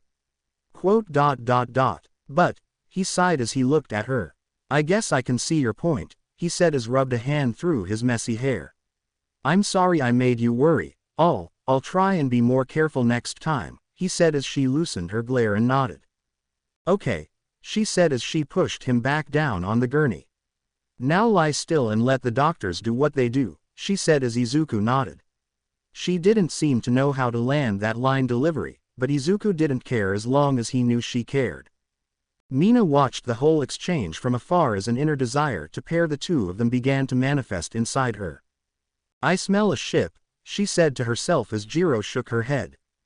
I can hear what they are saying, and I can tell you that they better solve that baggage first if they want to get serious, Jiro said as her earjacks pointed at the pair.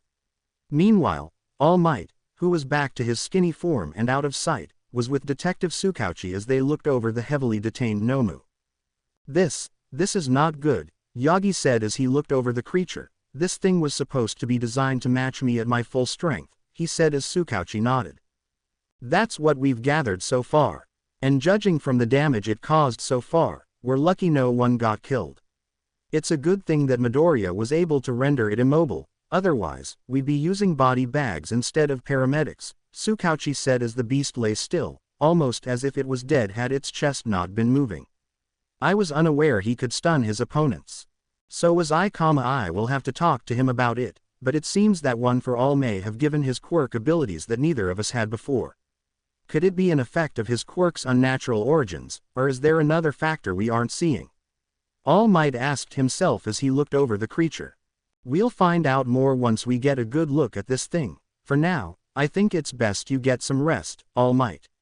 You've had a busy day, Tsukauchi advised as the number one hero nodded while still staring at Nomu as a dark thought swirled in his head. This handy work, could it be? Meanwhile, Kamino Ward, abandoned bar. A swirling black portal emerged within a deserted bar as Tamura walked out of the portal, a pissed-off look on his face as he tore his mask off his face and slammed it on the counter. Damn it, damn it, damn it, that damn bug, he had to ruin everything. Tamura yelled as his grip disintegrated a barstool into dust. Tamura, please remain calm. We cannot afford you destroying our hideout, Kurogiri said as he reformed in an elegant-looking suit with a metal brace around his neck. This was not what we had expected, but there's no reason for you to throw a tantrum, he spoke as Tamura snapped his gaze to the living mist. Shut it. That insect totally cheated. All Might would have been minced meat if he hadn't pulled out that cheat code. You should have let me. That's enough, Tamura, a dark and menacing voice suddenly spoke from the monitor as both of them turned their gaze to the screen. Now, calmly explain what happened. I can already guess you were defeated, but that is not the reason for your anger, Tell me, what has made you so upset? Your damn Nomu wasn't strong enough. He lost so easily and the heroes beat us. Well, I was merely optimistic that All Might had gotten weaker, and that Nomu could've. But that's just it, sensei. Nomu wasn't even beaten by All Might. He was beaten by a damn kid. Tamura seethed in rage. Impossible. A second voice spoke from the monitor as the first went silent. There's no way that Nomu could have been beaten by a student. I had designed it to be more than enough for any of the school faculty. I'm afraid Tamura speaks the truth. One of the students possessed a quirk we were not prepared for. It somehow managed to immobilize Nomu, causing him to basically shut down. Then why didn't you retrieve it? The second voice asked. If you had managed to bring back the subject, I could ascertain the cause behind this unforeseen anomaly. The problem was, for some reason I couldn't get close to Nomu. Whatever that student had done to Nomu was also able to affect me as well. The green lightning this student created somehow destabilized my corporeal form. If I had stayed any closer to it, I fear my body would have become too unstable to maintain, Kurogiri explained as the monitor went silent for a moment. Green lightning, you say? The first voice spoke up, as the screen went silent. Sensei, Tamura asked as the monitor's sound-only screen stared back at him. It is nothing, Tamura. Today has been disappointing, but not without its merit. Sensei said as the second voice hummed in agreement. I agree, the League of Villains, name is disposable at best, they have no idea of our true intentions. We'll simply gather new members, more efficiently and better prepared for our next phase. And you've gained some valuable experience from this, Tamura. Never underestimate your opponents, and always have a backup plan, Sensei advised as Tamura nodded. As for this student that was able to defeat Nomu, we shall plan accordingly, especially if he has gained what I believe he's gained. This will be most interesting. The voice at the other end grinned as his eyeless face smiled at the newest development. Tamura nodded as the screen shut off and his mind burned with anger at the bug that had managed to ruin his game. He was going to make him pay. Count on it. To be continued. I hope you enjoyed this story. Also remember to subscribe and like this video. See you in the next video.